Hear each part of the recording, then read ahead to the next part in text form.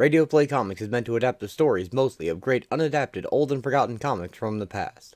I use voice acting and narration to abridge the work as much as possible without lessening its impact, and to bring these stories to life the best way I can. Please enjoy. Hi, I'm Nick, and welcome to the Fusion Space for today's episode of Radio Play Comics, Mark Gruenwald's original run of Squadron Supreme. Now, it's very possible you've seen a later version of this team in the Marvel Universe, as it has been rebooted several times, but we're dealing with the original 12-issue maxi series from 1985, what I consider still the best version, and the most meaningful. The Squadron Supreme first appeared as an alternate universe team in a few Avengers stories, introduced as the heroic counterparts to the Avengers foes the Squadron Sinister, but this story is set in their home universe, separate from Marvel's main universe. And the team itself is an analog for the Justice League. Analogs are a very common thing in comic books, somewhat like sampling in music, and it describes when you create obvious replicas of well-known characters, in order to tell a story you couldn't normally do with those characters. A famous example is Watchmen, which Alan Moore had wanted to use DC's newly acquired Charlton characters for. But as his story did not leave the heroes intact and ready for more stories at the end, he was told to come up with knockoff versions instead, but it's intended that the audience can easily tell who is meant to be who. So this Squadron Supreme story is one that Mark could have told with the Justice League, but nobody would have let him. As our story begins, the Squadron Supreme, the most powerful superhero team in the world, have just become free from alien mind control, and while doing the aliens' bidding they had been forced to take over the world. However, because the world was still a mess, they decided to retain control for exactly 1 year in order to use their superpowers, knowledge, and technology to turn the world into a utopia, promising mankind they would cure all the ills that plague us as a people, such as crime, hunger, disease, war, oppression, poverty, and even death. These 12 issues will tell the story of that year and that attempt, but I must warn you, this won't have a happy ending. Rather, this tale lays bare the faults in such an attempt, and in the people who would undertake it. Like Watchmen, this is a story where superheroes are real people with real failings, and it begins to go wrong right away, and the reader is invited to make their own moral judgments on the play of events as it happens. And on the people, because sometimes the most powerful among us are also the most flawed. Do the ends ever justify the means? How far is too far to go for a perfect world? Is it ever worth compromising our morals to win the day? Or does absolute power corrupt absolutely? To find out, let's begin.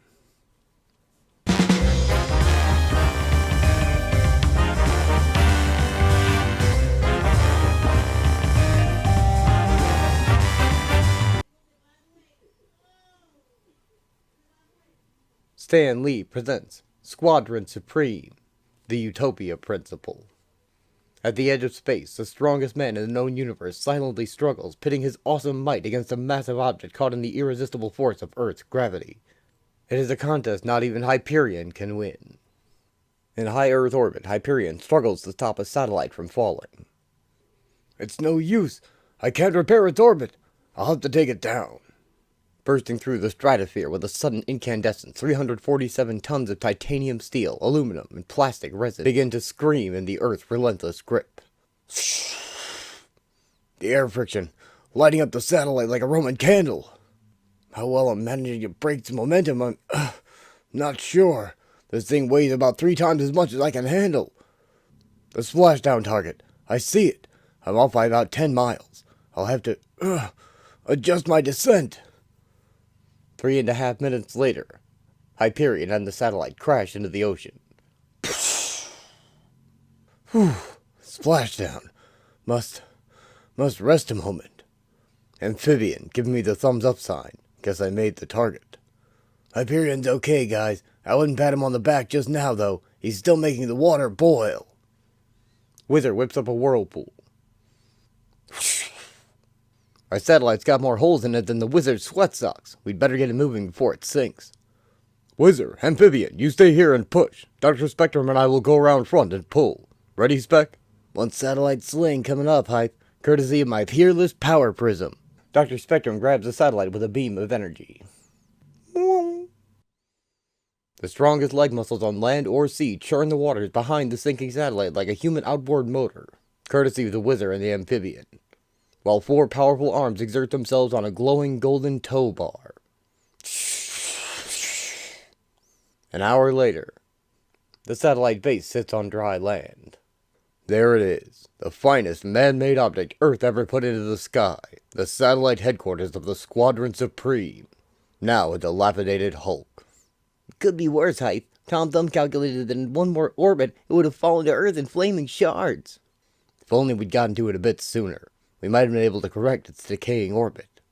Maybe it was meant to come crashing down on our heads, like everything else has come crashing down on the squadron lately. I know what you mean, pal. The satellite, us, the world, we've all seen better days. But the satellite will keep till we can dismantle it. Let's not leave the others waiting. You go on ahead, Wizard. We'll follow as fast as we can. The 4 squadron members take off. Meanwhile, somewhere in Niagara, 4 more squadron members meet up in the sky. Hey, Power Princess, isn't this where we're supposed to meet Hawk and Arcana? Everything's starting to look the same to me. The rendezvous point is just ahead, Nuke. Let's continue our reconnaissance until they arrive. Hi, been waiting long? It's my fault. I talked Hawk into a side trip past the falls. I needed to see something beautiful for a change. I take it that your tour of the North was as disheartening as ours of the South? I don't know about the rest of you, but I've about had it with this aerial survey of the nation. I'm taking a closer look. Right on, Captain. We're right behind you. Eagle and Nuke fly down to a crowd of people carrying boxes out of a truck. You know, if I didn't know better, I'd say we were witnessing a robbery in progress. What's going on here? Uh-oh. Oh, cripes! It's the Squadron Supreme! We're in big trouble now! I'm cutting out of here! There's the government super military! Power Princess and Arcana join them. Now, you people know better than to steal. Isn't the State of the Union bad enough without you contributing to it? Drop the stolen goods, go back to your homes, and there'll be no trouble. Now, you look here, Mr. High and Mighty. Me and the neighbor folk, we ain't no looters, but we ain't had a decent meal in over a week. Not since the city gang come swooping down on our farms, taking all our crops and stealing all our livestock. It ain't our fault we come to this. All we want is a loaf of bread to feed our starving families, blast you. I think I know why Hyperion suggested we don't get involved. If my family were starving, I'd take drastic measures too. Okay, people, we haven't seen a thing. Do what you have to do. Let's go. Suddenly, bullets fill the air. Gunshots! I'll weave a spell that will make the wind into a protective screen around the truck. Nuke, follow me. Power Princess blocks the shots with her shield as she and Nuke charge the soldiers firing them. Holy Joe! It's that Power Princess! What in the name of sanity do you think you're doing shooting at unarmed civilians? Well, man, they're looters. Looting's illegal. We're the law in these parts. Rennie, fan out slowly. That gives you no right to declare open season on human beings. Surrender your guns, all of you. Now, man, we can't do... What? The soldiers open fire from another angle, but she blocks these bullets as well. You sneaky sons of fishes! Eat! Nuke fries their weapons. Ah! My gun! Melting in my hands! Scatter, turkeys! It's Mega Rad time! He explodes their Jeep. He's gone mad! A bit more force than absolutely necessary, Nuke? I couldn't help it. Those trigger-happy rednecks got me riled. See if anyone's been hurt. I'll check back with the others. Stay back! We're fine, really. Soon. There's nothing more to be done here. Let's move out. The 4 take their leave to go meet with the rest of the team. The others are probably waiting. Meanwhile, somewhere over the Middle West, the final 4 squadron members ride in Tom Thumb's flying car. It's unlike you to be so quiet, Golden Archer. Did our tour of America get to you like it's gotten to me? I'll say it has. We've seen most major eastern cities blacked out. The breakdown of all mass transit and communication systems, people scrounging for a meal, looting sprees everywhere. You aren't an expert in national affairs, night all. How did things get so bad so fast? And how in blazes are we supposed to do anything about it? I have no easy answers. Anything broken can be fixed, Archer. Says you, Thumb. Tom Thumb's right. Things can be fixed given time. But does America have that kind of time lock? Say, that's curious. Look down below. Looks like Austin has set a row of houses on fire. What's new? Not the work of arsonists, Archer. Judging from the pattern of damage, a natural gas main surged, fed too much gas through the lines and caused a series of explosions. Tough break. We sure aren't equipped to fight fires. That's not the worst of it. If the fire reaches the natural gas storage tanks, it'll send fiery gas through the entire system. The city will become an inferno. I'm taking us down. The flying car lands near the factory. The plant looked deserted. Everyone must have walked off the job when the economy crashed. Now what are we supposed to do, little man? I've got to shut off all the storage tanks before the fire reaches them. Tom detaches and enters in a small flying unit. I'll go and help Thumb. You two stay with the ship. See if there's anything you can do to keep the fire from advancing. Lark, if the fire reaches the plant, give a yell. Nighthawk flips down to a lamppost and follows Tom inside. Now how the devil does Naughty expect us to contain the fire? Beats me, lover boy. I'll take us in for a closer look. Woo! God blimey! Who taught you to pilot this great lady? You did. There you are, Thumb. Need a hand? Yes, come up here and help me turn the valves. You take the ones to the left, I'll take the right. We must hurry, if even one is open when the fire hits. Outside. Lockie, circle the water tower. Got me an idea. Lady Lark pilots the flying car to a water tower. I couldn't miss a target that big if I traded in a custom double recurve for a toy bow. The golden archer pierces the water tank with arrows, releasing streams of water to fight the fire. Twang, twang. How's that, love? Those guys of water ought to douse the vicinity. The flames are still too close for safety. Brace yourself. I'm gonna give the signal. Lady Lark unleashes her sonic blast to sound the alarm. Inside. Lady Lark's hypersonic cry. We'd better get out while we still can. Go on ahead, Hawk. There's still 3 to go. I can catch up. Well, alright. Nighthawk heads back to the car. There's Nighthawk, but where's the dwarf? Where's Tom Thumb? The flames will reach the plant any second. The plant begins to explode. Show up Thumb's kitty cars as fast as he claimed. I'll see him. Talk about close. He had me worried. Tom returns and rejoins his personal flying unit to the larger car. Glad you made it, Shorty. Too bad it was all a waste. The place is a bleeding furnace. The devastation you see here is but 100th of what it would have been had we not shut down the system in time. Lark, if you don't mind driving the rest of the way, I could use the rest. Pour on the speed, Ladybird. As it is, we'll probably be the last ones to show up. 2 hours later, as the sun dips below the horizon, the air skimmer nears a certain mountain in northern Moorland. That's it up ahead, isn't it? It's so hard to tell at dusk. That it is indeed, Lady Lark. There's the clearing for landing. I know that no headquarters is going to be as good as the old satellite, but couldn't we do any better than a cave? This facility is only temporary, Archer. It will serve until we have time to build something more suitable. The last 4 members of the Squadron Supreme arrive and enter a secret door inside the cave. The others are waiting for them. Nighthawk, I thought I detected your craft landing. Come in, let's get started. I apologize for the delay, Hyperion. It was my fault. Say, how did the satellite salvage go? Quite well, Tom. I'll give my full report at the meeting. Okay, everyone, pull up a seat and let's get underway. I hereby call this emergency meeting of the Squadron Supreme to order. Masks off, please. I fear the reconnaissance operations most of us have been on amply shown that the world we have banded together to preserve and protect is in shambles. Furthermore, it is mostly our fault. Now, wait a minute, Hype. We shouldn't be taking the rap for the whole mess. It was the Overmind who made us do the dictator bit. That doesn't mean a thing to the American people, Nuke. They counted on us, and we failed them. The reasons are unimportant. The Wizard's right. The world situation is all our fault. Particularly mine. I only wanted the best for our country, for the world. That's why I originally put away my Nighthawk uniform. I thought I could do more as a congressman than as a crime fighter. Then, when I was nominated for the presidency, I thought, this is it, the way to really make a difference. To my surprise, I was elected by a landslide. At my inauguration, I vowed to myself that I, Kyle Richmond, would usher in an era of peace and prosperity. Oh, what righteous dreams I had. Kyle Richmond is sworn in as president.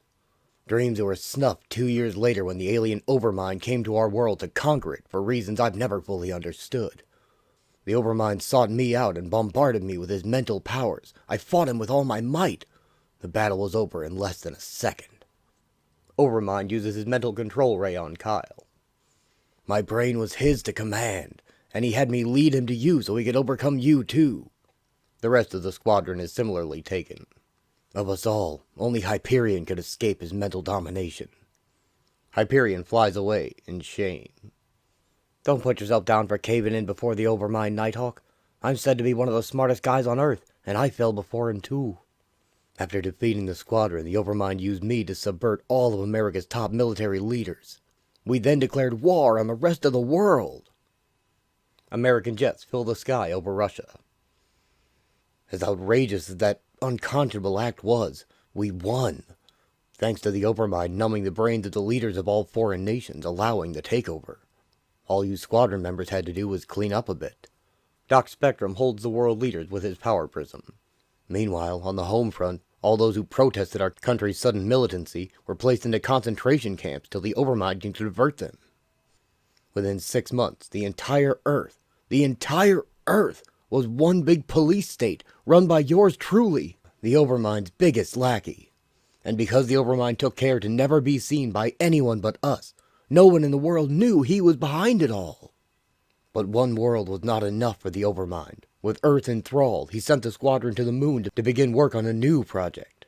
The squadron used their powers to build a fleet of nuclear missiles with which he could attack other worlds. But we stopped him right after that. Those missiles were never used. We destroyed them. And with the help Hyperion brought, we defeated the Overmind and his Darkling ally. Yeah, lighten up, Nighthawk. It may have taken a while, but we won. We always do, eventually. Now it's just a matter of cleaning up the mess the Overmind made. I think you underestimate how bad the world situation is, Nuke.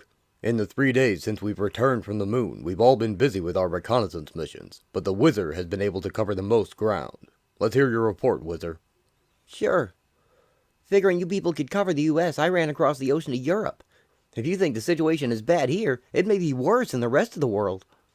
With the sudden withdrawal of U.S. power, everything's in chaos. Their economies, industries, the distribution of food, the specter of starvation looms everywhere.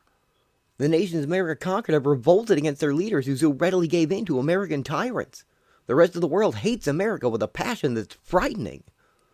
It's a good thing we rounded up all nuclear weaponry, or I doubt if any of us would be here. Without the Overmind to back them up, U.S. troops in occupied territory were overpowered and massacred by enormous mobs. The Wizard takes guns away from angry people to do what he can. Everywhere I went, I wanted to get involved, to try to stop the fighting or save a life. But there were so many of them, and only one of me. It was overwhelming. And as if all that was not bad enough, our satellite headquarters nearly fell out of the sky thanks to the rough treatment I gave it when I tried to escape the Overmind. Okay, we all get the picture that things are rotten. Now what are we going to do about it? Whatever we do, it's going to be tricky. The squadron's lost a lot of credibility by becoming the government's super militia. But if we don't try to clear our reputations, we'll never be able to do anything again. No one will ever accept our help. It's not just the squadron that's lost credibility. It's the whole United States government, the American system, and particularly me as president. How can we say it was all a mistake? We were under some alien's control, and expect anyone to believe or forgive us? We can't. There must be a way. I can't think of any. Maybe it would just be better if we were to disband. Defeatist talk will get us nowhere, Kyle. It is deeds, not words, that will restore our credibility and save the world in the process. Would you mind explaining what you mean by that, Princess? Surely. As you all know, I am from Utopia Isle, a small island in the southern sea whose civilization has remained isolated from humanity since its inception. We Utopians believe ourselves to be the result of genetic experimentation, conducted upon the human species long ago by beings we know of only as the Kree. While the rest of humanity was making flint spearheads, we developed a culture based on peace, fellowship, and the acquisition of knowledge. Within our small island community, we knew no poverty, injustice, sexual discrimination, war, or crime. We truly created a utopia. When the outside world developed the atom bomb, my people believed their way of life, their existence, was in jeopardy. Building a starcraft, the Utopians left this world to find a new home among the stars. I chose to remain behind. as their sole emissary to the outside world, a role I had assumed some years before. I had believed it possible to spread the utopian philosophy among greater humanity. But in decades past, first alongside the Golden Agency, then with the Squadron, it was all I could do to combat crime. I could never make anyone, not even you, believe Utopia was attainable. Maybe now, in the wake of this mass chaos, people will want to believe me. Perhaps you have something there, Zarda. I, too, come from another society. Another world, in fact. I was too young when I left to remember much about it. All I know is that by coming to Earth I gained powers far beyond those of my fellow Earthmen. Yet I was raised by two normal human beings who instilled in me the moral code and values that I live by. One of the things they taught me is that it is wrong to use my powers too much, to interfere in the ways of mankind. But maybe my parents were wrong. Even when I curbed the use of my abilities, I was affecting things. If I choose to prevent one accident, don't you think I was aware of all the others I wasn't preventing? I still had the power to choose which lives to save and which ones not. I might have done far more, but my parents told me not to live up to my potential. When the original 7 of us met and formed the squadron, I was relieved. At last I had others to share the responsibilities and burdens of power. Others who had to make decisions over other people's lives, even as I had. But until now, we've never really spoken of the subject, except in the broadest of terms.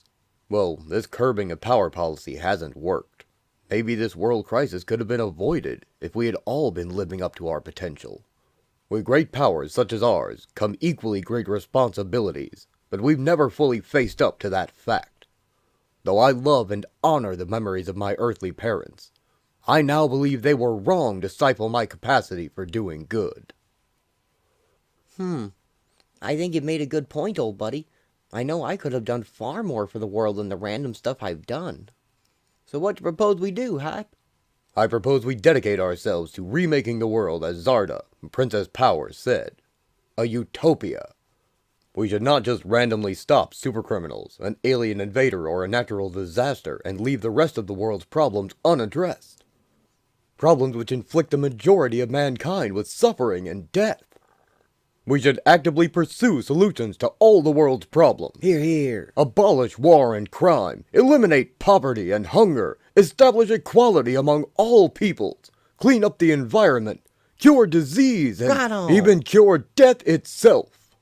Hyperion's impassioned words electrified the assemblage, provoking volleys of applause and cheers. Ooh, yeah! But before the uproar has fully died down, one figure comes quietly forward. Just a moment, Hyperion. You've known me a long time. I'm one of the Squadron's founders, too. In my own way, on my own scale, I've fought long and hard to make the world a better place, too. But solving all the world's problems and handing it to the people on a silver platter seems wrong to me. How meaningful will a utopia be if it is a gift and not something man has earned by his own labors? What if the people will not accept the utopia you give them? Will you force them to take it? Nighthawk, Kyle, we've all been born for a reason, to become all we can be, to attain the greatest thing we can.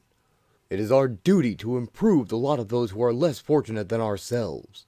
If there is a way to save countless lives who would be lost by war, crime, starvation, disease, and we don't try to implement it, what kind of heroes would we be? I'm not that certain about this utopia plan either, Hyperion. If something goes wrong along the way, isn't it possible we could leave the world in worse shape than it is now? Frankly, Lark, I don't see how the world could ever be as bad off as it is now. There are no guarantees in life. All we could do is try our best. Kyle, how about we put the utopia proposition to a vote? The fate of the world, to be decided by a vote among the power elite. To think that it would come to this.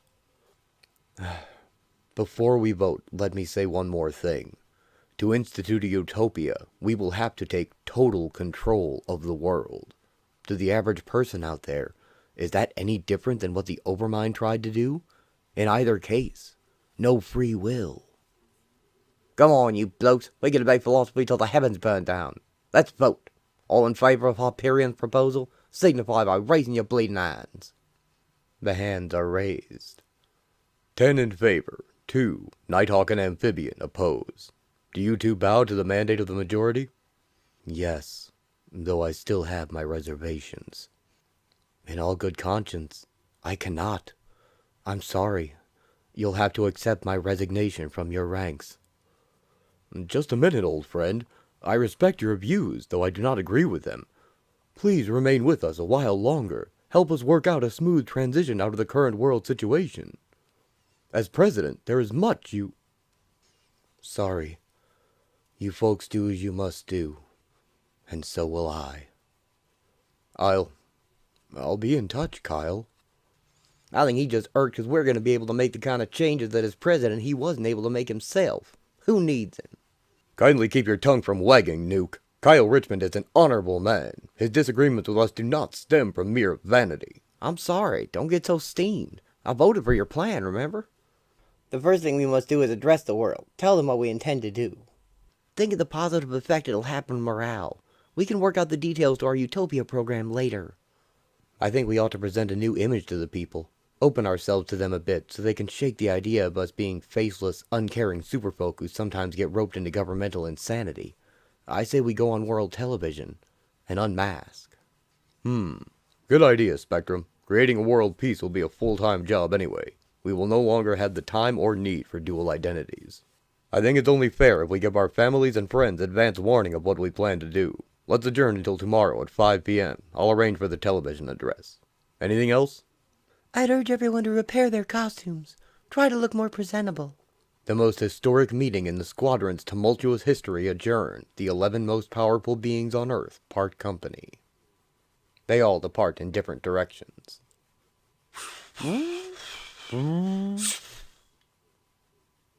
Cosmopolis, New Troy. Looks like the whole city is still blacked out. Good thing my vision extends a bit into the infrared range. There's the apartment building I'm looking for. Lonnie, it's me. Hyperion flies into an apartment window, only to be greeted by gunfire. What? Hold your fire! Hyperion? Oh, gee.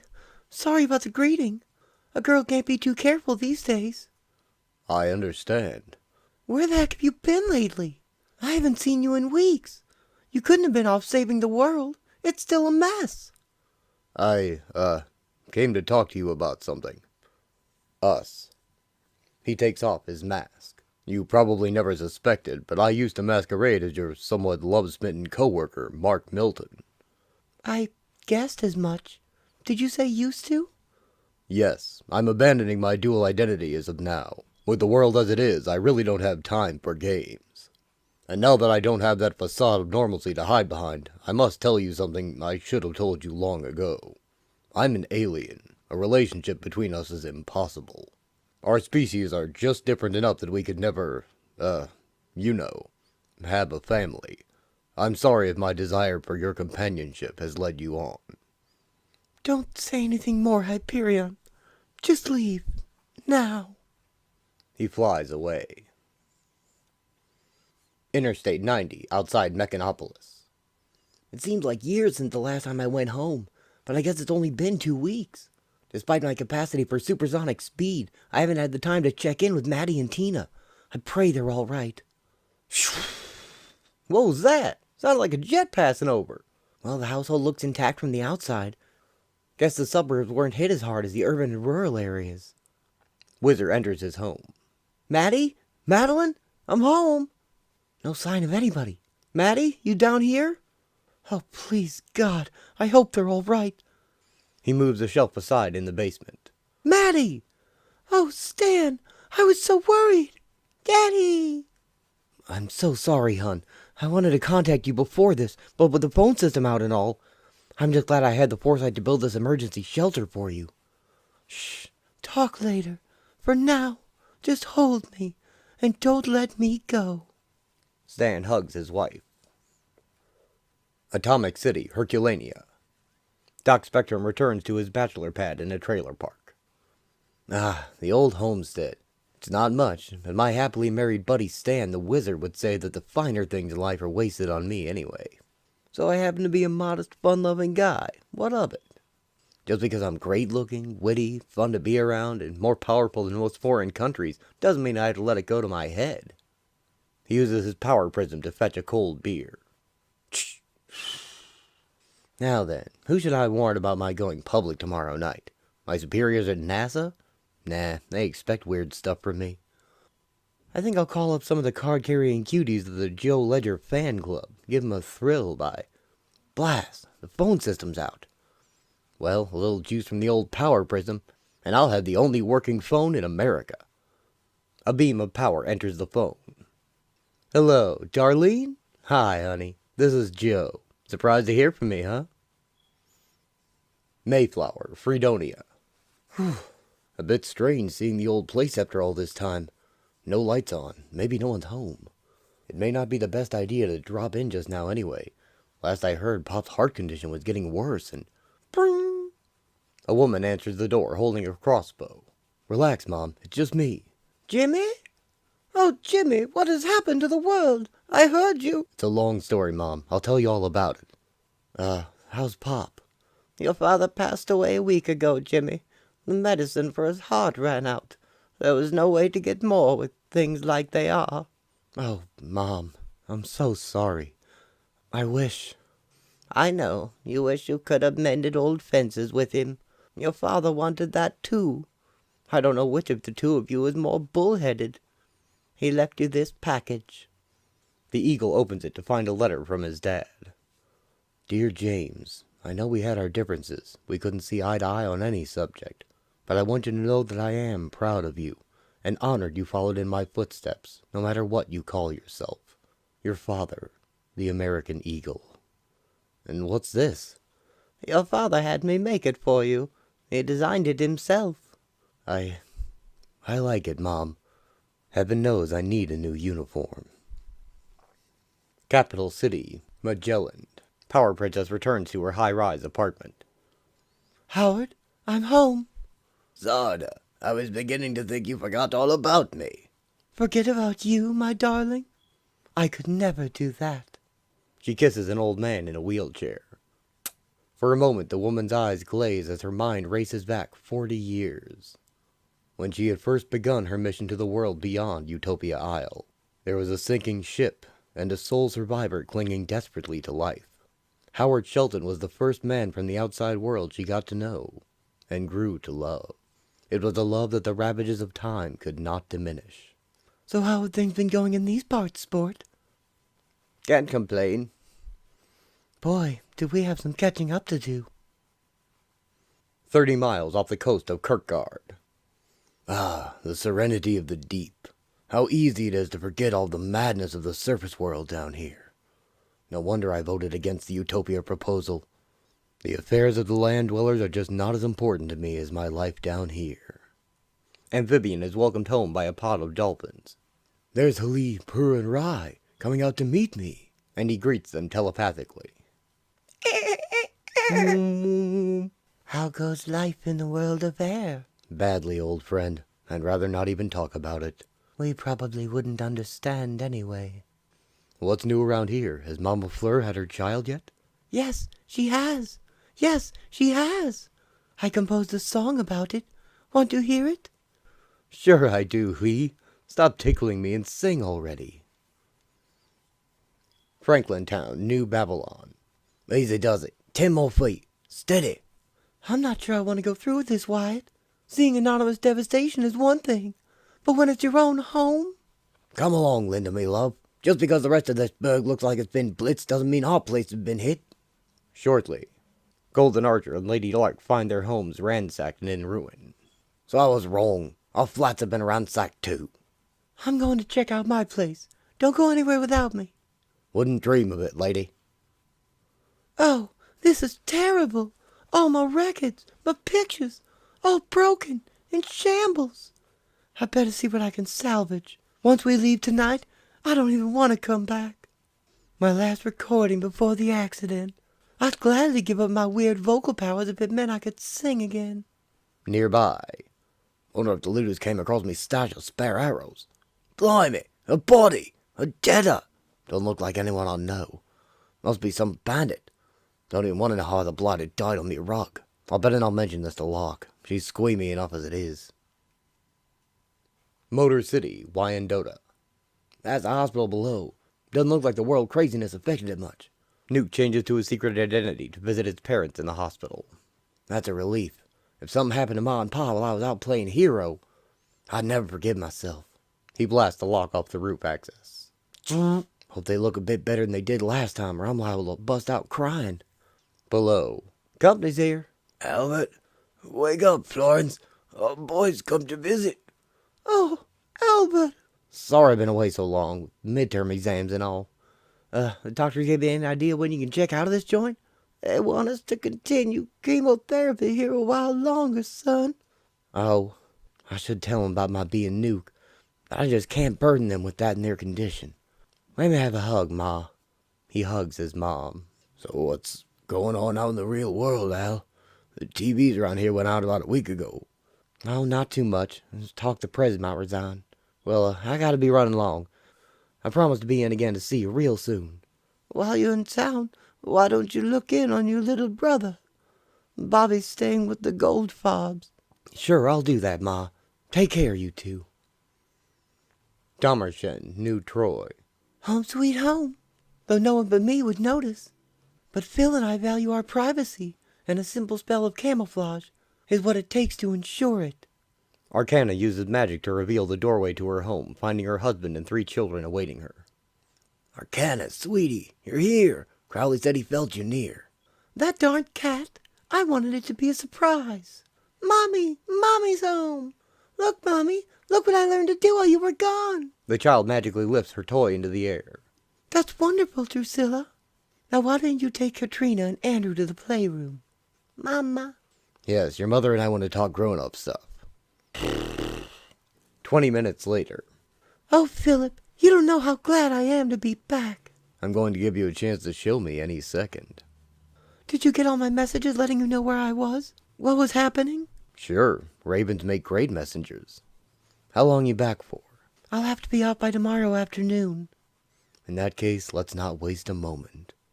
Mommy, Katie wants a cookie. A small coastal island 25 miles northeast of Maslow, Moreland. Tom Thumb flies into the wreck of the Squadron satellite base. There 'tis, just where Hyperion described it. Criminy, it breaks my heart to see it this way. I just hope she's all right. This heap of metal's been my only home for the last 10 years or so. I know every inch of this place like I know my own toes. Let me see if I can get the auxiliary power working. Soon. Restored power to this level, the most important one. I just hope that the power outage hasn't hurt her too much. Ada, honey, are you still there? I'm here, Tom, but I'm not feeling too well. I'm at 4.5 standard operational level and I'm sustained heavy. Save your energy, darling. Don't worry, your lover boy's back, and I promise to fix you up as good as new. A hidden tunnel beneath the streets of Cosmopolis, New Troy. Seems like years since I last used this private access way to the mansion. Glad to see it's still intact and undiscovered. Ironic how the Squadron built this for me back when they used my mansion as their headquarters. Now I'm using it to get away from them. The Squadron. Well, will I be able to convince them how wrong they are? Or will they just have to learn for themselves at the world's expense? The garage up ahead. The rest of the city is blacked out, but Kyle Richmond, 8th richest man in the world and soon ex-president of the U.S., has his own power generator. Hooray for me. Kyle enters his mansion through a portal behind a grandfather clock. I don't know why I'm skulking around like I expect my housekeeper to be waiting. I let my personal aides go months ago at the Overmind's behest.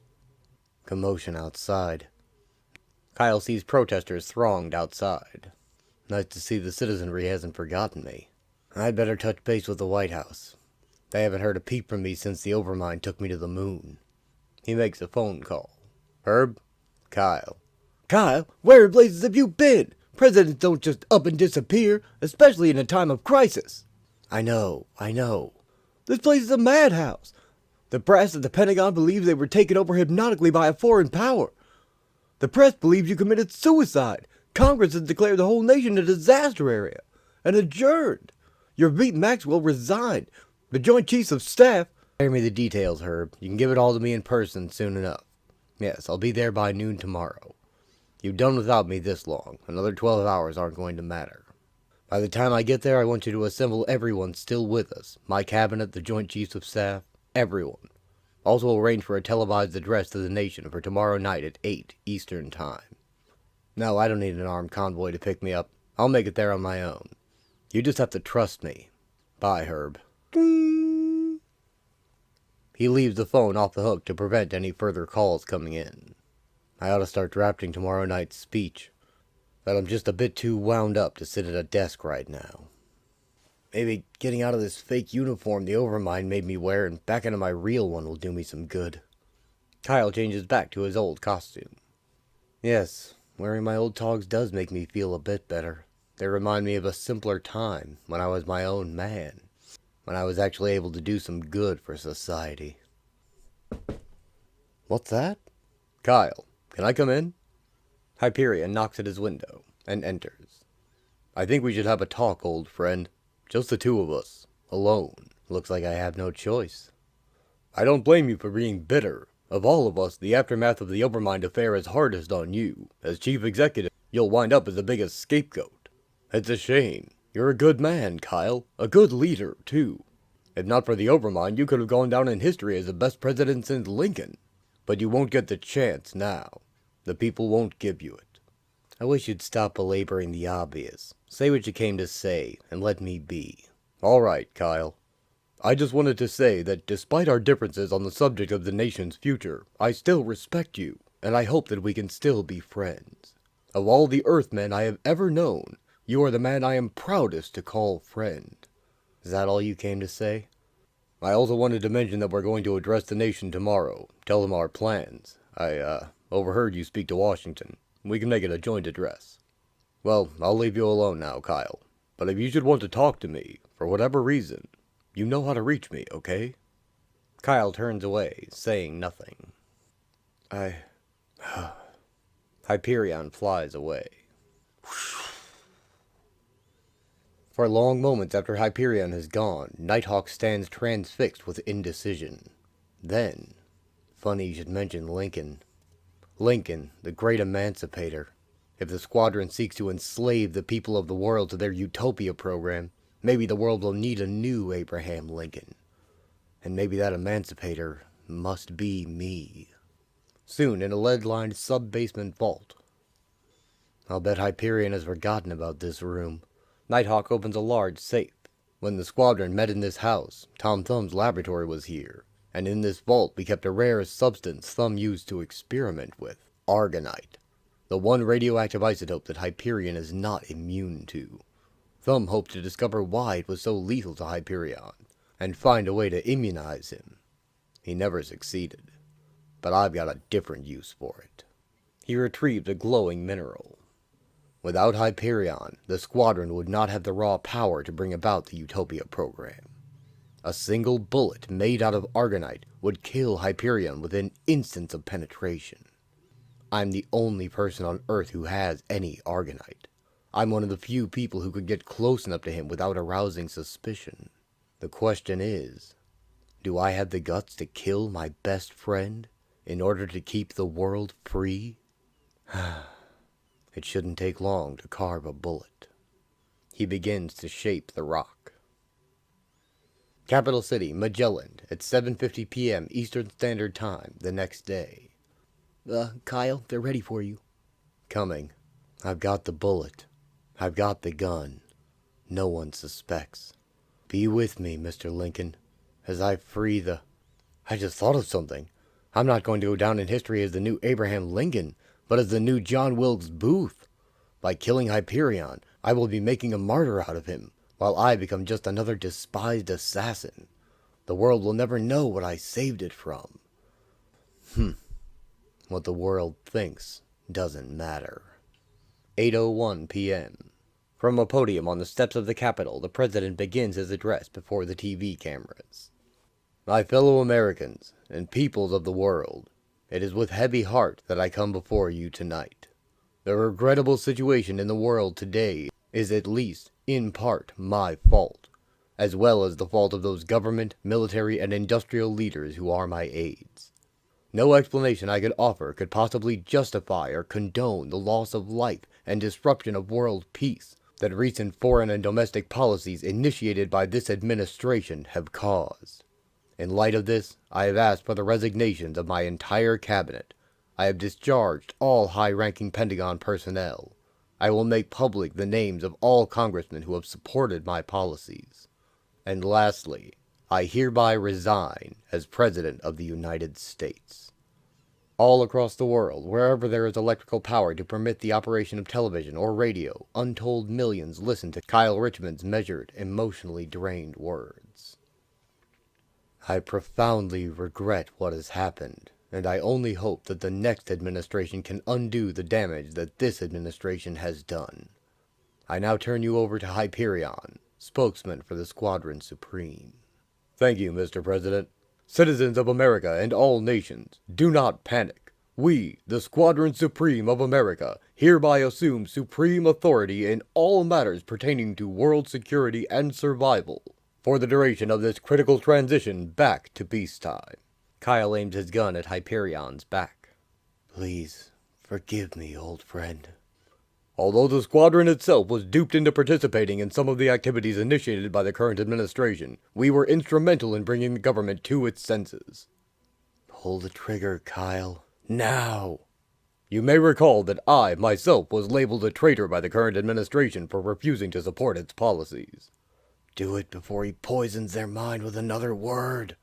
But that is all behind us now. What is ahead is the difficult task of reconstructing our society, our world, to what it was before.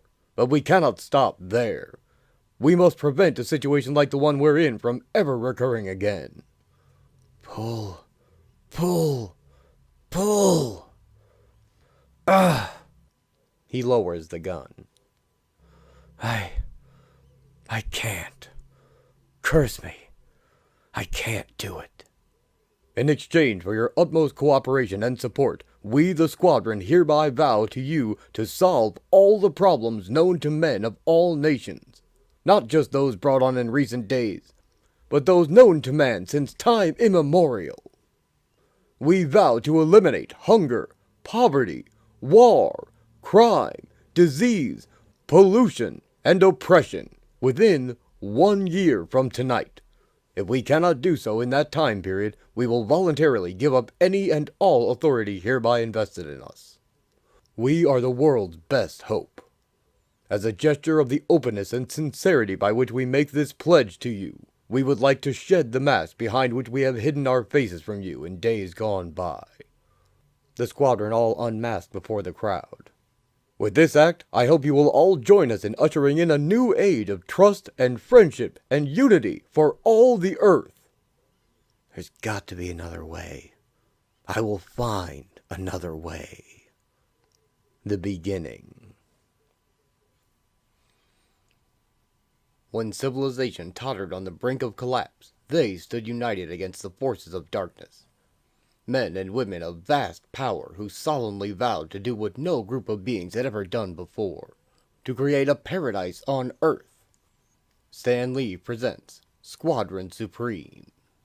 A Small Sacrifice.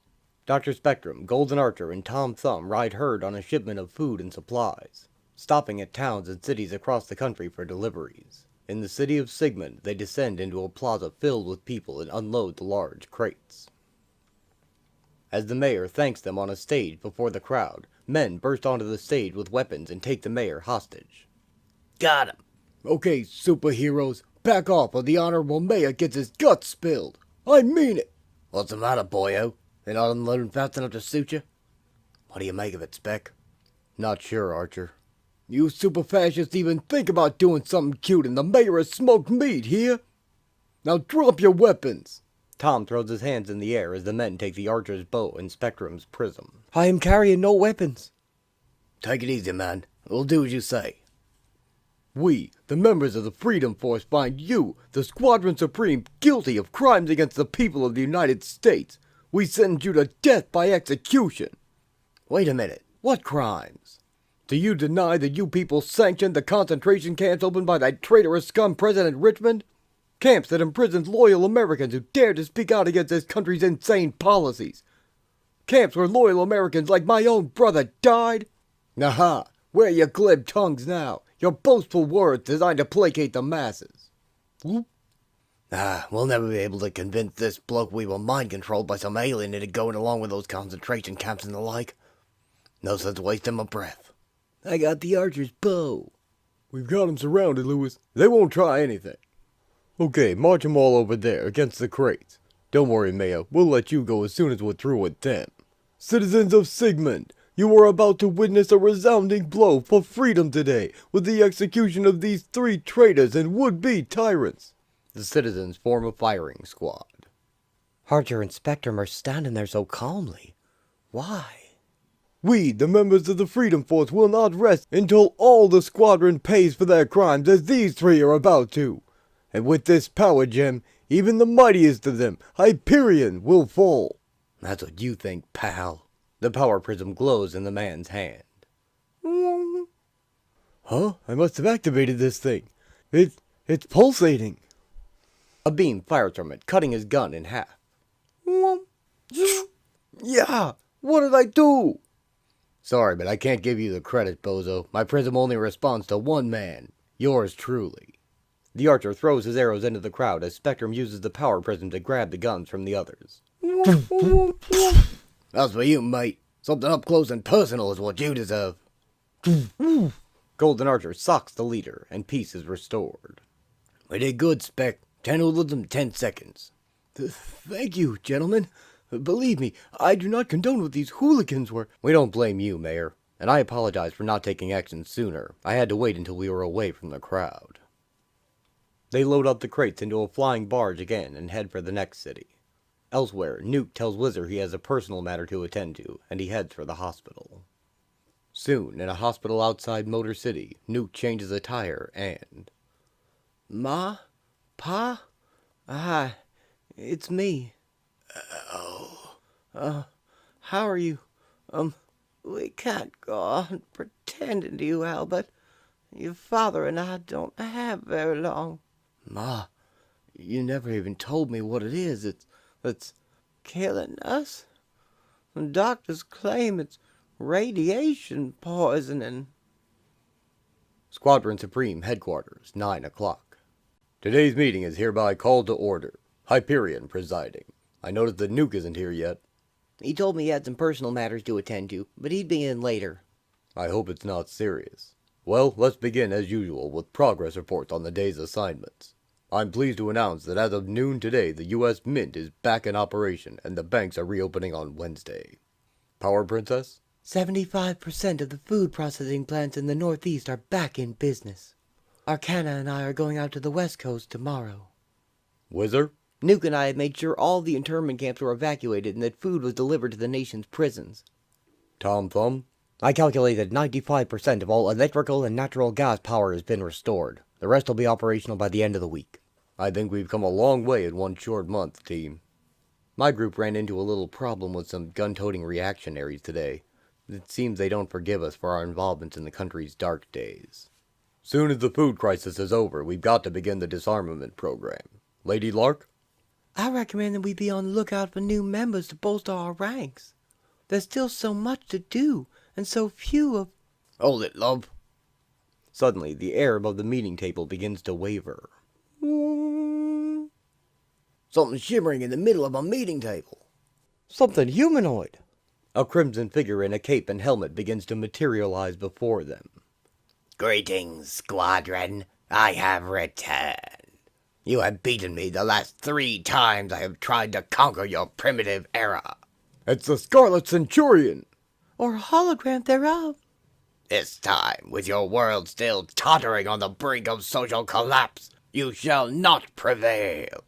I have an army of 10,000 of my finest temporal warriors about to pour into the 4 corners of your globe. This time I shall add your era to the many I have conquered, and you shall be my... Hyperion leaps onto the table. Listen to me, Centurion, and listen well. We have always let you retreat to your own time when your campaigns against us have failed. But this time, we won't. If you dare attack us now, At this critical stage of world recovery, I swear, by all my ancestors, I will kill you! Hyperion thrusts his hand through the Centurion's intangible head. I will personally follow you to the end of eternity and tear you apart with my bare hands if you dare attack now. I do believe you are serious, Hyperion. Bah! You take all the pleasure out of conquest. Very well, I will call back my legions. I'd rather not take over a world that's a ruin anyway. You've not seen the last of me, Squadron. The Centurion fades away. Boop. He's gone. You did it, Hyperion. Way to go, Hyperion. That's telling him. We've got enough problems without him adding to them. On to the last items of business. Power Princess and I will be meeting with the new president tomorrow. Anyone else have anything to bring up? Speaking of presidents, anyone here from our old friend, ex-President Kyle Richmond? I went by his mansion the other day. No one was home. Well, if there's no other business, I declare this meeting adjourned. A reminder to one and all that tonight's poker night, so don't go away. Do I remember you saying that you met the president-elect before, Zarda? Yes, it was at a League of Nations fundraiser about 2 years ago. Jules Gardner was only the Postmaster General then. Now I'm watching you, Joe Ledger. No fancy shuffles aided by your power prism. Who, me, Miss Jones? Perish the thought. Besides, your hocus-pocus could undercut me anyway. Finish the deal already. I've got to be in the tank by 11. Poker's a snap, Linda love. Just observe the master in action a few hands and you'll be set to join in. Sure, Wyatt. I'll bet. Hey, did we finish off that keg last night, or is there some left? Tom walks away from the table, alone. Tom boots up his best friend, the artificial intelligence Ada, to resume working on his own projects. As night slips into morning, Nuke enters his lab, worried that his powers are increasing. Tom runs a test and tells Nuke that his radiation level is over 50% stronger than before. 52%? Man, I thought my ray blast felt stronger. This means that my overall radioactivity has increased too, huh? Unquestionably. Is it possible I've endangered anyone just by hanging around them? I mean, I must be giving off radiation even when I'm not consciously trying to, right? Well, Nuke, your body's rad level has definitely crossed into the toxic range. But I calculate a person would have had to have spent at least 5 hours a day with you for a long period of time in order to be in danger of radiation poisoning. How about if I whip you up a radiation containment suit? That way you can be sure you're not contaminating anyone. Good idea. Say, Tom, how much do you know about cancer? Cancer? Why do you ask? I can trust you, can't I, Tom? Trust you not to tell the others what I'm about to tell you? Yes. All right. It's my folks. They're in the hospital. I missed the meeting tonight to visit them. They're suffering from cancer, Tom. Radiation poisoning. It looks like. I think it's my fault. I still live at home. Don't have a lot of friends. I'm so busy with my job and the squadron. I'm around my folks a lot. They don't know I'm Nuke. I never told them. And now I think they're gonna die. 'Cause of me. He's crying. Nobody's ever come in and confided in me like this before. What do I do? Is there anything I can do, Nuke? Yes, there is. You're the smartest guy in the world, Tom. If there's anyone who can do it, it's you. You're my only hope, Tom. Say you'll do it. Do what? Find a cure for cancer. Cure? Cancer? He can't be serious. But he is. I can't promise him to cure cancer. But if I don't, he'll hate me. What do I do? I'll try, Nuke. That's all I can... Nuke lifts Tom up and hugs him. Whoop. Oh, thank you, Tommy. Thank you. I'll never forget you for this. You're the greatest. I'll leave you to it, Tom. My folks, there's not a lot of time left. Thanks again. If something were to happen to my folks, I don't know what I'd do. Bye. What have I done? You have promised to do something no man has done before. Something some say is impossible. No, not impossible. If it can be done, I'll do it. I'll find a way. Ada, access all available cancer research data. The diminutive scientist pores over data most of the night. Then, at 6:55 a.m., Hyperion wakes Tom in his lab. Up and at 'em, Tom. Morning roll call's in a few minutes. You still have time to grab some breakfast. Late night, huh? Hyperion, would it be okay if I took myself off fieldwork details for a while? I've got some projects going with immense benefits to the world, and I could sure use the... Sure, Tom. You know our collective priorities, and as our top brain, you can decide where to make yourself most useful. Take care, and see you tonight. Yeah, thanks. Ada, I can't afford to fall asleep again. I want you to prevent me from doing so in the future. The next day, Nuke, Blue Eagle, and Lady Lark attempt to deliver more food, but an angry mob blocks the path of their trucks, having not received the last shipment. Lark warns them away, but they refuse to listen, even to her supersonic voice. Nuke charges up and flings bright radiation over them, and they run in a panic. Lady Lark shuts them down with a sonic blast. And Blue Eagle catches him. Don't worry, kid. I've got you. Now what in the world got into you pulling a stunt like that? We're here on a goodwill mission. You scared them all half to death. I was only... I'm sorry, Eagle. I just got a bit carried away. You won't report this to Hype, will you? That evening, at the daily meeting.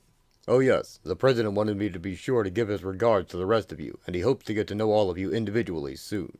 I promised we'd meet with him again next week. Anything else? No? Well then, tomorrow's duty roster will be posted at the usual time. Meeting adjourned. Eagle and Lark didn't make a peep about my little slip-up today. Guess I'm off the hook. Anyone for poker? Hey, Tom, not so fast. I wanted to ask you how it's going. Step into my work area. Tom shows Nuke the protective radiation containment suit he's made for him, and instructs him to wear it whenever he's around people. But that's almost all the time. If you'll excuse me, Nuke, I've got a lot of work to do.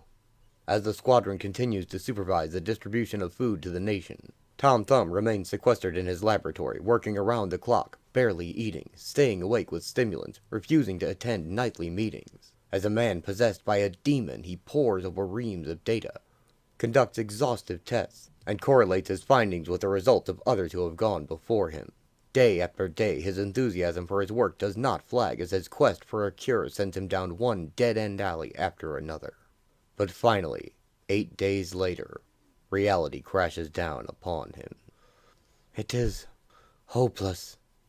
Others have devoted years to this and failed. What can I do in mere...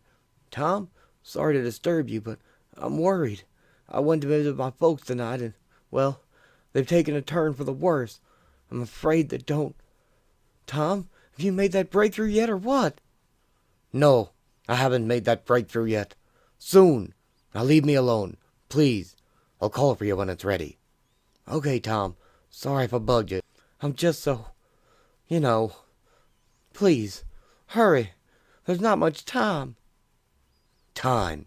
It's my greatest enemy. If only I had more time. Oh my gosh, that's it! Time! Tom digs out his time travel helmet and travels to the far future ruled by the Scarlet Centurion to ask for a cure for cancer. The Centurion offers Tom his panacea potion said to cure all known diseases, but in exchange, he has one demand. In return for a small sample of the panacea potion, I want you to take something to your esteemed leader, Hyperion.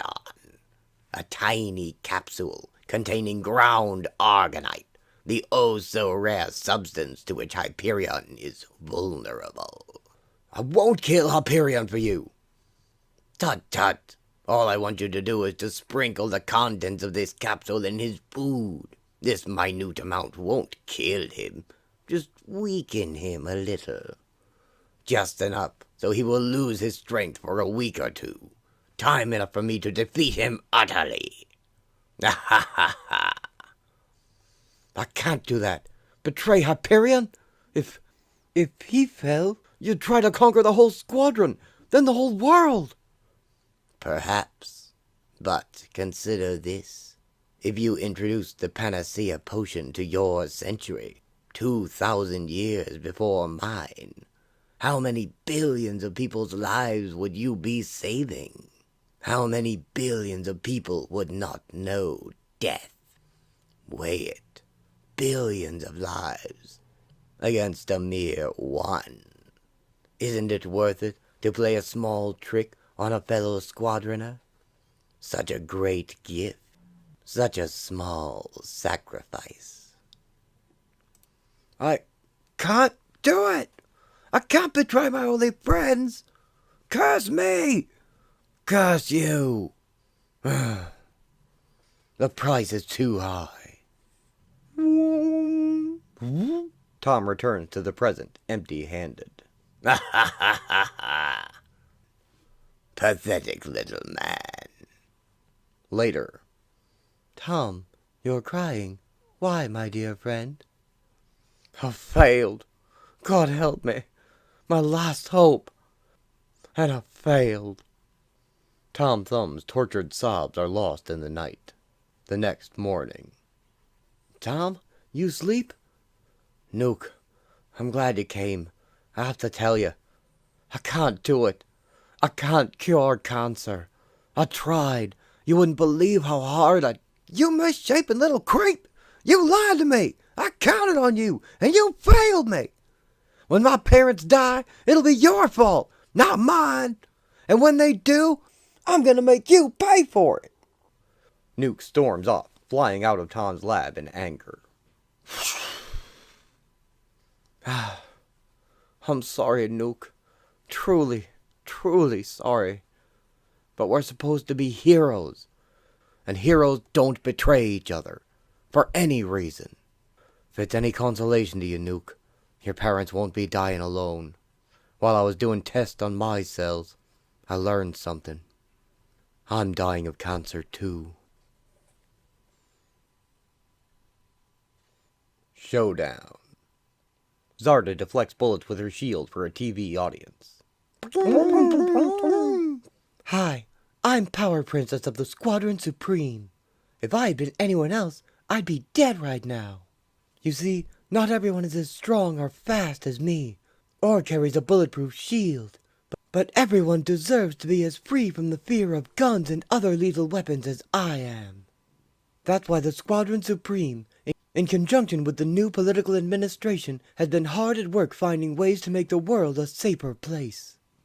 Already we have begun a program that by December will replace all the guns and armaments used by the U.S. military and the nation's various local law enforcement agencies with non-lethal substitutes. She bowls over a group of soldiers. But that alone is not enough. We need your cooperation to help America kick the gun habit. She takes the rest down with martial arts. All of you Americans who own guns will have until August 15th to register your weapons with your local police. Possession of an unregistered gun will then become a felony. For those of you who wish to rid yourself of the burden of gun ownership, the federal government will be offering you generous cash trade-in allowances. Let's face it, guns are for killing, and there are other ways for strong Americans to defend themselves without killing. Only when we all give up on guns can we truly be free. Think about it, won't you? Cut! That's a wrap! Great job, Power Princess! Thank you. I suspect that my uniformed attackers had a rougher time of the 9 takes than I did. She sure has some great moves, doesn't she, Dr. Spectrum? Mm-hmm. I hope no one was hurt. I wanted to make it look convincing. Here, let me help you up. Sure. The princess sure takes herself seriously. I have half a mind to. No, I wouldn't dare. Sure I would. Besides, the power prison could use a little exercise. Doc Spectrum cuts the lone strap on Zarda's top, revealing her breasts to the men and the camera. Shh. Whoa! What? My garment came undone. How? Spectrum? You? Oh. I'm sorry, Princess. Really, you... She lifts him off the ground by his collar with one hand. Huh? I have never quite understood your society's notions of modesty. On Utopia Island, I was taught that the body was the temple of the soul. But it is clear that your prank was designed to subject me to public ridicule. Your conduct is unbecoming of a squadroner. How would you like it if I were to divest you of your pants? No, I... She tears off his cape and covers herself with it as she drops him. I am not going to stoop to your level. Someday, Spectrum, you will regret your irresponsibility. Oh, Miss Princess, the President would have a word with you in the control booth. Coming. President Gardner, Your performance was excellent, Princess. I trust you mean my promotional spot, and not my run-in with my teammate. I must have missed that. I must tell you that when I was briefed about the civilian disarmament program, I was somewhat skeptical about its feasibility. The right to bear arms is in the Bill of Rights, after all, and I could not imagine the American people giving up that right without argument, particularly in light of the chaos wrought by the previous administration. We anticipate a certain amount of opposition, sir, even as certain parties in the military objected to our confiscation of their weapons. We'll just have to deal with it as it comes. Between you and me, Princess, do you really think this gun control program will help stem the tide of lawlessness that afflicts our land? Not in and of itself, sir. People kill, not guns. But our program will make it much harder for people to kill. It's just Phase 1 of our crime prevention program. You'll be briefed on Phase 2 soon. Goodbye, Mr. President. Zarda flies away from the studio. This taping session took a bit longer than I had hoped. Still, since it's only a few blocks from here, I should have time to drop by my apartment and see how Howard is doing. The poor dear. We have so little time together now. Although I love the Utopia plan I'm helping implement, it is all but destroying the one personal relationship that matters to me outside the squadron. 3 hours later, somewhere in the Rangeley Mountains of Moorland, she nears the squadron's mountain base. Short visits are such torture. When will we ever have the time to expand our headquarters so we can house our loved ones near us? Inside, Golden Archer and Dr. Spectrum are laughing at his prank, while the wizard disapproves. Should have seen her face. I swear, she didn't even blush. I made a deal with this cameraman to send me the uncensored video. I don't know, Joe. Sounds to me like you took your practical jokes too far this time. What do you think, Archer? I think that you, Wizard, are a stuffed shirt. Oh, quiet, mate. Here comes all popped up now. Hi, Princess. Pleasant weather we're having tonight, eh? Princess Zarda pays the immature men no mind as she proudly strolls past them. Soon, in the main assembly room. The meeting will now come to order. Hyperion presiding. All members present except Nuke. We'll discuss him in a bit. First, let's hear the day's activity reports. Zarda, you start. I completed the taping of the gun law TV message. It should be edited and ready to air by Friday. President Gardner was present. He expressed some reservations about the effectiveness of the law. Uh-oh. Here it comes. She's gonna get back at me by reporting me to Hype.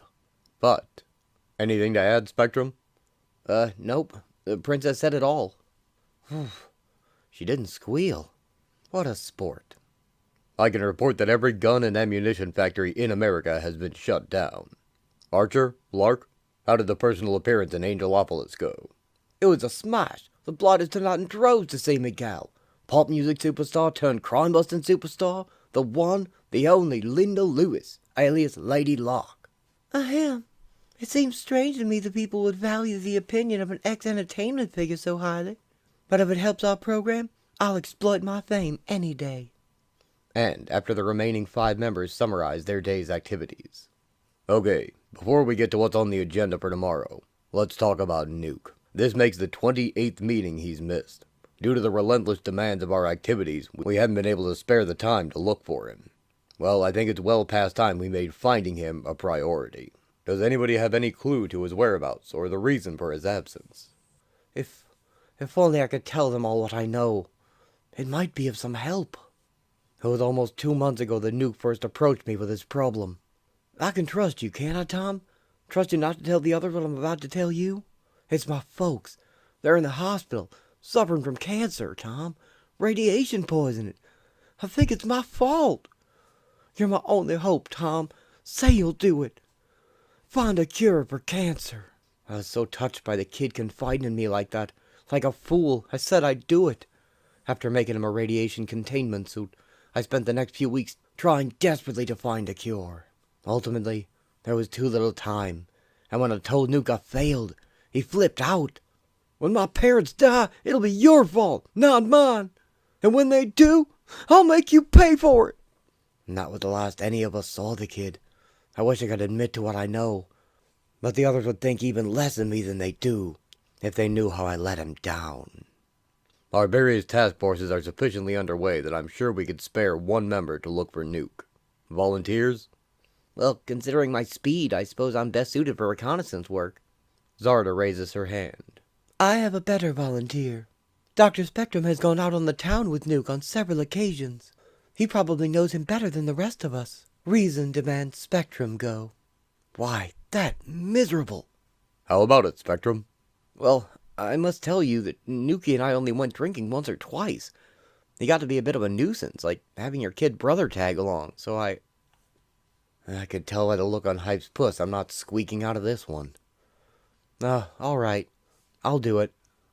Good. Now then, let's determine tomorrow's other work assignments.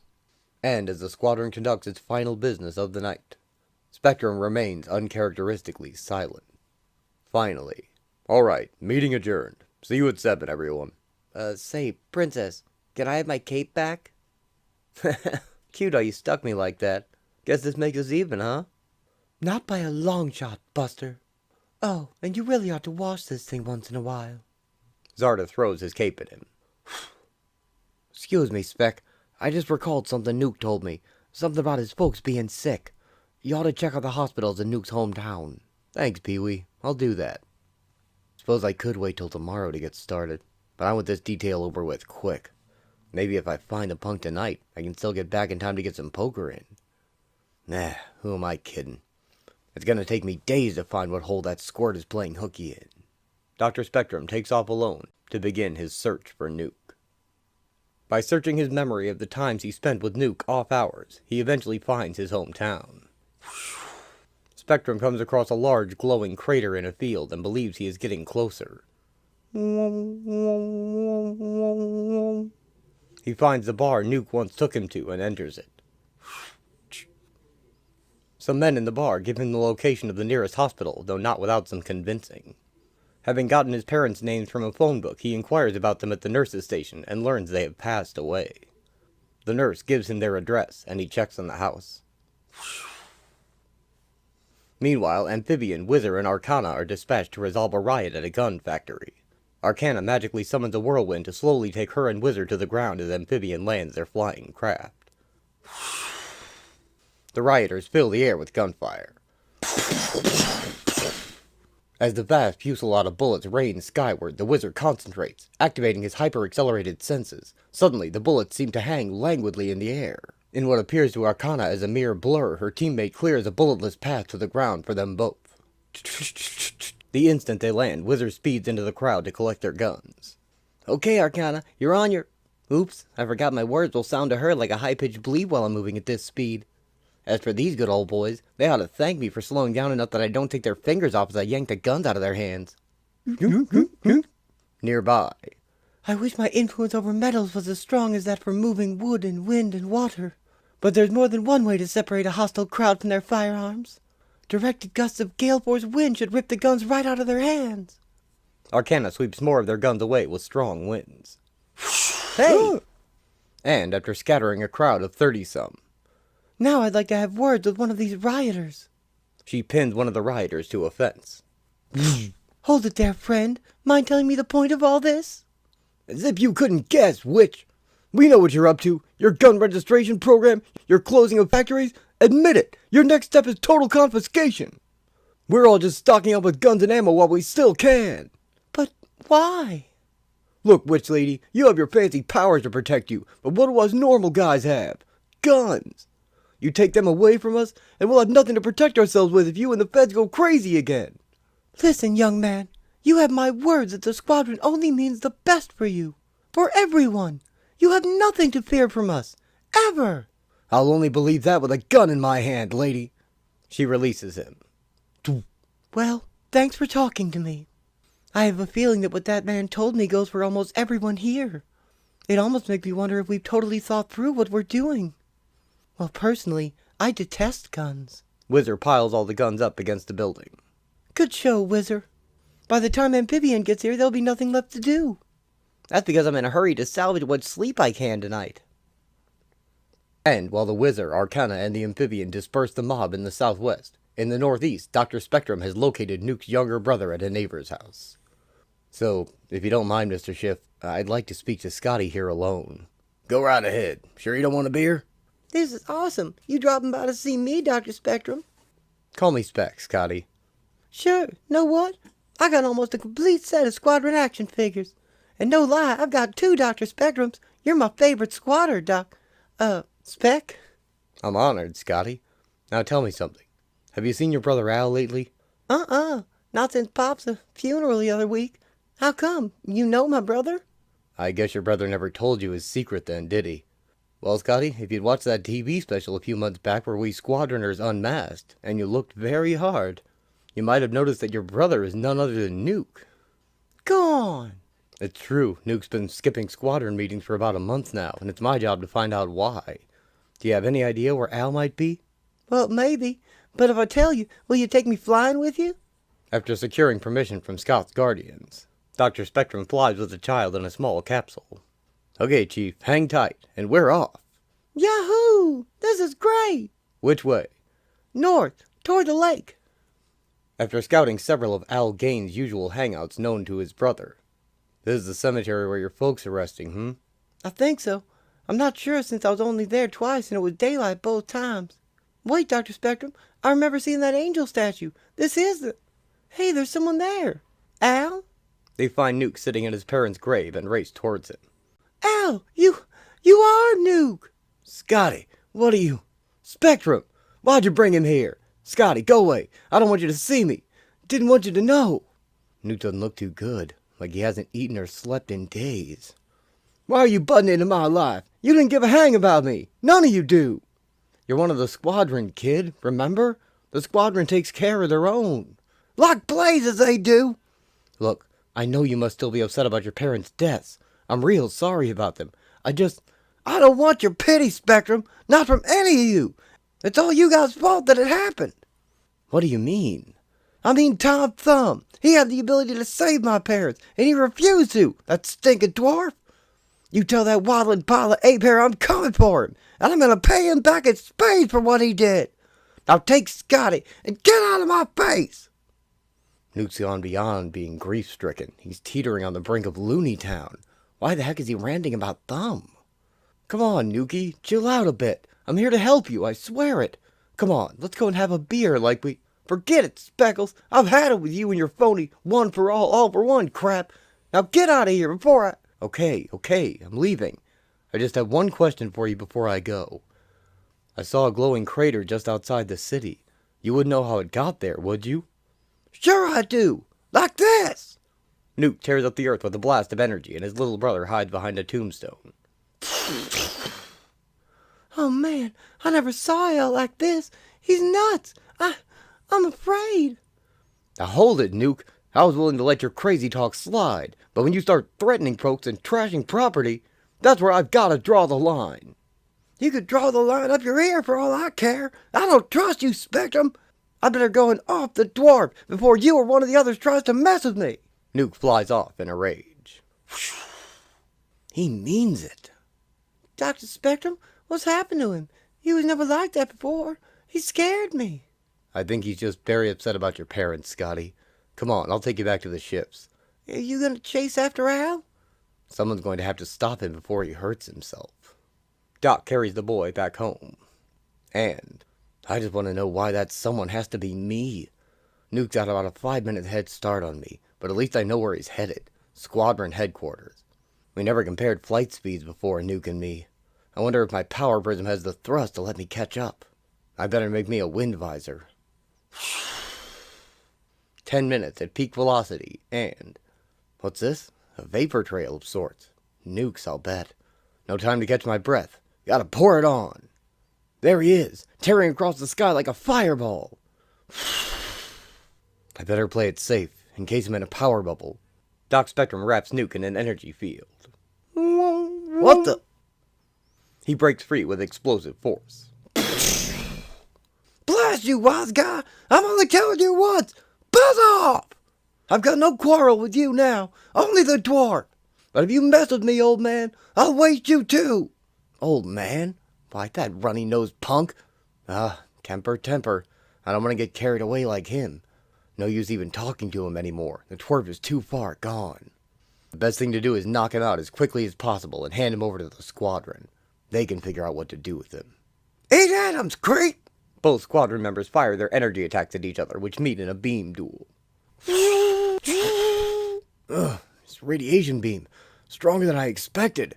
What's the matter, Spectrum? Too hard pressed keeping up with me to talk? Well, if you thought a one-arm blast was something, dig this! Nuke adds his other hand to his attack. Can't believe how much energy he's putting out. Just how powerful is this kid? In terms of sheer power, it feels like the kid has the edge over me. What should I know. I'll just have to outmaneuver him. Like this. Spectrum splits his beam into several and arcs them around Nuke's blast. They wrap around him tightly like cables. Blast you, Spectrum! I'll kill you for this! As soon as break free! Even with his arms pinned to his sides, Nuke's managing to make a radioactive mess of the countryside. I'll try the old bubble again. Maybe I can contain the blast and the radiation. He encloses Nuke in an energy sphere once more, straining to contain him.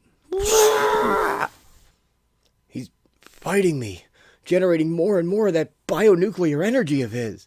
It's eating through my bubble. Nuke's radiation bursts from the bubble like solar flares from the sun. Gotta concentrate. Make the walls of my containment sphere thicker. Thicker! The bubble grows larger and larger as Doc adds more layers to it. Yeah, I think I've done it. I don't see any more radiation leakage. In fact, I don't even feel Nuke's force blasts. Has he stopped shooting them? Is he trying to fake me out? If he is, I'll have to chance it. I wouldn't want him to. He opens the bubble and Nuke falls out. He's not faking. He's falling like he's unconscious. Spec catches Nuke. Caught him. If Nuke is playing possum, he sure is making me fall for it. He hit my mattress like a sack of potatoes. Now he's not stirring. Is he even breathing? Did he burn up all the air inside the bubble with his energy blasting? The kid's not breathing. I'll use mouth-to-mouth resuscitation. I don't care how radioactive he is. He attempts to perform CPR on his fallen teammate. 2 minutes. 3 minutes pass. Respond, blast you, Nuke! Don't do this! Breathe! Breathe! Another desperate minute passes. Oh, no! He's gone! Couldn't save him! Couldn't! It's as if I killed him! But I didn't mean... What's the use? Who'll believe it's an accident? Maybe if I leave him somewhere, tell the squadron I was never able to find him, I could hide him where they'd never know. Oh, Lord, what am I thinking? I'd never live with myself if I did that. I'm going to have to own up to what happened. Take the consequences like a man. Doc heads for the base with Nuke's body in tow. Squadron headquarters, 1.5 hours later. Most of America's Supreme Protectors have retired for the evening. Most, but not all, as Hyperion, Zarda, and Tom Thumb await Spectrum's arrival. Spectrum, you're back. You found Nuke? Yes, I found him all right, and I killed him. He collapses in grief as he confesses. I didn't mean to. He was acting crazy, destroying property, threatening to kill. I just tried to restrain him, but he burned up the air in my bubble and... I'm so sorry. So terribly, terribly sorry. Zarda holds him and comforts him with her expansive compassion. Take it easy, Joe. We know you didn't mean for it to happen. We know how you really felt about Nuke. Thanks, Zarda. Among his other feelings, we can be sure he now also deeply regrets his insult to her. 2 days later, the squadron has investigated Spectrum's account of Nuke's death and exonerated his actions. But the ordeal is not yet over. Dr. Spectrum returns to visit Nuke's little brother. Dr. Spectrum, hi! Hello, Scotty. I'm so glad you came back. Look, my new dad got me new action figures to replace the ones I wore out. Scott, about your brother. Something bad happened to him, right? Like with Mom and Pop. I'm afraid so, Scott. He didn't die fighting a supervillain, did he? No, he died fighting me. It was an accident. I had to stop him before he hurt someone. I just used too much force, I guess. I messed up real bad. My brother was acting real weird, not like his usual self. I guess he had it coming. Al wasn't a very good superhero, was he? You're wrong, Scott. He was. He did many things in his career that made me proud to have known him. But, like all of us, he was only human, and I wish with all my might this hadn't happened. But it did.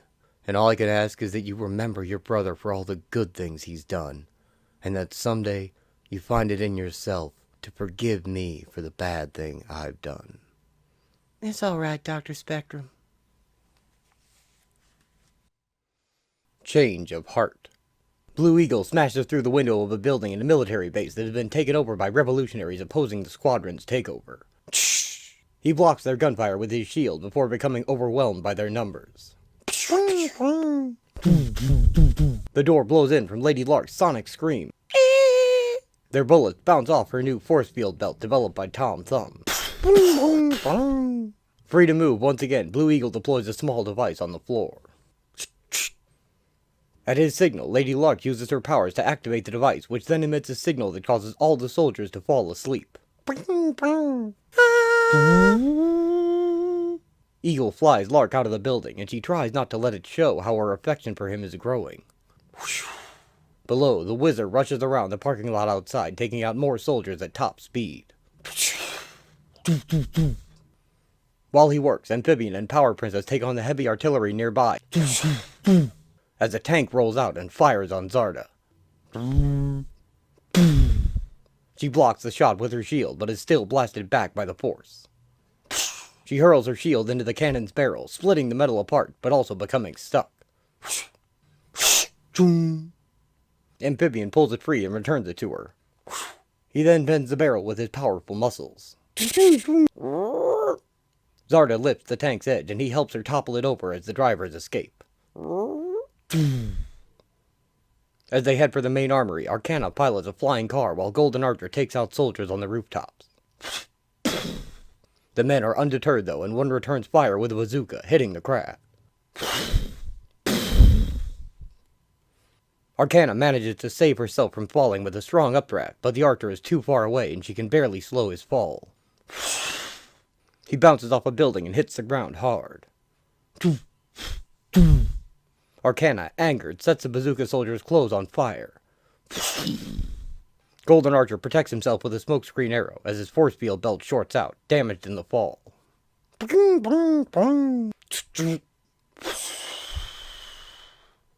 As he tries to find safety, he runs smack into a soldier with a machine gun. As he opens fire, it seems the Archer is done for. But luckily, Wizard catches all the bullets and takes the man's gun. Archer socks the soldier, knocking him out. Inside the base's command center, Zarda and Amphibian have cornered the leader, but he refuses to surrender. That is, until Hyperion arrives, smashing through several buildings, and the battle is truly over. Within minutes, all active resistance is crushed.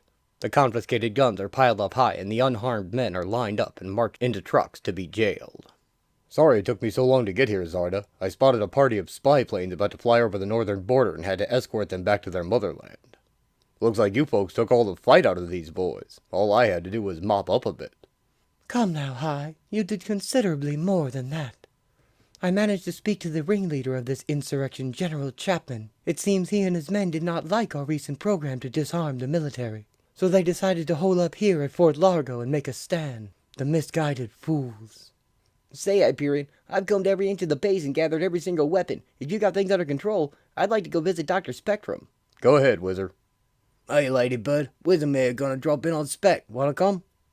No, I better stay and help with the cleanup. Later, babe. Don't know how you put up with that dime store Romeo, Linda. Neither do I, Jim. With one of the 4 air cars totaled and us taking another, the ride back for the rest of the gang's gonna be a mite crowded. So what? Hot Sauce trying to promote togetherness and the like? Hope Lockie doesn't have to sit on anybody's lap. Say, Stanley, all kidding aside, I gotta thank you again for hauling my fat out of the fire. I swear I saw my life flash before my eyes. I'm glad I happened to be there, Wyatt. I sure wouldn't want to see the squadron lose another member in just over a month. An hour later, Whizzer and Archer's air car passes over Heagletown, Dantiana. Think that's it below, mate. Presently, Whizzer and the Archer find Doc Spectrum shoveling guns into a furnace. There he is. Hey, Spectrum, looks like business is picking up, what?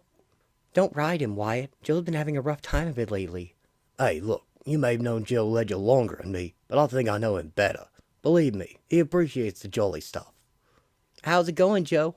Swell. Melting down guns into slag is fun. You ought to try it sometime, Stan. Sure could have used you on the battlefield today, pal. I almost got myself offed. If it hadn't been for old Stanley here. I'm still not ready for any combat assignments, Wyatt.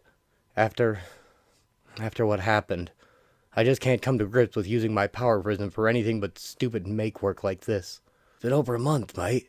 When are you gonna forgive yourself for what happened to Nuke and get on with? You don't know what it's like, Wyatt. I may never get over it. In the meantime, if the squadron isn't satisfied with me hogging all the non-combat assignments, they can take this bauble and give it to someone else. Hey, slow down, Joe. No one thinks you're a shirker. We're here 'cause we're your buddies. We ain't come to lay any trips on you. I know. And I appreciate it too, guys. Say, I'll be done with my task here in a few minutes. Either of you want to come with me to Nuke's grave? Sure, Joe. I'd like to, but I'd hope to stop in on my wife for a few minutes before tonight's meeting, all right? Sure, Stan. My regards to Maddie and little Tina. And soon, Dr. Spectrum places flowers on Nuke's grave. You know, Wyatt, I never used to think of death very much. Even in my astronaut days, floating in the void with my life depending on 100 pounds of hardware, I never once considered everything that could go wrong. I lived for danger. I was in space because there was just not enough adventure for me on Earth, and once I actually got all the excitement I could ask for, my capsule encountered a crippled alien starship. With no more thought than most people give to crossing a street, I flew in to explore it and found its sole occupant. Turned out he was alive and benevolent. In gratitude for rescuing him, he gave me the power prism, an energy synthesizer his people had created. During his brief stay on Earth, the alien became known as the Skrull, the name of his race. With the power prism, I fashioned myself the heroic identity of Dr. Spectrum. If I'd been fearless and adventure-loving before, you can imagine what using the power prism did for me. Flying around, creating giant props, tussling with super baddies like Quagmire. I loved it. I never doubted my power or my virtue for a minute. Then, while on what should have been an easy recon mission, I found myself duking it out with Nuke. Sure, the kid had flipped and was threatening people. Sure, he in effect killed himself by burning up all the air inside my power bubble while trying to escape.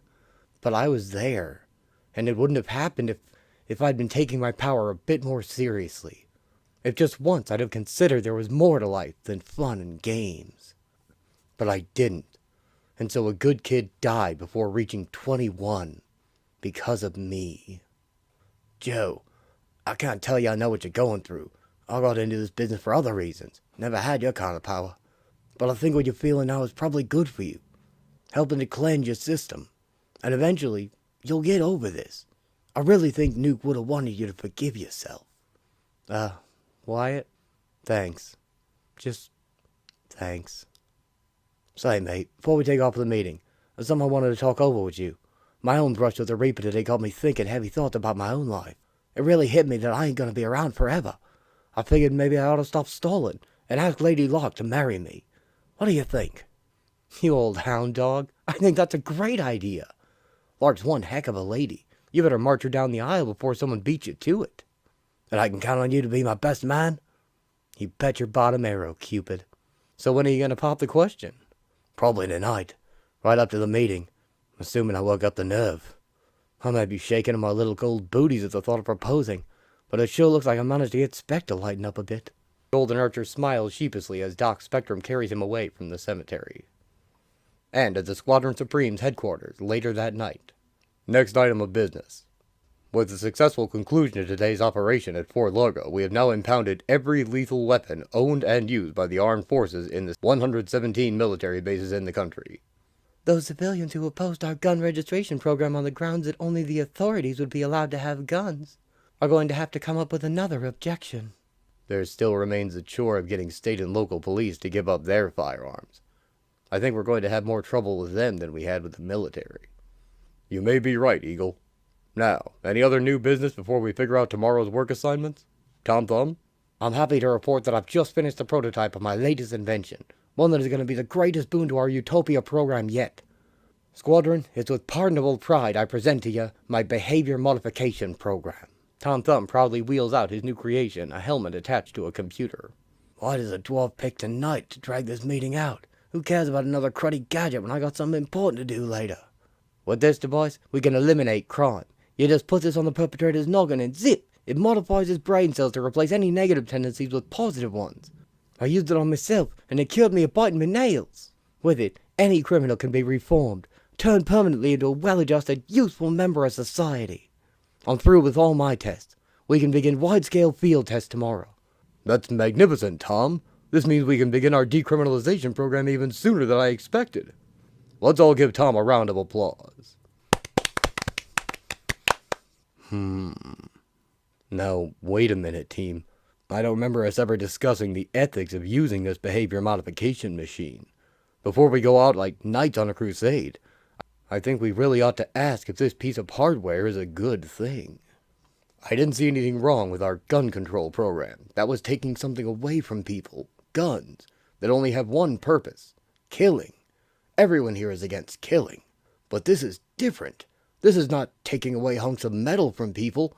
This is removing a piece of a person's mind, a chunk of their personality, no matter how noble the cause. That sounds wrong to me. You misunderstand, Amphibian. My machine doesn't take anything away from the human brain. It introduces something new into it. The idea that certain behavior, criminal behavior, that a person used to find acceptable, ain't anymore, and so he can't bring himself to do it. You're still tampering with free will. I agree to go along with our plan to correct society's problems, but we're not talking society here, but individuals. Wrong, Amphibian. Not individuals, but individuals who have broken the law and been convicted of crimes by a jury of their peers. Once a citizen chooses to violate the laws of our society, then he forfeits the right to the sanctity of his mind. But society's laws are arbitrary. We have no such laws in my native ocean. Those laws could change overnight, so we start brainwashing jaywalkers and litterbugs. Am I the only one who... Personally, I think the process may be unnatural, against the way of nature. People are the way they are for a reason. The machine will subvert that. I don't think the people are going to go along with it. When the public learns we're destroying brain cells, we may really lose our credibility. The B-mod machine does not kill brain cells. Look at these blueprints. See for yourself. Anyone else have something to say before we put this matter up to a vote? Princess? I say as long as there are individuals whose goals are not in keeping with the greater good of society, something must be done to protect society from those individuals. This machine is the most humane way to do it that I've ever seen. Maybe we could make the machine voluntary to the prisoners at first. Offer them immediate parole for submitting to it. Archer, anything you'd like to say? Who, me? Nope. Then let's vote. All in favor of implementing Tom's device, signify by raising your hand. The hands go up. The majority favors use of the machine. Amphibian and Arcana abstain. Looks like I'm outvoted, again. Well, just don't even think of asking me to use that thing on anybody. I'm really starting to have my doubts about belonging to this group. I'd best go swim. Clear my head. Minutes later, when the meeting is officially adjourned.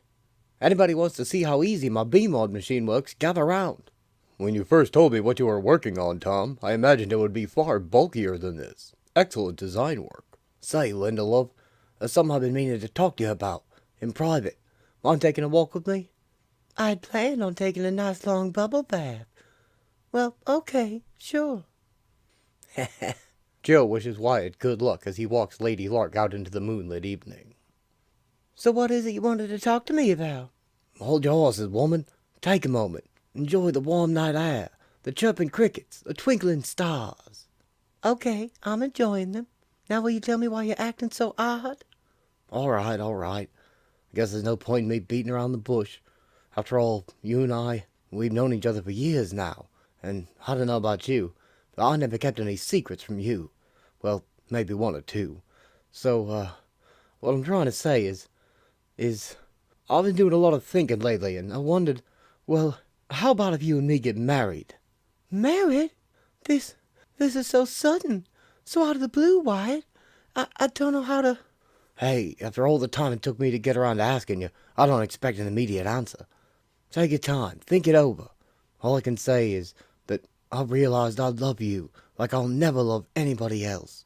And I could think of no better way of showing it than getting married. I've got to go in now. Sleep on it, babe. Talk to you in the morning. He fires an explosive arrow into the sky in celebration. Yahoo! I did it! Ha ha! I did it! Inside, Lady Lark walks through the complex past the other squadroners hanging out. Only wished I'd finished it a month sooner, Hype. Maybe I could have cured Nuke's insanity before he... Easy, chum. A simply incredible touchdown, but there's a red flag. No, 2 red flags on the ground. Just listen to that crowd roar. An A+ in spelling? That's wonderful, honey. Now call your mommy back to the phone. I've just got to talk to somebody. I dare not approach Eagle, not with Wyatt's friend Spectrum sitting next to him. Maybe Arcana's still up. Arcana, you sleeping? Mm-hmm. Oh, Linda, what is it? I'm in an awful predicament. I just have to talk about it with someone. Archer's proposed to me. I can tell he's serious about it, too. Only, I just don't feel about him the way I used to. I was actually going to get around to telling him that, too. But now he's sprung this on me. Oh, Arcana, how can I possibly let him down easily? Does it have to be so messy, so unpleasant? I was once in the same situation, Linda. Long before I met my Philip. I actually didn't handle it all so great myself. I think the fairest, most honest thing you can do is go to him, tell him how you really feel. Be gentle, but be firm. I also recommend you get it over with as soon as possible. The longer you wait, the greater his expectations will grow. Thank you, Arcana. I'm so glad you were here for me. Oh, Linda, there's something I've been dying to share with someone. What? I guess it can wait. Go, do what you have to. Mine can wait till tomorrow. That was silly of me, almost distracting her like that. I was just overcome with a sense of closeness. I wanted to open up my heart to her, like she did to me. But considering her troubles, I doubt she'd be in any frame of mind to share my joy at learning I'm pregnant again. Lark leaves Arcana's quarters. And... no sign of the Archer anywhere inside. He must still be out here. Guess I'll just wait here by the door until he shows up. 15 endless minutes later. Hey, beautiful. Waiting for me? Guess it didn't take too long to make up your mind, huh? Why? Believe me, this is as painful for me as it will be for you. I've given your proposal a lot of thought. In fact, I've been giving our whole relationship a lot of thought for some months now. First, I must tell you that I'm very flattered by your proposal. You're a very fine man. A decent man. A good soul. And I've never regretted any of the time we've spent together. But even though there's so much about you that I enjoy, admire, even love, I'm just not sure that I'm ready to commit myself to marriage with you just now. Maybe it's all my fault. Maybe I'm still not ready to give up on my dream to sing again. You knew me before I became Lady Lark. You know how much my music meant to me. When I had the accident and I was given my new vocal cords, you were there to help me piece my life together again. It was you who got me into this crazy crime-fighting business. Well, I've been doing this for years now, and you and I have been an item on and off for just as long. And I really can't see myself doing this forever. If the opportunity to regain my singing voice presented itself tomorrow, I'd give up my hypervocal powers in an instant. And I know you could never accept that. Not really. I know that you could never share what I value most in all the world with me.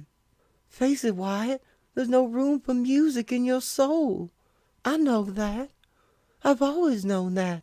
But it didn't matter that much to me before. It was enough to just have good times together. Well, when you bring up marriage, you're talking about something permanent. I just can't see that you're really the right man for me. Someone I could spend the rest of my life with. I'm just sorry we never talked about this before now. But you never wanted to talk. You just wanted to... Blast it! What you're saying is that you don't even want things to be like they were before, do you? After I go and bare my soul to you tell me you want to end it all right here and now, and walk away, and forget the love we've shared for the last however many years? Please, don't make this any harder than it's somebody else, right? You found somebody you like better than me, haven't you? I'll bet it's that winged weirdo Blue Eagle. You've been pairing up with him on a work assignment a lot lately. Admit it. It's him. No. Lady Lark walks away, denying the accusation, because there is enough truth in it, in her feelings for Blue Eagle, to shame her. Golden Archer smashes his bow in frustration and anger. Ah! Hey, Wyatt, what's going on? I saw Linda run by crying and... She turned me down flat. She doesn't even want us to see each other anymore. I think she's been messing around with Eagle. I aim to find out. Then I'm gonna punch his teeth so far down his throat there'll be a picket fence. Joe takes hold of his friend. Hold on there, pal. You're way too steamed up to do anything except make things worse. Come on, let's go take a walk. Take his stinking hands off me. He shrugs him off and cocks his fist. Go ahead. Take a poke at me if it'll make you feel better. You know I'm not going to hit you back. Hit me if you want to hit somebody. You asked for... Oh, man. I don't want to hit you. I just want... He puts his arm around Wyatt's shoulder to console his broken heart. Come on, Wyatt. Let's go take that walk. 2 hours later. I gotta thank you, mate. I really needed to talk. Let off some steam. If you hadn't been there, I might have done something foolish. Get myself kicked off the team. No sweat, Wyatt. What are buddies for, huh? Now I suggest we both hit the sack. 7 o'clock roll call is going to be here before we know it. I'm still not sleepy yet. I think I'll raid the commissary before I turn in. Good night, Joe. The two friends part ways, and the Archer heads for Tom's lab. Hey, Tommy boy. Burning the midnight oil, I see. Archer? Listen, Goldie. If you're just here to bust my chops again, give me a break, okay? I got work to do. Who, me? Bust your chops? Heaven forbid. I kid you a bit, but it's all in fun, you know? Anyway, I was hoping you'd show me how your behavior-changing machine works. I'd have liked to have listened to your demo earlier, but I had some personal stuff to take care of. You're interested in my work? This is a surprise. Sure, I'll show you how it works, if you really want. As I told the others, operating it's a cinch. Watch, after you put the perpetrator onto the helmet, all you do is punch up this access code, and speak clearly into the mic here the nature of the behavior you want to modify. The machine does all the rest. You say the behavior change is permanent, hmm? Does it only affect the part of the personality that has to do with the certain behavior you're modifying? That's right, Wyatt. The rest of the person stays exactly the same. How subtle a change can you make? Could you make a person stop liking ice cream? Yep. How about make a person fall in love with another person? If you want it, sure. Well, thanks for the private show, Tommy. I'd better turn in. You look kind of bleary yourself. Suggest you do the same. Yeah, I will. What came over him? It sure ain't like the Archer to take an interest in my work, and he never once called me midget. He must have decided to stop acting like a jerk, I guess. 4:30 a.m. in the squadron dormitory. Finally. I thought they'd never all be asleep. The Golden Archer stands by Lady Lark's bedside as she sleeps. How beautiful you look, me love. Something to help you sleep. He uses a sleeping gas arrow to keep her that way as he picks her body up. How long as nobody wakes up and sees me. In Tom Thumb's workshop, Wyatt places her in the behavior modifier. Now, let's see. I punch up the access code. THUMB. Linda Lewis. When you awaken, you will love... Wait a minute. Can I really go through with this? Make her love me against her will? Is there anything really wrong with that? The love we shared in the past was a good thing. What could possibly be wrong with making that good thing live again? He activates the machine, changing both of their lives forever. You will love Wyatt MacDonald, the Golden Archer, with all your heart, and all your mind, and all your soul, and you won't ever be interested in anyone else again. The next morning, just before roll call. Say, Wyatt, I gotta tell you, you really look strung out. You sleep at all last? Linda bounds into the meeting room, overjoyed to see Wyatt. What's Linda so bouncy about at this hour? Oh, Wyatt, there you are! She throws herself into his arms. Oh, darling, I'm so sorry for what I said to you last night. I don't know what came over me. I've changed my mind, if you'll still have me. Yes, I'll marry you. Let's do it right away. Sure. They kiss deeply, to Joe's approval, Arcana's shock, and Blue Eagle's suspicion. Turnabout. The Golden Archer has been captured by a gang of villains known as the Institute of Evil and subjected to a truth serum. Okay, Decibel, let him have it. Ooh! With pleasure. I do believe he's under the influence. I'll start with an easy one. Golden Archer, relate the circumstances that led to your capture. Spare no detail. All right. The squadron and me, were down south rounding up a renegade army unit who refused to go along with our gun confiscation program. The force field belt I was wearing to shield me from gunfire got wrecked, and I came the closest to dying that I ever come. Me brush with death made me decide to get a move on with me life. So I asked me girl Lady Locke to marry me. To me shock, she told me no. I was stunned. I'd always thought the babe was nuts about me. In me rage, I wrecked me best bow. That night, I drugged Locke and carried her off to where Tom Thumb kept his brand new behavior-modifying machine. Having her love me again was more important to me than anything else in the world. So I used the machine on her. The next morning, sure enough, Lady Locke was crazy about me again. Tommy's machine worked like a charm. She said she just came to her senses and wanted to marry me if I'd still have her. Cool, she practically wanted to do it right there on the spot. None of the rest of the squadroners knew what I'd done. Only my best mate Dr. Spectrum knew that Lockie turned me down in the first place. Everything was great, and we set a date for our wedding. Only thing was, the machine worked too well. Locke loved me all right. In fact, she wouldn't leave me side. She was smothering me with affection 24 hours a day, and nothing I could say or do would convince her to give me a little breathing room. The rest of the squadron began to notice her daft behavior too. I felt like some of them suspected what I'd done. Finally, I couldn't take it anymore. I ran away. From her, the squadron, everything. I guess you blokes found me before the squadron did. I'd recognize the shape's clammy, creeping flesh anywhere. Without me bow, I didn't have a chance. That recitation was exemplary, dear Archer. Now, Apex, shall I query him about the location of the squadron's secret headquarters? In due time, Doctor. First, I want to hear more about this behavior modification machine. Hey, Lamprey, I think Loverboy is gonna get fallen arches by the time the Institute of Evil's through with him. Ha! You're a riot, Quagmire. A regular riot. Shape think Archer look dumb, Foxfire. You and me both, Pudgy. And as Golden Archer's interrogation continues at a federal penitentiary in upstate Vesperia, the contents of a mind are not being examined, but altered. This is Calvin Maroney, inmate M901, serving his 8th year of a life term for 2 counts of homicide, 4 counts of kidnapping, and 1 count of weapons smuggling. Pleased to meet you, Mr. Maroney. I am Hyperion, and the lady is my associate Arcana. Please, have a seat. As the warden has announced to all of you inmates here, this process that we have developed is totally painless. Further, if you voluntarily undergo treatment, you will immediately receive a full pardon for all of your crimes, and be allowed to walk free from this place this very afternoon. What'll I do when I get out? Who's gonna want to give a murderer a job? The squadron has begun a job and relocation service for ex-convicts like yourself, Mr. Maroney. I wouldn't worry about the future. Ready, Arcana? Calvin Maroney, from this moment on, you will feel a deep regard for all living creatures. You will be incapable of doing anything that might inflict injury or death.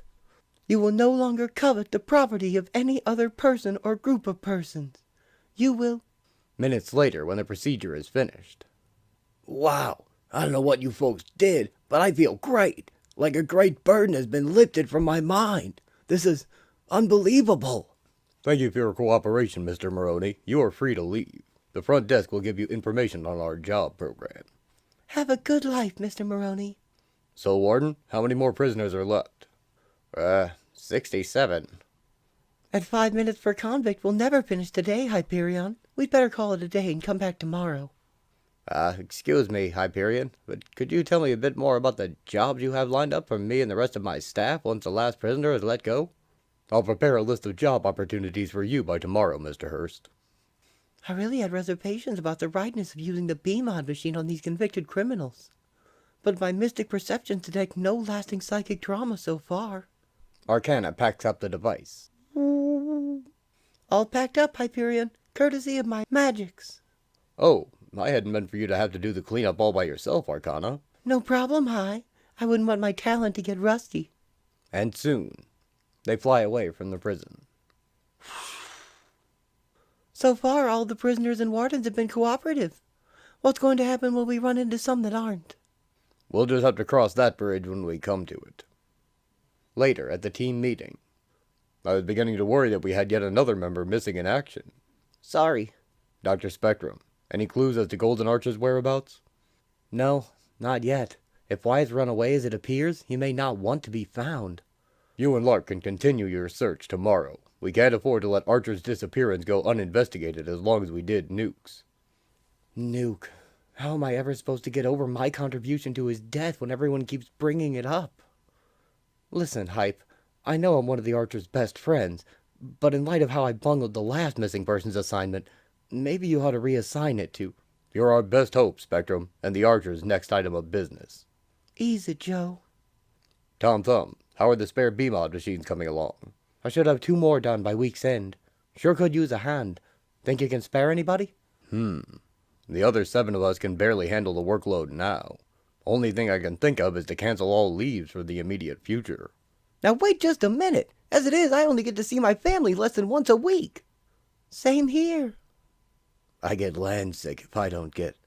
Alright, scratch that suggestion. If anyone can think of something to help solve our manpower shortage, the floor is open to your suggestions. Meanwhile, the Institute of Evil plan to use the information they forced out of Golden Archer to attack the Squadron.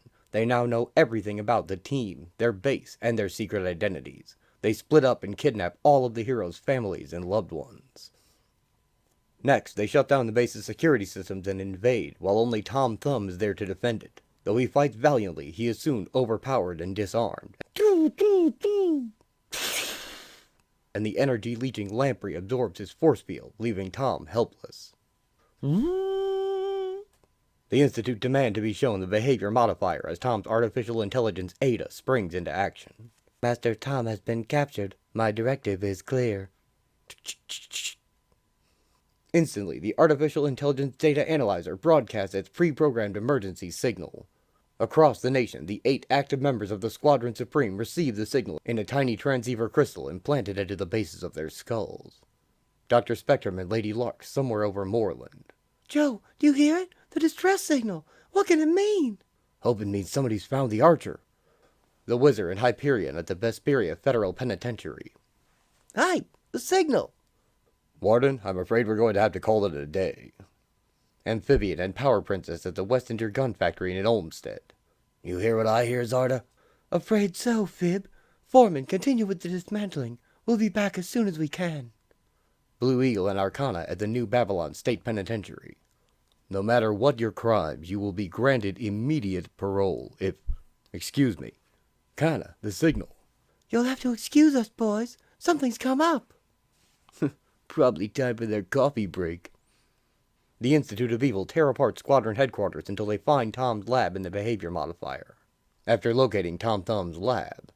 And this must be the famed behavior modification device. Am I correct, Thumb? Curse you, creeps! I'll never tell you how to make it work. Get stuffed. No matter what you do to... No need to tell us, Thumb. Thanks to Golden Archer, we already know. They put the machine on Tom's head. Is the helmet securely in place? Yep. Tom Thumb, from this moment on, you will detest the members of the Squadron Supreme and be loyal to the Institute of Evil. You will... 3/4 of an hour later, the first wave of Squadron members finally arrive. Blue Eagle, Lady Lark, Doc Spectrum, and Arcana enter the base. Our front door's been broken into. Who do you think did it? We still have any number of enemies at large. Greetings, Squadron. I'd strongly recommend that... Decibel, you! Tom, what? The Institute of Evil! Lark unleashes her power on Doc Decibel, but to no effect. It is futile to use your vocal powers against the man who gave you them, my dear Lark. I am surprised at you. Can't let Lamprey touch my wings. He'll drain their power. Blue Eagle hits Lamprey while avoiding his leeching touch, and Arcana finds herself countered by Quagmire. Give it a rest, Jonesy, baby. My muck's more than a match for your hocus pocus any day. See? Quagmire draws the ebony matter from some extra physical dimension over which I have no control. The shape swings a large, blob-like hand at Doc Spectrum. Shape-bound caveman. The shape attacking me, but I swore when Nuke died to never use my power prism in combat again. But if I don't use it, I'm going to get smashed by a few 100 pounds of oozing flesh. Gotta protect myself. Blast me! He throws up a shield just in time. Tom turns on the monitor, revealing the captive Archer and the Squadron's families. Hey, Squadron, quit your scrapping and look here. You tell him, Tommy, baby. Look like anybody you know? I'd advise you crumbs to give up unless you want your darling loved ones to bite it. Mom! Phil and the kids. Stan's wife. Zarda's husband. Wyatt! This is no trick, Squadron. Defeat the Institute and the hostages die. Okay, you fiends, we all surrender. But I swear to you, if any one of them is harmed in any way, the 5 of you are corpses. Remind me to shiver, Wingnut. Tom, what happened? I'm one of them now, Larky, thanks to my machine. Feels great, too. You'll find out soon enough. Power Princess and Amphibian arrive 4 minutes later and are persuaded to surrender without incident. 11 minutes after that, the Wizard and Hyperion finally make their entrance. I imagine Hype and I are the last to arrive. We may be the 2 fastest, but we also had to travel all the way from the West Coast. Wizard, slow down. Let's go in together. The Institute of Evil, and the Squadron just sitting there. What's going on? Aha! The last of the mighty Squadron. The gang's all here. Hyperion, watch! Lamprey jumps on Hyperion and saps his power. Gotcha, Hypesy. I get a rush leeching your energies like I get nowhere else. My strength, fading. So weak. Can't stand. Stan, don't do anything. Hype! They've got Maddie and Tina! Upon hearing his wife and child's name, the Wizard freezes in his tracks, his thoughts racing at a speed no other living brain can match. The Squadron is in danger. They may need someone with his speed to help them. But his family? He sees them on the video monitor, also in danger. His family or his friends? Who shall he aid? In less than a second, he weighs every possible course of action, shouts a bitter curse at the Institute too high-pitched for the human ear to hear, and races 1 mile in the direction of his family homes, some 1,000 miles away. It takes 3 seconds before anyone is aware that he's gone. Wizard, he's gonna try something. Why'd he? Blast, missed the creep. Come on, we better get the rest of these bums under our influence before Twinkletoes tries to come back and pull a fast one. Hyperion is their most powerful member. We shall convert him first. Thumb, if you would be so kind as to wheel your behavior modification device in here. Now, just in case you people temporarily forget the extreme jeopardy your loved ones are in, and try to resist the process, we shall take a few precautions. Quagmire, you have Spectrum's prism covered with your stuff? Yep. I am certain you'll find this sonic baffler a nice fit, my dear. Dr. Decibel gags Lady Lark with the device. Foxfire, blind the sorcerers with your bioluminescence. I wish this were permanent, Arky. Tom brings in his invention. Here's the machine. Soon. Not enough strength to even grit your teeth in anger, eh? A few minutes from now you'll be smiling, my erstwhile enemy. Hyperion is modified first, as planned. Stan stops his super speed escape to phone his family, but there's no answer.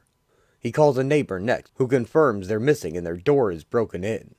Stan panics and finds the nearest gun storage and grabs the deadliest machine gun he can find before returning to the Squadron's base. He sneaks in through Amphibian's waterway and bursts into the meeting room. Die, you bloodsuckers! Surely none could anticipate the Wizard's savage, uncharacteristic attack. But as the Golden Runner lets loose with a deadly barrage of high-caliber bullets uncannily aimed at his 5 tormentors, the Squadron intercepts his fire.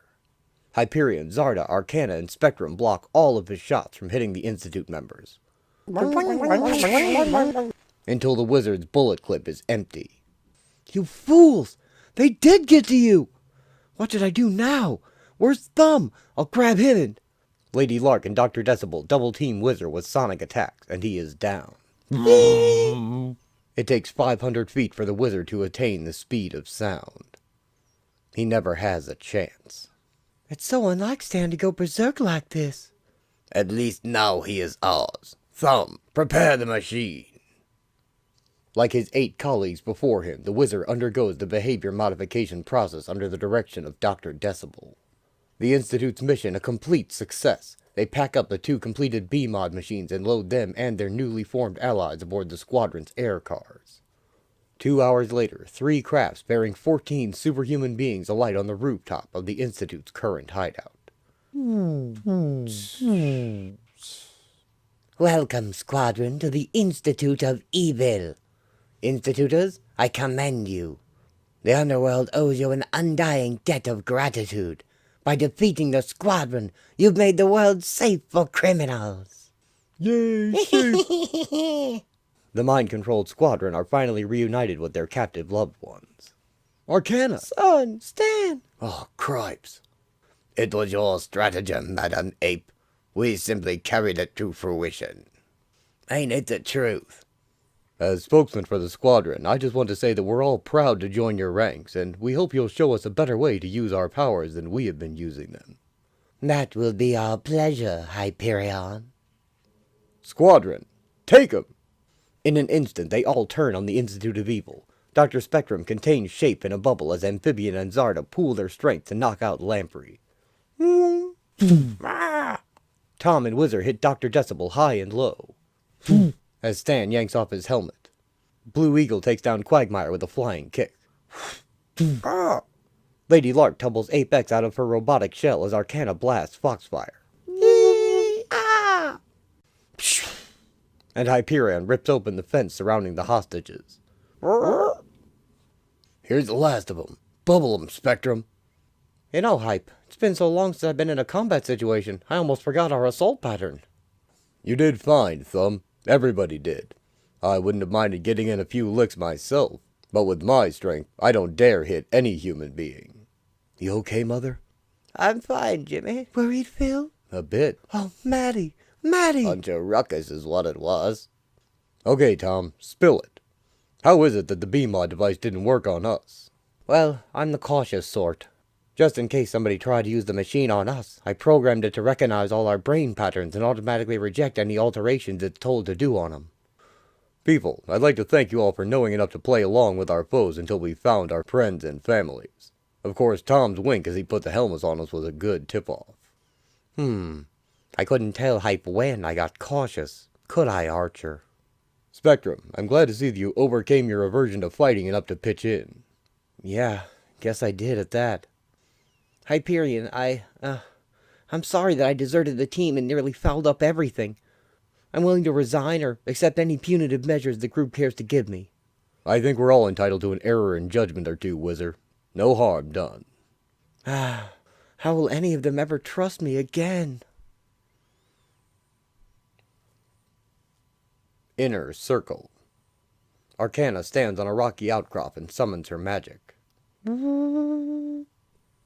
What Mommy doing? Shh, Andy, you'll see. No offense to Arcana, but between you and me, Hype, I think this stunt's a bit beyond her capacities. We'll soon find out, Tom. Below her is a massive complex being built for the squadron to live and work in. For almost 10 minutes, the sorceress Arcana Jones has stood motionlessly atop the southwestern wall of the huge crater, concentrating, summoning all of the eldritch forces at her command. At first, her fingertips seemed to sparkle. Then the sparkles coalesced into small glowing spheres around her hands. Now those spheres had become incandescent orbs of white light, rivaling the brilliance of the morning sun. Then, soundlessly, the bubbles of light burst, and when daylight resumes its natural intensity, the entire complex has vanished from view. You did it! Good work! That's it, Hyperion. That spell should keep Squadron City invisible until such time as I counteract it. Holy! When I think of what it would have took to camouflage our spanking new headquarters complex using high tech, I'm flabbergasted. City go bye-bye. Mom made it invisible, Andy, just like our house used to be. Arcana takes the others down to the new settlement, where her family is greeted by Stan's wife and kids, and the children play together in safety. Meanwhile, Hyperion carries Tom to his new lab. And in the laboratory complex. This place is looking good, Tom. How's it feel to have a whole building to take the place of your one-room workshop? Still ain't used to it yet. Looks like you and Apex have most of the apparatus unpacked. Oh, Hyperion! Tom Thumb! You're back! Good! I think I have it.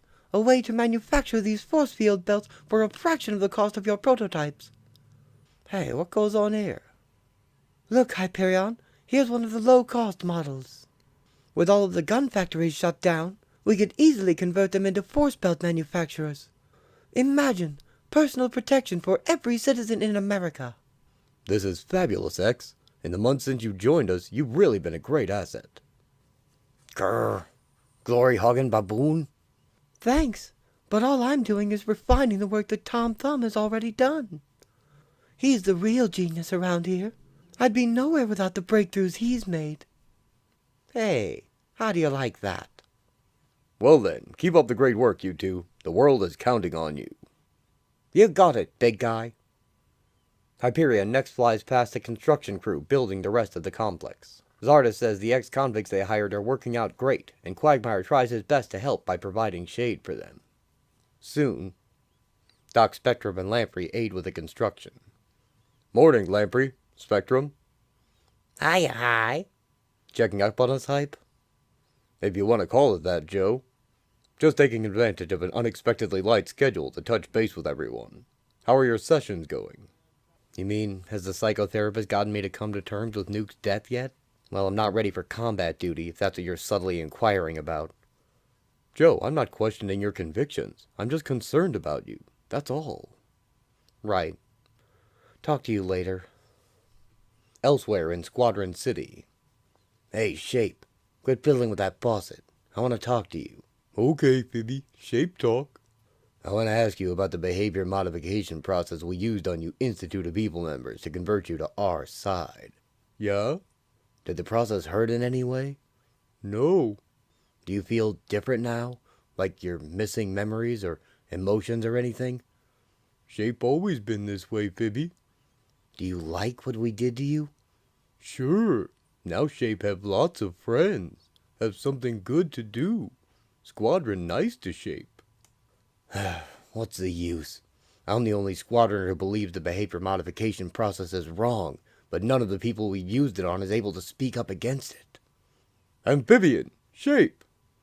Shape, don't mention what we just spoke about to anyone, okay? I won't, Phoebe. Hi, Hyper. Looks like our artificial lake is almost filled. Come up with a name for it yet? Sure, Fake Lake. We couldn't have chosen the site for our new headquarters any closer to the ocean, could we? I'm 2 hours away by our fastest means of travel to the closest real body of water. Sorry, Kingsley. You were outvoted on the matter. Yeah, that's been happening a lot lately. I recommend you take up your grievances at tonight's meeting. Maybe Thumb can work out a pipeline to the ocean for you. In the meantime, why don't you cool off? Go for a swim. You'll feel better. Go soak my head. That's what he means, that self-righteous know-it-all. Phoebe say something? Nope, nothing at all. I think the pressure of trying to save the world 24 hours a day is really getting to us. Spectrum, Whizzer, Amphibian, even Lark and Archer have not been themselves lately. That's half the squadron right there. I was hoping the building of this new headquarters complex would boost morale, but so far, no go. Hyperion lands near Foxfire on the loading dock. Hello there, Hyperion. Hi, Foxfire. That's a great new costume you have on. About time you noticed, Muscles. I've only had it for a week. Isn't Lady Lark supposed to be here with you, supervising the supply deliveries? She took off just a moment ago to check on the Archer. What's with that woman? It's like she can't stand to be away from his side for more than an hour. If her private affairs start getting in the way of her duties, I'm going to have a talk with her. Don't be hard on her, handsome. We could all do with as much loving as she's got. And at the squadron's hospital facility, Blue Eagle circles the building outside. I'll wait to speak with Lark when she's alone. Oh, come on, Larky. Cut that out. I know you don't really mean that, Wyatt, sweetie. I know you really love it when I lavish my tender love and care all over your poor battered bod. You want me to dislocate the rest of my blinking bones? Is that it? Okay, you silly goose. I'll let go. Now tell me something. When are we finally going to get married? You proposed to me, remember? Now you're the one who's dragging his feet. I know, you gotta give me time to recuperate first. Now, listen, if you really love me as you say, you'd leave me now and let me have me rest. Oh, you're so impossible. All right. Lark leaves him to head outside. Good day, Lady Locke. Doc, you gotta help keep the woman away from me. All her affection is driving me bonkers. Come, Archer. There are some things one can never have too much of. Besides, I can't even get the dear lady to forgive me for what I once did to her as the misguided Dr. Decibel. I doubt I could persuade her to do anything you could not. Yeah, Doc, I persuaded her all right. When she turned down my marriage proposal, I lost all reason and used a behavior-modifying device on her to make her love me. Later, I got so ashamed of taking advantage of her like that, I ran away from the squadron, got myself captured, the arms and legs mangled. But the worst of it is, there's no turning Locke's mind back into what it was. Outside. Why, it can be so exasperating sometimes, but I love him all the more for it. The way I feel about him. It's so amazing in its intensity. I never knew I could love somebody so much before. When I think of that night he proposed, and I turned him down, I feel sick to my stomach. What got into my head to do such a thing? Does anyone understand their own heart? Blue Eagle swoops down to talk to her. Linda! Huh? Oh, it's you, Blue Eagle. Can't even call me Jim anymore, can you? I'm very busy, Eagle. I don't have time to... You're going to make time, lady. Something strange has happened to you, Lark. Maybe you don't see it. Maybe nobody does but me. But you're not acting at all like yourself. A month ago, you were on the verge of splitting up with Golden Archer. Now you're his love slave. Explain it if you can. You're just jealous, you winged monkey. I don't have to explain anything to you. Now get out of my face. She hits him with a sonic scream. My ears. Something is definitely wrong with her, all right. And I think I know what it is. Meanwhile, in another hidden base somewhere in America, Tom Thumb's archenemy and also a master of technology, Master Menace, watches the squadron's plans take shape from his refuge, while working on his own plans. He sees Tom defending the use of the B-Mod machine on the news, before turning it off to greet his visitors. More villains who wish to leave the planet to seek their futures elsewhere rather than risk undergoing behavior modification like the others. He gladly allows them the use of his portal, but he himself resolves to stay and not give up just yet. The Squadron City Administration Complex, 9 hours later. For 5 months, the squadron convened in a dark cavern. For the past 3 weeks, in the nearby dining pavilion. But now, at last, the Squadron Supreme's assembly chamber is functional. You really did a swell job in here, Tom. This even beats our meeting room back in the satellite. Why, thank you, Whizzer. Leave it to old Tommy to design a meeting room you need an operator's manual to use. Okay, if no one has any further questions about the chamber's facilities, let's get down to business.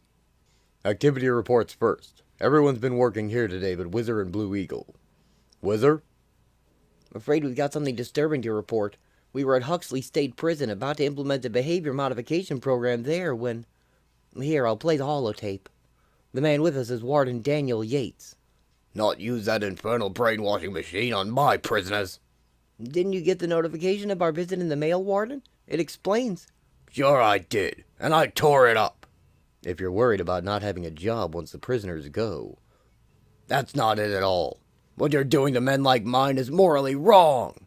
I don't care if they are convicts. You people have no right to tamper with their God-given brains. There was just no reasoning with the man. He absolutely refused to cooperate. We didn't want to force him. He's not a criminal after all. So eventually we just left for the next prison on the agenda. You two did the right thing. I guess we should have known we'd encounter opposition sooner or later. What we'll have to do is give this Warden Yates some special attention, show him all the benefits our program has reaped so far, allay his concerns. And if he still doesn't come around, what then? I'll tell you what, you'll all vote to brainwash him. And why stop there? Why not go after the newsmen who don't present us in a flattering light? Then there's... Get off it, Fibs. Not that rap again. Amphibian, the behavior modification process is the cornerstone of our crime prevention program. It is painless, bloodless, humane. I like to think that in your heart of hearts, all of you know that brain mucking is wrong, and you're just doing it for expediency's sake. I'd really worry if I was convinced none of you had any doubts. Let's move on to other items of business, please. Princess? In about 2 weeks, Squadron City will be completely finished. In no small part thanks to the former members of the Institute of Evil. What then? Do we keep them around as common laborers, when we are so short-handed in our mission to America? I move that we elect the 6 of them as full-fledged members of the Squadron Supreme. We have a motion on the floor to induct Apex, Quagmire, Foxfire, Dr. Decibel, The Shape, and Lamprey. Discussion? I vote that we don't let them in as full members. The way they dress and act, some of their strange powers, they just wouldn't fit in with the rest of us. It is the essence of the utopian way to extend fellowship to all who would embrace it.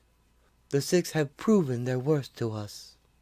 Some of them still have a few rough edges, but now that they've been B-modded, they're as loyal to the cause as any of us.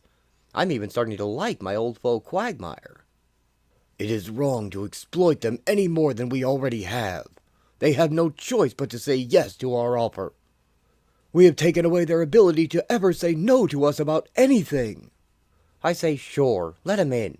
It'll show the world how well the B-mod machine works. That we got such confidence that the crooks we put through it have reformed. We even let 'em join the club. I'm with Whizzer. We've got our reputation to think of. If we can't get those slimeballs to clean up their acts, they'll make the rest of us look bad for associating with them. I'm so angry at most of them for what they did to my darling Archer. But I absolutely object to Dr. Decibel joining us. He's the one who gave me my hyper vocal cords and ruined my singing career forever. I'll never forgive him for that. Image or not, we definitely need more help. Nuke's gone, Archer's out sick, Thumb and Spectrum are on special assignment. And I hate to drop a bombshell on you, but I'm pregnant again, and in another few months my activities will be quite restricted. What? Huh? And after the reaction to Arcana's news has died down, I counted 4 in favor of the Institute members joining, 4 opposed. It looks like it's up to me to be the tiebreaker. I vote we induct them all, but break them into field duties slowly. We can begin their initiation first thing in the morning. Each of them will report to a different one of us core members. Any other new business before we divvy up tomorrow's work assignments? Before the meeting ends, Blue Eagle raises a new issue. I have some new business. It concerns 2 of the core members of our august body. One of them is Lady Lark, and if she doesn't want to hear what I'm going to say, I'd suggest she leave right now. You buzzard! If you bring personal matters into this, This is no personal matter, lady. This concerns us all. Very well, Eagle. Proceed. Lark, be seated. Am I the only one who's noticed that our esteemed Lady Lark has been acting, shall we say, flaky lately? Now, let me finish. Lark's always been a very capable squadron member, clear-thinking, quick-witted, brave, a real asset to the team. Not anymore.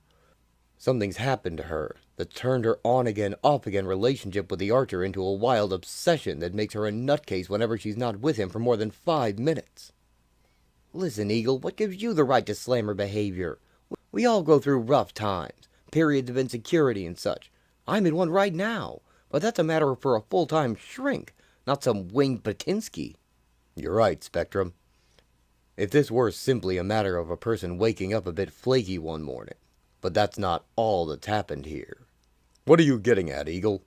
I accuse Golden Archer of using the behavior modification device on Lady Lark without her knowledge to make her love him. I accuse Golden Archer of high treason against a fellow squadron member. Oh, no! Those are serious accusations, Jim. That would explain Lark's atypical behavior of late. You are out of your bird, Wingo! Wyatt wouldn't do something like that! I knew it! I knew something would happen like this with that cockamamie machine! Is everyone satisfied? No, it's not true. He didn't do anything to me. I love him of my own free will. What do you offer as proof, Eagle? I can't prove it, but Tom can. What? We all know that Tom built a memory into the BMod machine, recording its transactions. We also know that Tom saved us from falling victim to the machine because he programmed it to recognize and disregard each of our brain patterns. I submit to you that Tom didn't program it so until after he discovered that the machine had already been used, without his knowledge, on one of us, Lady Lark. What he says is true.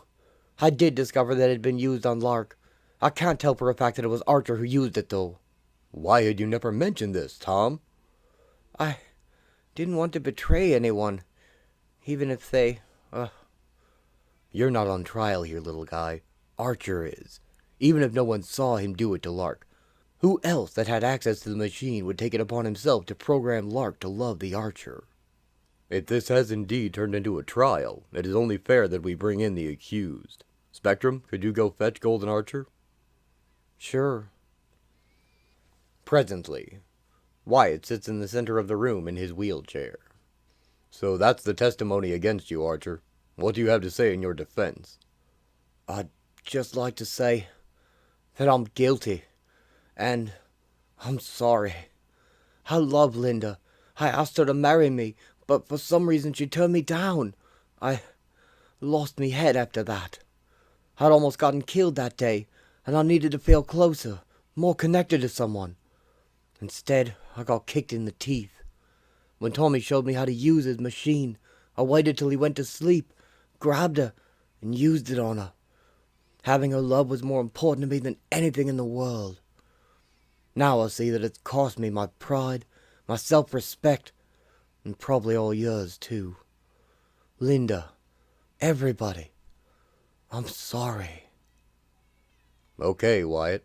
You'd better leave while we discuss what we should do next. Spectrum? Come on, pal. Doc Spectrum wheels him out. Tom, is there any way to undo the programming? Afraid not. Going through the same neuron groups a second time would probably cause permanent damage. I don't care what he claims to have done. I love him now, and that's all that matters to me. I'm going to him. Lark rushes out of the room. The question before us is how to discipline this unprecedented breach of conduct. Discussion? He must be expelled from the team. What he did was wrong. He used the device for criminals for his own selfish ends. He deliberately betrayed a fellow squadron member. If that's not grounds for expulsion, what is? Archer's my friend. So is Lark. We're all friends here. We can't shaft our friends because of one little mistake. I accidentally killed one of our fellows. You didn't vote to kick me out. What you did, Spectrum, was an accident. What the Archer did was intentional. Tom, would it be possible to construct a new machine and not program Archer's brain patterns into it, so we could program him from ever doing such a thing again?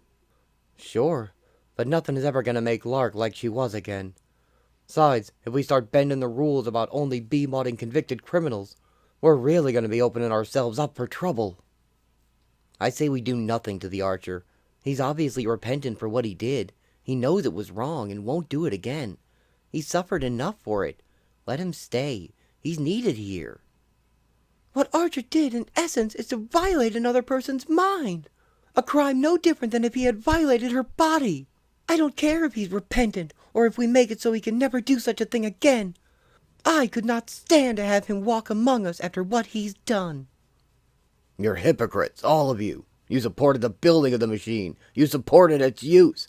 Now you're going to quibble about how it's used, who it's used on? You handed the Archer a loaded gun, and now you're shirking the responsibility of him using it. What a joke. Settle down, Amphibian. Your comments are beside the point. The point is what to do with Golden Archer. The 8 of us compose a quorum. Let's put it to a vote. Those in favor of no discipline for the Archer. Whizzer, Amphibian, and Spectrum raise their hands. Those in favor of behavior modifying him. Princess Zarda raises her hand. Those in favor of expulsion from our ranks. Tom, Blue Eagle, and Arcana raise their hands. It's a tie between the two extremes. Once again, it's up to me to cast the deciding vote. I vote that the Archer be expelled from the Squadron Supreme. I'll go tell him. Meeting adjourned. Satisfied, loudmouth? Now that you got my good buddy booted out? I was only interested in seeing justice served, Spectrum. That's our job, remember? Give me one good reason why I shouldn't ram my prism down your... Easy, Joe. You swore off violence, remember? Yeah, well, maybe I should swear back on. It'll all work out, Wyatt, honey. You'll see. They wouldn't. Archer? We voted to terminate your membership. I'm sorry. What? Well, if he leaves, then I quit too. I understand, Hyperion. It's probably for the best. I just want you to know how sorry I am to have let you all down like this. It's something I'm gonna have to learn to live with. Later that night, Dr. Spectrum is helping Golden Archer and Lady Lark pack their belongings. Tom Thumb is at the recreation center with some of the new squadron recruits celebrating. Hyperion is studying. The remainder of the squadron is enjoying the company of their families. Amphibian is doing none of the above. Amphibian finds the B-mod machines. Here they are. Using his great strength, he destroys them all.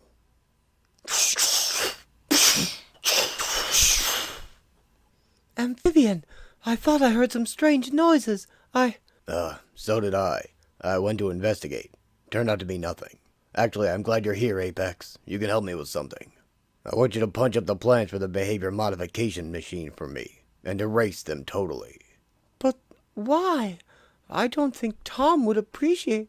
Why, Apex? Because I told you to, and you've been behavior modified to obey every direct order a member of the squadron gives you. Very well, Amphibian. I'll do it. A half hour later, Amphibian takes off from the base in a flying craft. I've had it with the squadron. I'm sure Tom Thumb will be able to recreate his plans and rebuild the machine, but it'll take precious time. I've scored a symbolic victory at best, but a victory nonetheless. It splashes down and he returns to the oceans. At last, surrounded by my beloved sea, I swear I shall never leave it again. The surface world will have to fend for itself. There's nothing one man can do to stop the squadron anyway. At that moment, hundreds of miles away, there is a man who thinks differently. Nighthawk perches in a tree near the tower of a wizard. His name is Nighthawk, and like Amphibian, he too quit the squadron due to irreconcilable differences. Since his resignation 6 months ago, he has been watching the squadron's activities with increasing dismay. He has finally come up with a plan to stop them. It will begin here.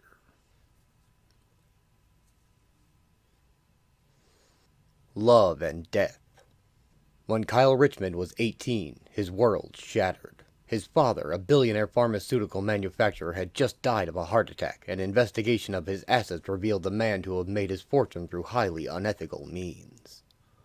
Vowing to vindicate the evil that men like his father had perpetrated upon the world, Richmond became Nighthawk, dark champion of justice.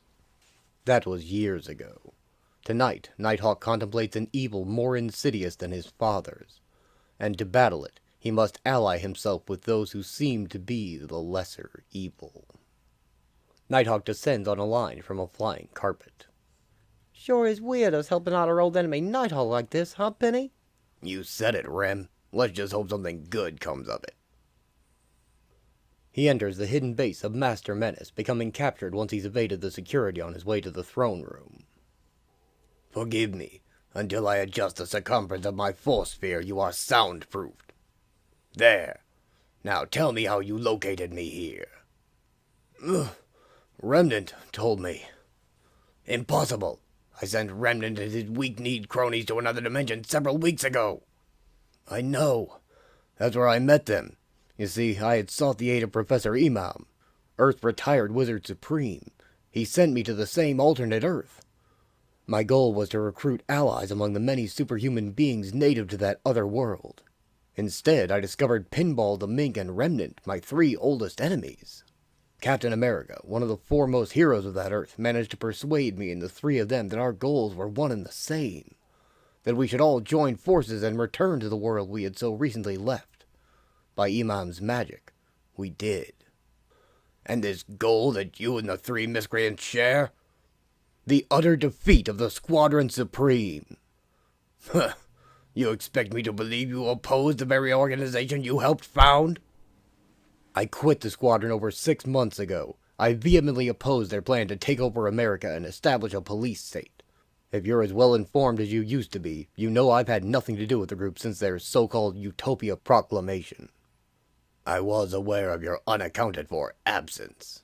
Master Menace releases Nighthawk. Boop. Thanks. I was getting somewhat cramped in. So what is it you wish of me, Nighthawk?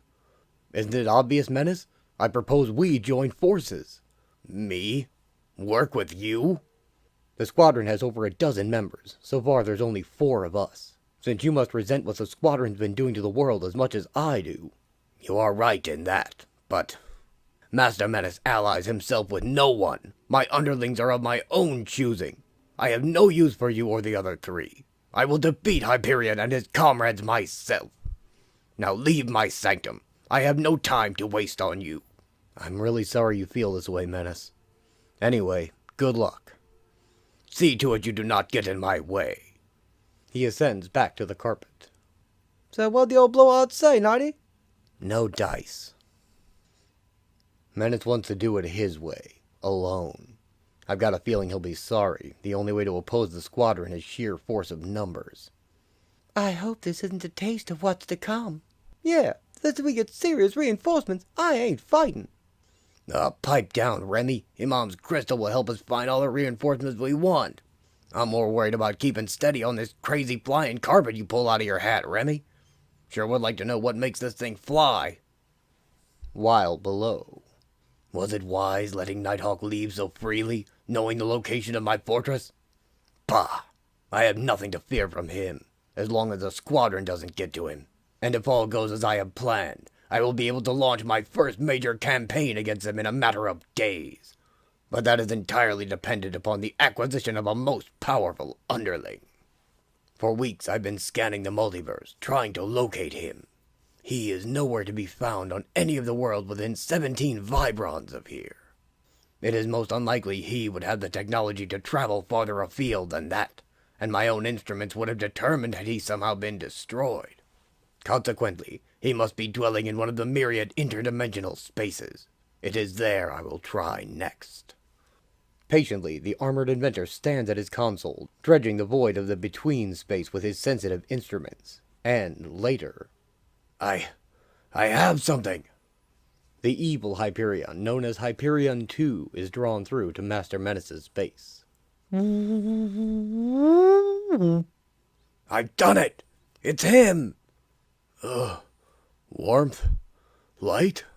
Welcome, my friend. You have no idea how glad I am to find you. Found me? By Trojax, who are you? My professional name is Master Menace, but you knew me as Dr. Emil Burbank. Yeah, I recognize you now. Then I'm back on the world of that other Hyperion. That is correct. Everything is hazy, Burbank. I feel like I did when I was first brought out of nowhere by the Galactic Gamesman, the Grand Master. Tell me more, friend. Before he appeared, I had no memories. The Grand Master claimed he found me on a devastated micro-world and enlarged me. He also told me that Earth, a different one than this, was responsible for the destruction of my world. He teamed me up with 3 other guys he made super, and pitted us against this group of do-gooders, the Avengers. I personally got to duke it out with the so-called Thunder God. Hyperion 2 battles Thor. He tells Master Menace how he found his way from his battle with Hyperion to a group who provided him with a female partner, Thundra, and how he fell in love and decided to stick with her rather than seek the promised return to his own dimension. But then she was taken as well during their trip through a portal, and now regaining Thundra is his primary goal. Getting this simpleton to cooperate will be easier than I anticipated. So, being reunited with this Thundra is what you desire most in all the world? This or any other one, pal. Very well. Then let me make you a bargain. If you help me defeat the other Hyperion and his comrades, I will use all the resources at my command to find this Thundra, even as I found you. Deal? You bet your beard, Burbank. They shake on it. Days later, the native Hyperion cruises the western skies with a fellow squadron member and a huge packing crate in tow. Feels so wonderful. You fly me like this high. I feel so safe, yet so...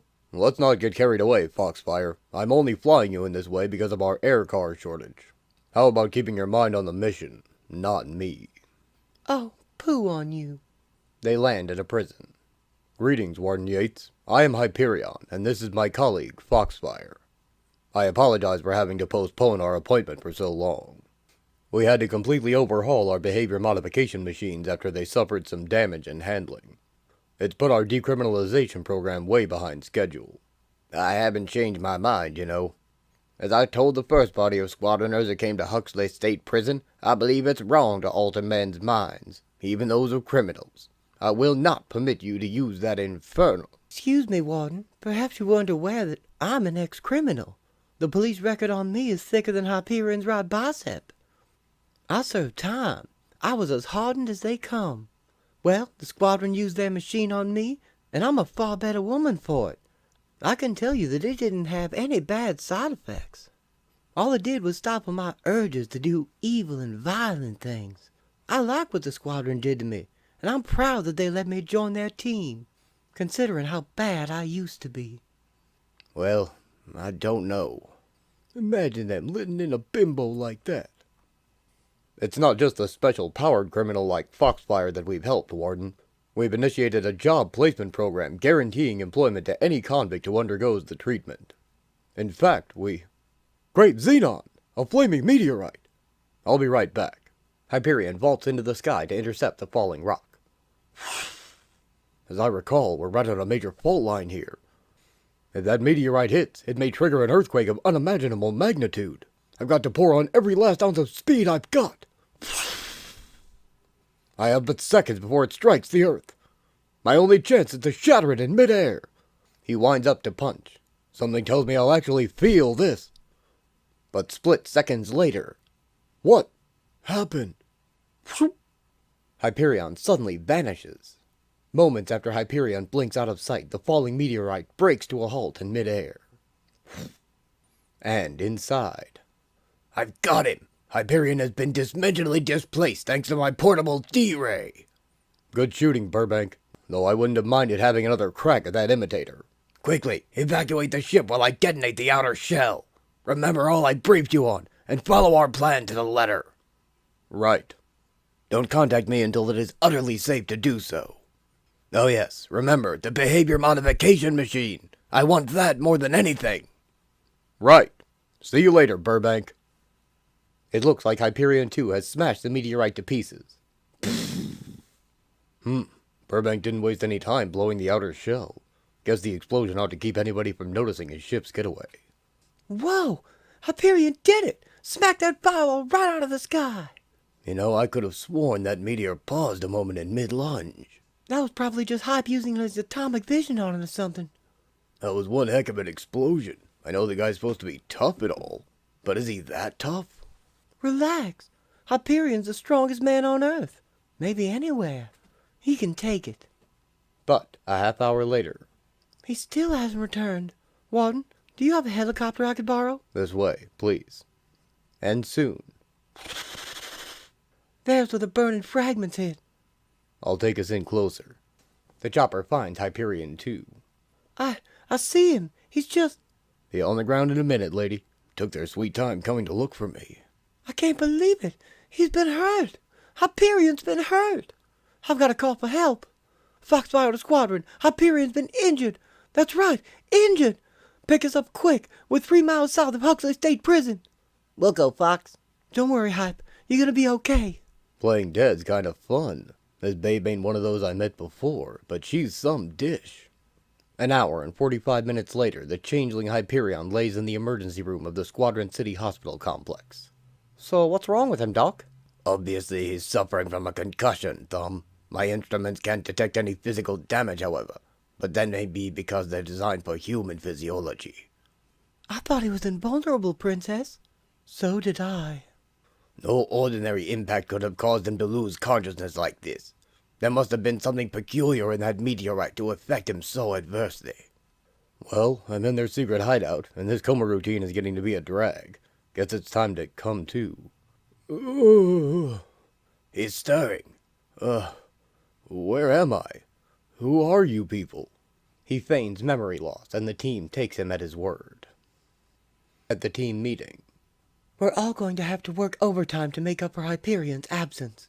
As second in command, I will be assuming squadron leadership in the interim.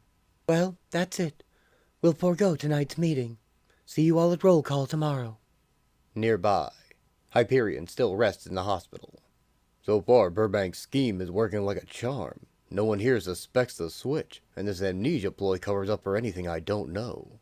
Footsteps. Someone's coming. Zarda enters. Oh, Hyperion. I thought you might be sleeping. You said your name was Power Princess, right? Yes, though you always called me by my real name, Zarda. It's going to be my task to help you recover your memory. We'll be seeing a lot of each other, I'm afraid. I don't mind. You're nice to look at. Mind if we try a little test? She tosses him a large gem. I want you to squeeze this artificial diamond. You want to see how strong I am, huh? He crushes it to dust. How's this? It appears your strength is up to norm. That rules out Thumb's hypothesis that a certain radioactive substance was involved. How's that? It's not important. Do you think you're up to flying? Princess? I mean, Zarda? If you say I'm able to fly, I'm willing to try it. Except for the cotton inside my head, I feel fine. He flies out the window with Zarda in his arms. Hey, you're right. I can fly. All I have to do is think. Make myself believe I'm lighter than air. How about that? Why don't you make a circle around Squadron City? I'll give you a tour. I've always had the utmost admiration for Hyperion, but this vulnerability he's experiencing is making me see him in a different light. It's rather appealing. Man, there is something about Lady Zarda here that reminds me of Thundra. They don't look alike. Must be some kind of inner something they have in common. Weird. For hours, the mightiest man and woman on Earth talk, see the sights of Squadron City, and test Hyperion's powers. Finally, long after midnight, they land by the housing complex. We'd better call it a night. We can take up with your memory rehabilitation in the morning after the squadron meeting. You said you live in one of these houses? Mm-hmm. That one there. Well, I think you've made some progress, Hyperion. Little by little, we'll chip away at that blank wall in your mind. Zarda, I really had fun tonight. I know that wasn't the point. It was supposed to be therapeutic, but, well, I just wanted to tell you that. I'd better go in. I can't believe myself. All that time floating in limbo, the only thing I had to keep my sanity from taking a hike was thinking about Thundra. But now, just a few short hours after we met, all I can think about is the princess. She's a lot like Thundra. Tall, strong, beautiful. But there's a softness, a sweetness in her that I never saw in Thundy. A light went on upstairs. Wonder if she lives alone or what? Hyperion too spies on Zarda through her window. What? Who's that geezer? Zarda, that you? Who else, Howard dear? You haven't been waiting up for me again, have you? No. The nurse woke me up and she emptied my pan. Well, you get some sleep, darling. I'll be by in the morning before I go to work. I don't believe this. He flies away from Zarda's house. Oh, come on. That can't be her boyfriend. Tell me it's her grandpa or father or uncle. Minutes later. Hyperion, there you are.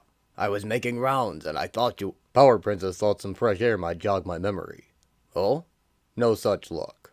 Say, Doc, I've got to ask you something. That man Power Princess lives with, who is he? Name's Howard Sheldon. From what I gather, they're married. Common law, probably. They met 40 years ago when they were both young. He aged. She didn't. She's not your average human. Now then, as your doctor, I'd recommend you get as much rest as you can. Good night. Her husband? Her husband? That's sick. The next morning. Huh? How's a guy supposed to sleep with all that racket going on? Zarda rushes in, carrying Howard. Dr. Decibel!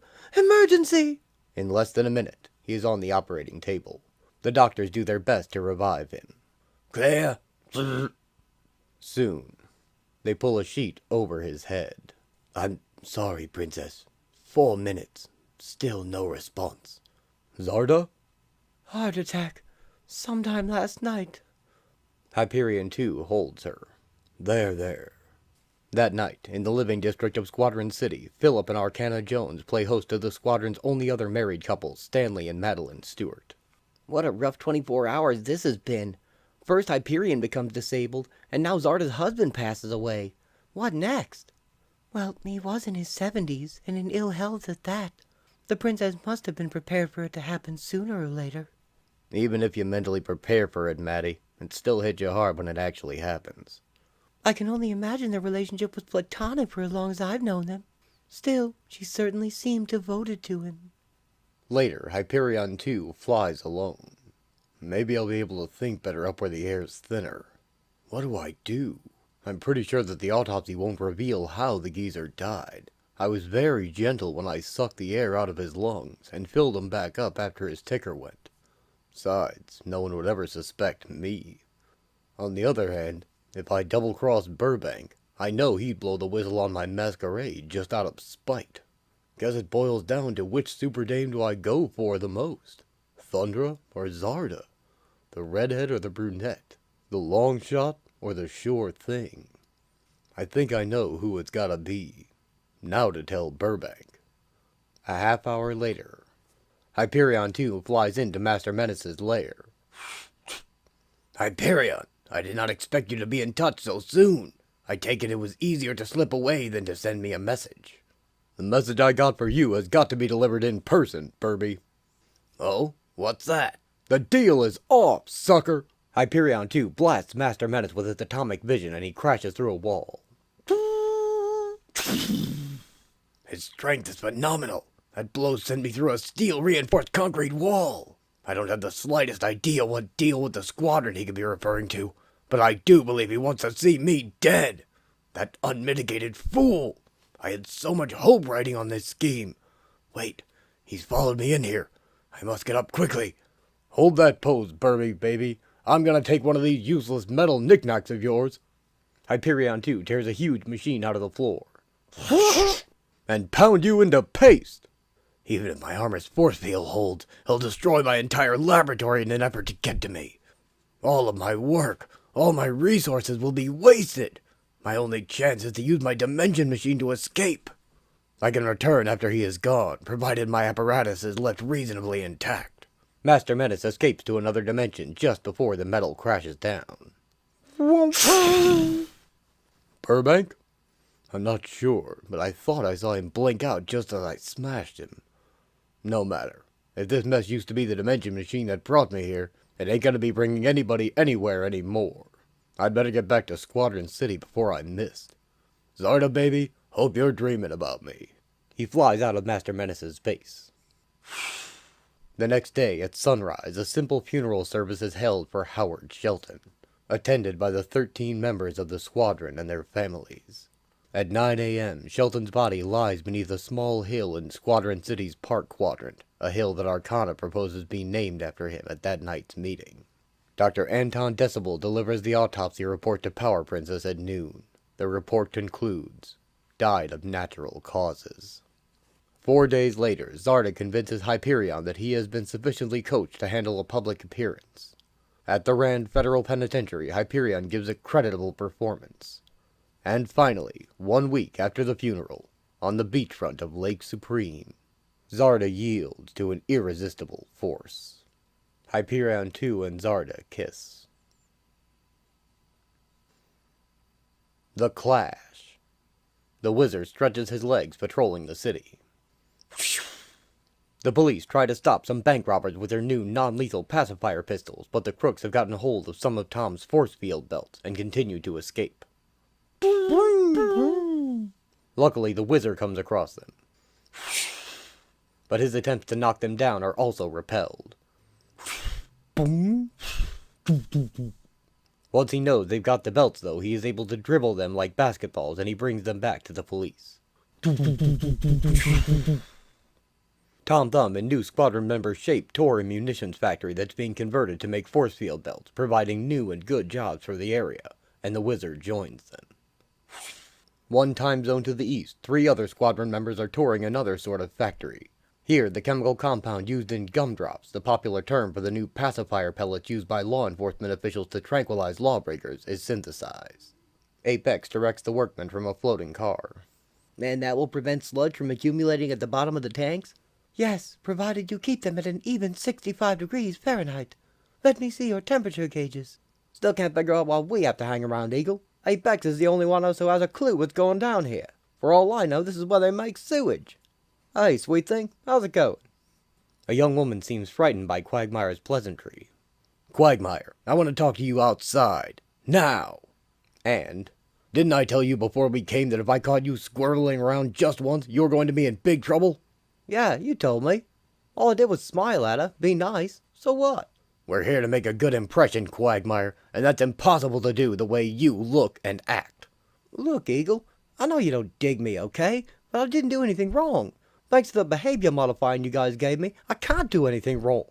Blue Eagle snatches his cigarette and punches the former villain. Suppose you slugging me out in public is good for the image, huh? Thanks to your programming, us ex-cons can't even think of hitting you back without puking. Why don't you kick me while I'm down here? Blue Eagle flies off. Don't know why I let that punk get my goat so bad. Or maybe I do. I've been out of it ever since Lady Lark quit the squadron. She and I had something good coming along, until her jealous ex-boyfriend used the B-mod machine on her. I just hope that someday she comes back. 15 minutes of rigorous flying, and the Blue Eagle works out his frustrations. Then, as he returns, he sees workmen carrying others outside. There you are, sir. Come quickly. There's been an accident. A what? Apex, what has happened? We were replacing a conduit when a vat was accidentally punctured. The highly concentrated tranquilizer gas escaped. Lethal dosages. Quagmire ran in and he pulled 30 people to safety by himself. He did? How is he? I don't know. He's taken a lot of gas. If I hadn't been joyriding, I'd have been here to help. Quagmire wouldn't have had to. Where's the nearest hospital? I'll fly him there myself.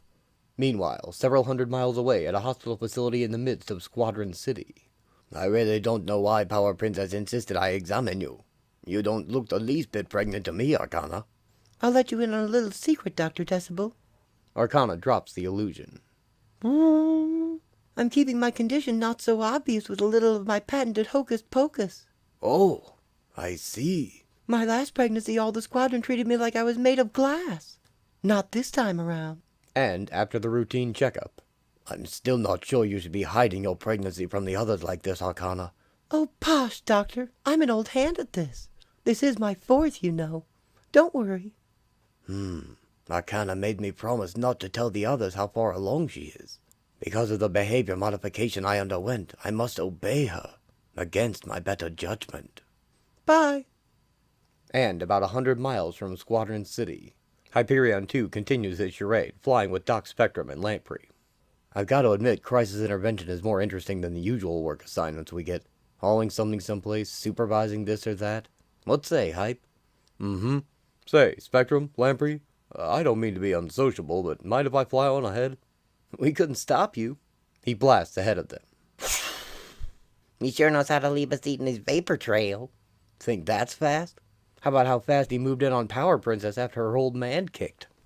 I'd almost swear he's a changed man. You and me both, pal. As an energy siphoner, I'm pretty sensitive to that stuff, and I'd almost swear Hype's energy don't feel like it used to. But since I've been B-modded to be loyal to the Squadron, and the Squadron believes him to be the real thing, I can't even voice my suspicions. This good guy stuff is providing me the time of my life. Hyperion 2 flies into Zarda's window. The public adores me, the squatters all respect me, and best of all, Power Princess loves my big bad bod. Hey Zarda, knock off that executive busywork already. Your lover man's back. Hyperion, how many times do I have to tell you? Not while... I'm on... Oh, you... Come on, just a quick one. Then I'll go take a shower and get dressed for dinner. He lifts her into a kiss. Hi. Foxfire walks in on them canoodling. Hey, Power Print. Whoop, sorry. Now look how you've embarrassed me. How am I supposed to lead this team with... Catch you two later. Have fun. Oh, Zarda, you know I can't help myself. Besides, Foxfire won't tell on us. Thanks to her programming, she can't. Whatever am I going to do with you, Hai? Never in my wildest dreams would I have believed you could be so lovably impetuous. Now get out of here. I have work to finish up. We can see each other tonight after the meeting. While, at that very moment, the real Hyperion looks helplessly on from a phantom dimension, out of phase with reality. He tries again to rejoin his reality, but again he fails. Finally, he finds Master Menace, hiding out here following Hyperion 2's attack on him. I wish I'd brought more. Oh no, I was afraid this might happen. Menace! Hyperion! Fancy meeting you here, eh? Alright, creep. I should have guessed you had something to do with this. He tells Hyperion about his plan to replace him with his evil duplicate, and how that plan went awry when he was betrayed by him, and was forced to escape. I intended to return as soon as it was safe, but try as I might, I can't get my remote controls to respond. I gave my circuitry a total systems check. The problem's not here. That cursed turncoat must have wrecked the main projector. Now well, without my power source, I'm helpless. If I weren't so angry about this, I'd laugh at the irony of it all. Wait a minute. What kind of power source do you need? I know what you're thinking, Hyperion. You're wondering if your atomic vision might be sufficient. As much as I am loath to admit it, it just might. Rich, isn't it? Us two old enemies forced to have to work together to escape our mutual dilemma? Let's not waste time, Menace. What do you need for me to do? Not so fast, Hyperion. Before anything, I want to make a pact with you. In exchange for my help, I want you to swear that when we return to Earth, not you, nor any squadron member, past, present, or future, will use your behavior modification device on me, or abridge my freedom in any way. I can't promise that. You're a criminal. It is my mission to save Earth from your kind. Very well. Forget it. I will find a way to escape without you. Later. Menace, I'll agree to your deal if you swear to do nothing to interfere with the Squadron or its Utopia program. You have my word as a criminal. Ha ha ha. So, what do I do? See this induction coil on my chest? It's my auxiliary power source. Focus your atomic vision on it until I tell you to stop. All right. He takes aim, shuts his eyes, rolls them back, and when he reopens them, atomic power blasts from Hyperion's eyes into Menace's chest plate.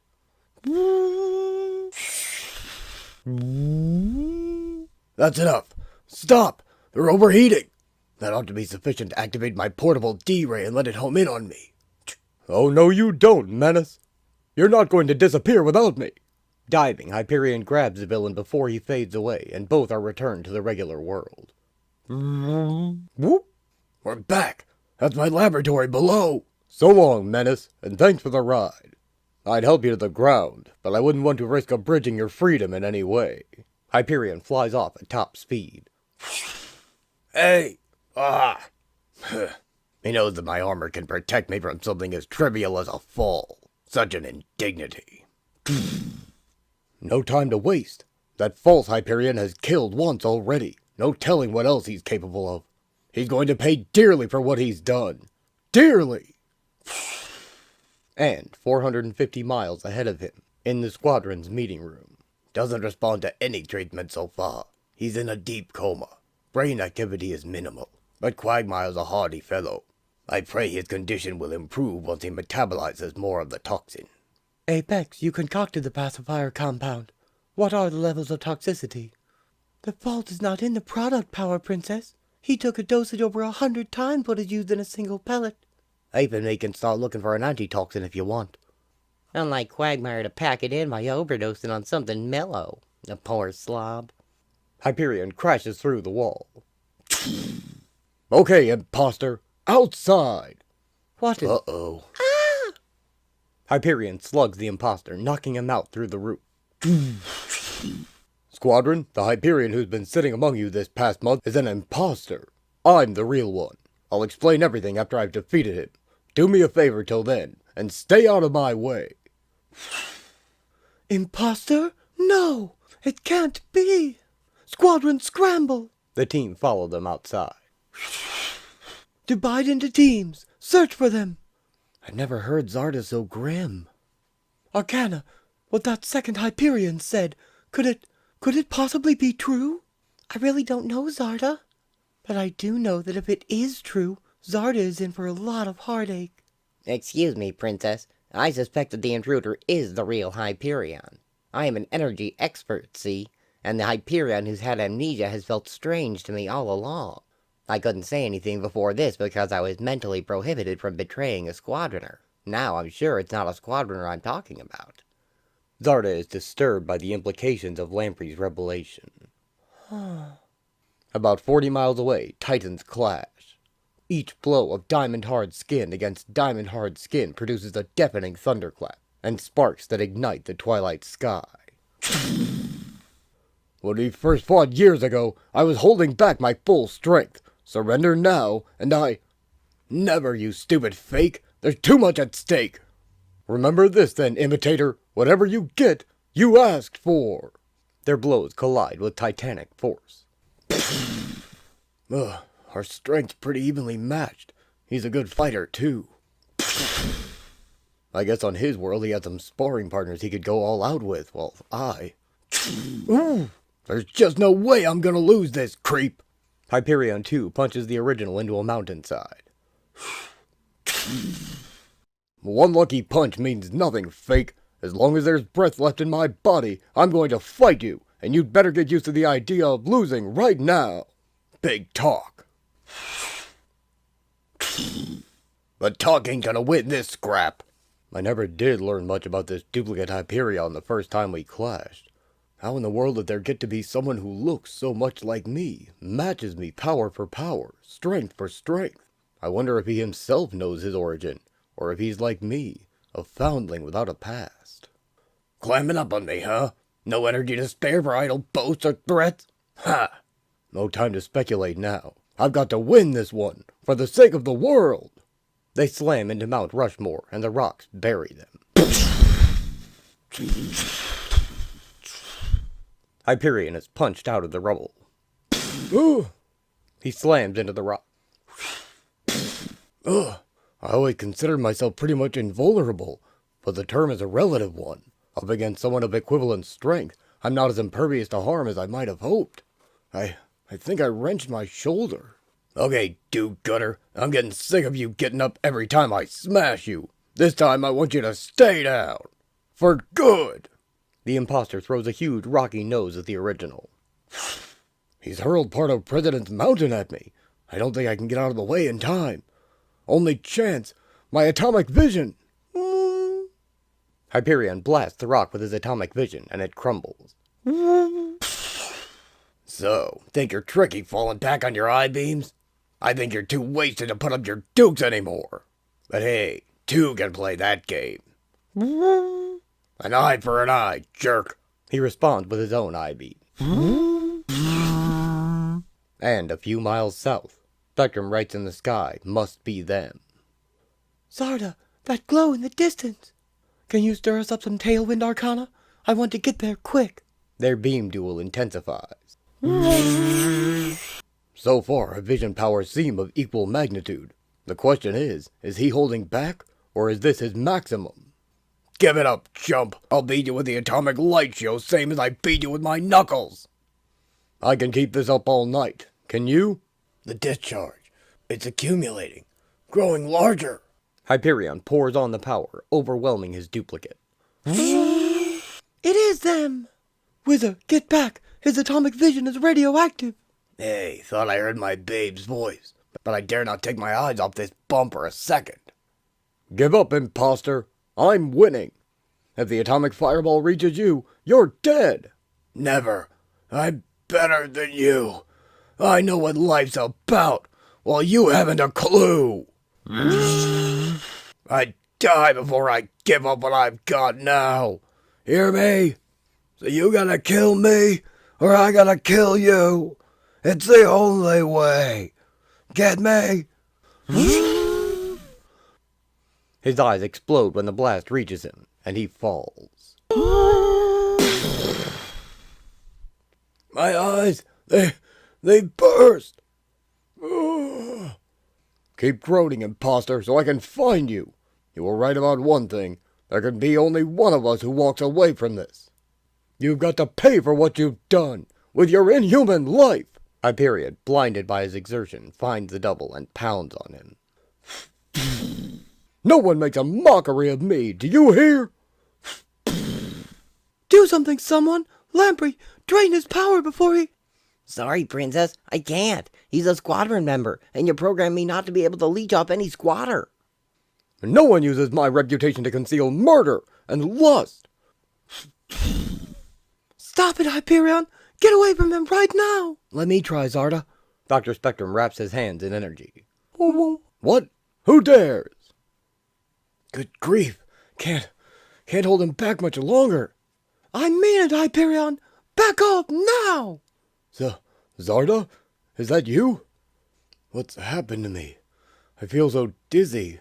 Can't see anything but spots before my eyes. Zarda, that thing! It killed your husband! It's not really human, just a... He stopped resisting. Thank God. Zarda, that you? I'm sorry for all the trouble I caused. It's true. I did kill your Howard. I'd have done anything to keep your love. Please, forgive me. I love... The dying gasp of the Hyperion duplicate is borne away on the night wind, even as the pseudo-organic matter of its body liquefies in Zarda's arms. Soon the canyon is silent, save for one woman's gentle sobs.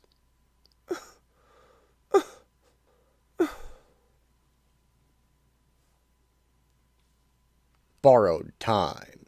Squadron City Hospital Complex Operating Theater. Hyperion is undergoing laser surgery to attempt to repair his damaged eyes. Okay, Hyperion. Now we'll do the other eye. You can blink if you wish. It will take a few seconds for the laser to recharge. I don't need to blink, Doctor. Then here goes.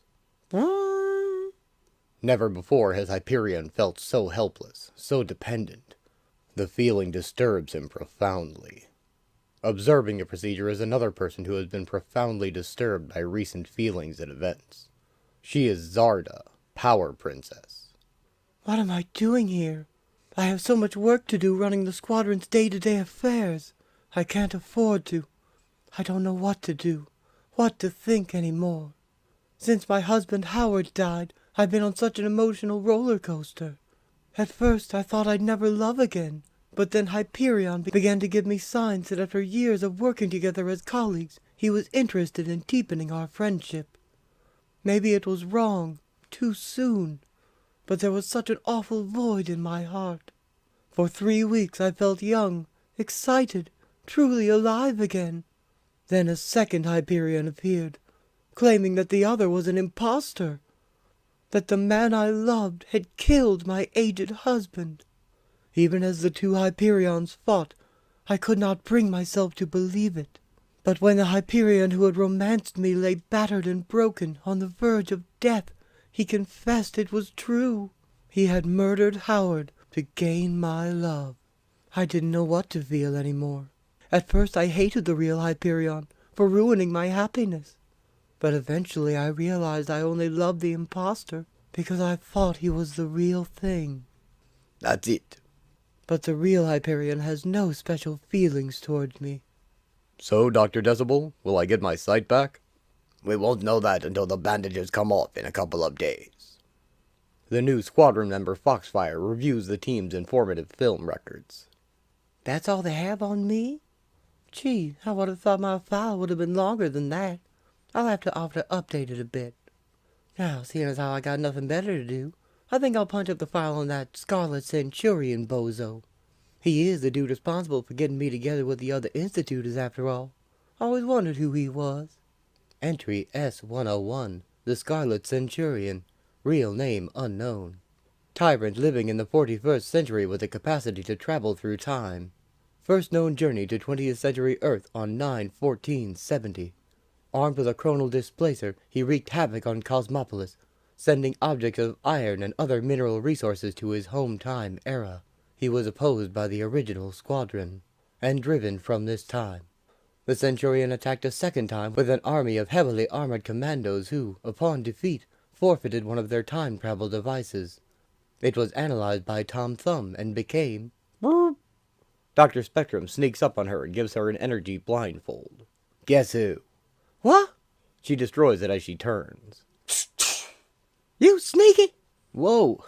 Oh, Doc Spectrum, I didn't know it was you.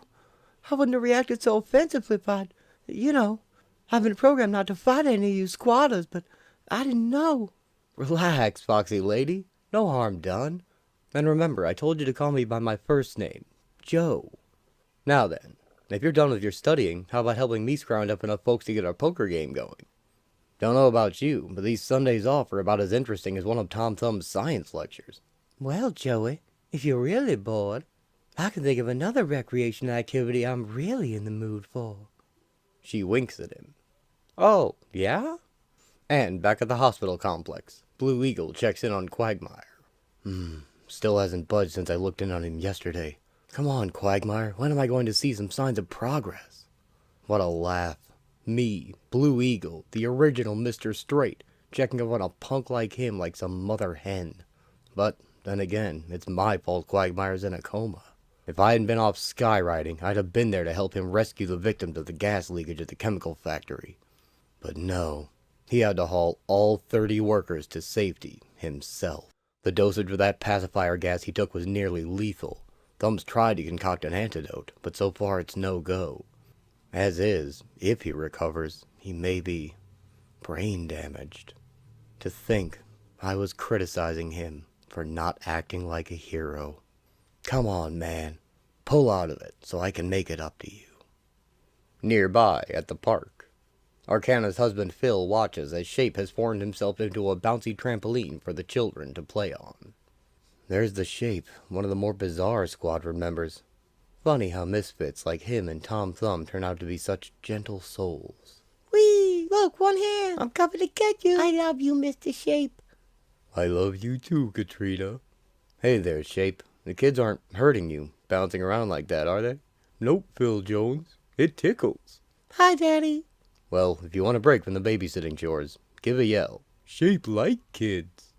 And in the laboratory complex in Squadron City's industrial quadrant. You know, Xena, this little contraption is going to save the squadron's backside. How so, Tommy?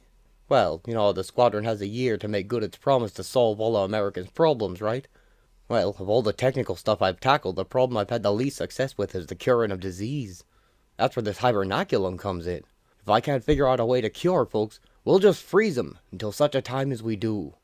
Now all we have to do is get the American public to go for this stopgap measure, and we'll be all set. Working with you like this, Tom? Well, I've never known anything quite as fulfilling. If only I were human, how I'd like to. I appreciate the help, babe. There's so blamed much to do, and so little time. I don't know where to... Tom, are you all right? Yeah, I'm fine. Gonna get some cough syrup. Keep working. I'll be back in a jiff. Take care of yourself, Tom. And in Tom Thumb's private office. Tom, I don't want to pester you about it again, but... I know what you're gonna say, Ada. Well, I still think you should tell somebody about your cancer. Maybe someone could help you.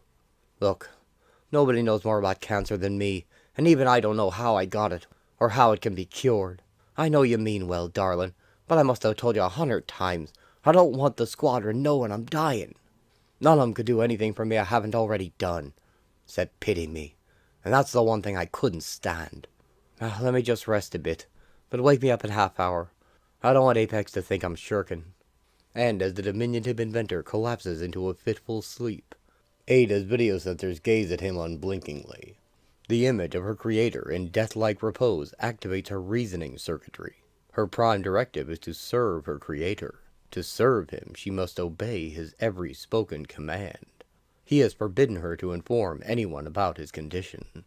To disobey may cause grievous damage to her artificial intelligence system. To obey will result in Tom Thumb's inevitable death. What's a computer to do? Ada turns on the monitor in the main lab. Boop. Apex, there is something I must tell you. Nighthawk continues to gather allies with his team aboard the flying carpet. He's definitely the one the power pyramid detected, all right. Hey, how's it going, pal? We come in peace. I'll do the talking, remember? Oops.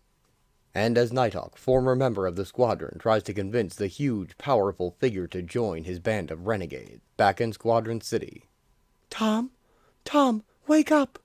It's me, Apex, Xena. So weak. So tired. Just let me... Tom, I found out about your cancer. We must do something, and quickly. What? How in blue blazes did you find out? Never mind that, Tom. I promise not to tell the others just yet. Now look, you should have told me this a long time ago. We should have let all our other projects slide until we licked this. We can't lick it.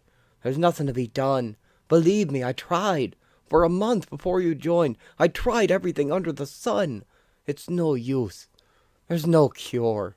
You exhausted every possibility? Every possibility. And then some.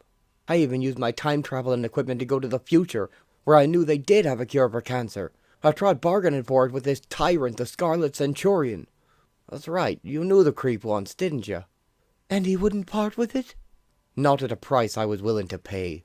He wanted me to poison Hyperion in exchange for a cure. You couldn't just take it then? Of course not. Stealing is wrong. So is cancer.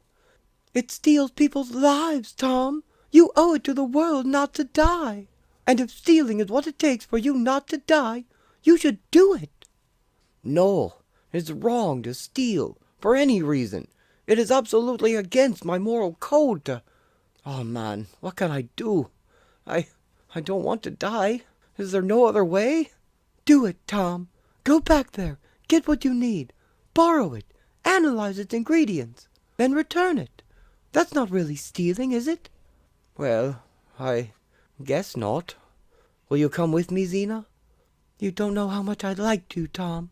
But thanks to the behavior modification I was given, I can't commit the act of theft. Not even temporarily. But I need help, and I don't want the whole squadron in on this, and make them compromise their principles too. I have a suggestion. Shortly. You're the one who told Apex, weren't you? I beg your forgiveness, Tom. It has caused me great... I couldn't stay mad at you, babe. Lamprey enters with Apex. Hey, Tommy boy. Apey here says you need my help with something, huh? That's right, Lamprey. Here, put one of these time harnesses on. You and me are going to take us a trip to the future. Oh, yeah? You see, the Scarlet Centurion stole something from us. We're going to get it back. Not only am I about to steal, now I just lied. But I had to lie to him. If he knew we were stealing something that don't belong to us, his behavior modifying wouldn't let him do it. Ada, set the same coordinates as last time. Processing. Please be careful, Tom. Moments later, the two squadroners activate the portable trans-temporal soma projectors strapped to their persons. Once again, the brilliant inventor feels his body seem to turn inside out as it punches through the envelope of time. And when the two squadroners materialize in physical space once more, they are in the far future of the Scarlet Centurion. So this is the future, eh? One of them, anyway. So where exactly are we? I'm not sure, Lamp. I haven't actually wandered around much here. Don't have a map either. What we're looking for is some kind of lab or hospital. Someplace where they'd store Whoo! Lamprey flies with Tom high into the sky. Maybe you can spot the joint from the air. But seconds later, flying saucers soon accost them. Rover 177 to Rover 665, unidentified flying man, type formation. Uh-oh, we got company, Tom. Not to sweat it, though. They can't catch me. Whoop! Lamprey speeds away from them. Persistent cusses. They shoot him in the back, but he absorbs their energy. Ah, what do you know? They got me. Got me good. Thank you, overgrown garbage can lids. I got a real charge out of that. Lamprey turns and blasts the crap with energy from his hand, dropping Tom in the process. Lamp? Ah! Lamprey catches Tom just before he hits the ground. Whoop. Gotcha, pal. That building there looks like the Centurion Citadel. Let's duck in there before we're spotted again. Back in the present, downtime. Hyperion lies in the hospital with his eyes still bandaged as Zarda enters. I can't help but think that I deserve to be blinded for what I did to that inhuman duplicate of me. Never before have I let my vast power get so out of control. Have I acted with such disregard for the consequences? Is someone there? I am. Zarda? I didn't actually mean to doze off. It gets so boring with nothing to see. I fall asleep to escape it. Don't explain. You deserve your rest. Hi, we haven't had much time to talk since you returned. I've been so busy running the squadron, and you... I hear you've been doing a great job, Zarda. As good as I ever did. And if I do get my sight back, and you want to remain squadron leader, that's fine by me. We'll see. It's the utopian way to speak forthrightly, Hi. There's something I must tell you. I fell in love with your duplicate, believing him to be you. He's dead now, but my feelings for him, for you, are not. I want you to know that I love you, and I want to make you feel the same for me. Well, Zarda, I've always had the utmost respect and, admiration for you, but Please, shut up. She kisses him. And back in the future. I've yet to see one thing I recognize around here. Glad I don't need to use the facilities. Well, these are computers of some sort, but for all I know, they're just... Wait, you hear someone? Tom finds out from a guard where the Panacea potion is kept, and he and Lamprey quickly make their way there. While back in the present, Nighthawk has loaded his expanding team into a jet, the large and powerful Redstone having joined them. In the future, Tom has finally secured the potion. I almost can't believe it. The potion's mine. I'm gonna live. Guards burst in and fire on them. But Tom activates his force field just in time. Lamprey charges at them, firing their own energy back at the guards and decimating them.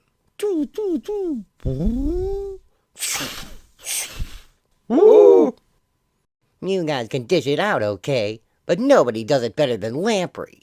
My playmates pooped out on me, Tommy. So what say we take what we came for and split? Wait a minute, Lamp. Look at the mess we made. Except for the vial protected by my force belt, all the other containers here were smashed in the fight. So I'm a sloppy fighter. So what? So, what if I've got the last remaining bit of Panacea potion? Sure, they must have the technology to whip up some more. But what if people die before they do? Do we dare risk taking the last remaining sample? Oh man, why do I have to be put in this position? We went through too blamed much to go back empty-handed. I'm gonna take it. I just pray that no one dies because of this. Activate the retrieve mechanism on your time harness. Okay. They vanish, returning to the present. Scarlet Centurion watches them go on a monitor. How amusing. I was wondering how long it would take before Tom Thumb would decide to go after the potion a second time. If only the past did not have so many variables and blank spots. Sir, shall we alert the chronotroopers and launch the pursuit? No, that will not be necessary. Certain historical events, like Tom Thumb's fate, are known to me. Downtime. What? This can't be. What is it, Tom? What did your spectrographic analysis of the Panacea chemicals say it's composed of? It says it's nothing more than penicillin and a few complex vitamins. How can that be, Tom? Did you take the wrong substance? You could go back and... No, this really is the Panacea potion, all right. I guess it works on 40th century folks because they've had centuries of eugenics to bolster their immune systems. It won't do much for us 20th centuryers because we aren't that eugenically fit yet. All that racing around, all that compromising on my principles, and all I got for it is zip. Looks like it's all over for me now. I gotta die soon. Tom, where are you going? What's he talking about? I'm going back to the 40th century. Return what I've stolen. 1 week later, while working in his laboratory on another project to better the human condition, Thomas Thompson, also known as Tom Thumb, passed away. The Dark from Within. Tom Thumb lies in the very first hibernaculum pod, frozen at the moment of his death, in case a way to revive him and cure him is ever found. He is surrounded by flowers, and by friends. Death claims all men eventually, and the tragedy of each loss is measured by the mark that man has left upon the world. Thomas Thompson, better known as Tom Thumb, was a small man who made a big mark. The world joins with the Squadron Supreme in mourning his untimely death.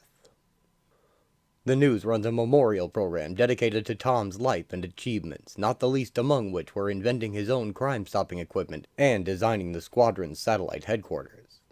It then tells of his newer inventions, upon which the squadron's new Utopia is founded, the B-Mod machine altering the minds of the nation's criminals and forcing them to be good citizens, the force field belts for every citizen's personal protection, and the pacifier pistols which stop the villains who remain by activating the brain's pleasure centers, and which are the only weapons now used by the nation's police force and military. However, Tom was working on his most startling technological achievement at the time of his death. It is believed that this invention will enhance the quality of life in America to a greater degree than any of the others. Here's Power Princess, spokesperson for the Squadron Supreme, to tell us about it in an exclusive presentation. Tom Thumb's death was as much a surprise to the squadron as it was to you. He kept his illness from his friends until the very end. As well as being a dear friend and comrade, Tom was the linchpin of our Utopia program. I'd like to talk about the impact his death will have on our meeting the program's goals. Here is a chart of the 7 problem areas our Utopia program was designed to address. Hunger, 100%. Economy, 90%. Crime, 85%. War, 100%. Poverty/jobs, 85%. Environment, unclear. Disease, 50%.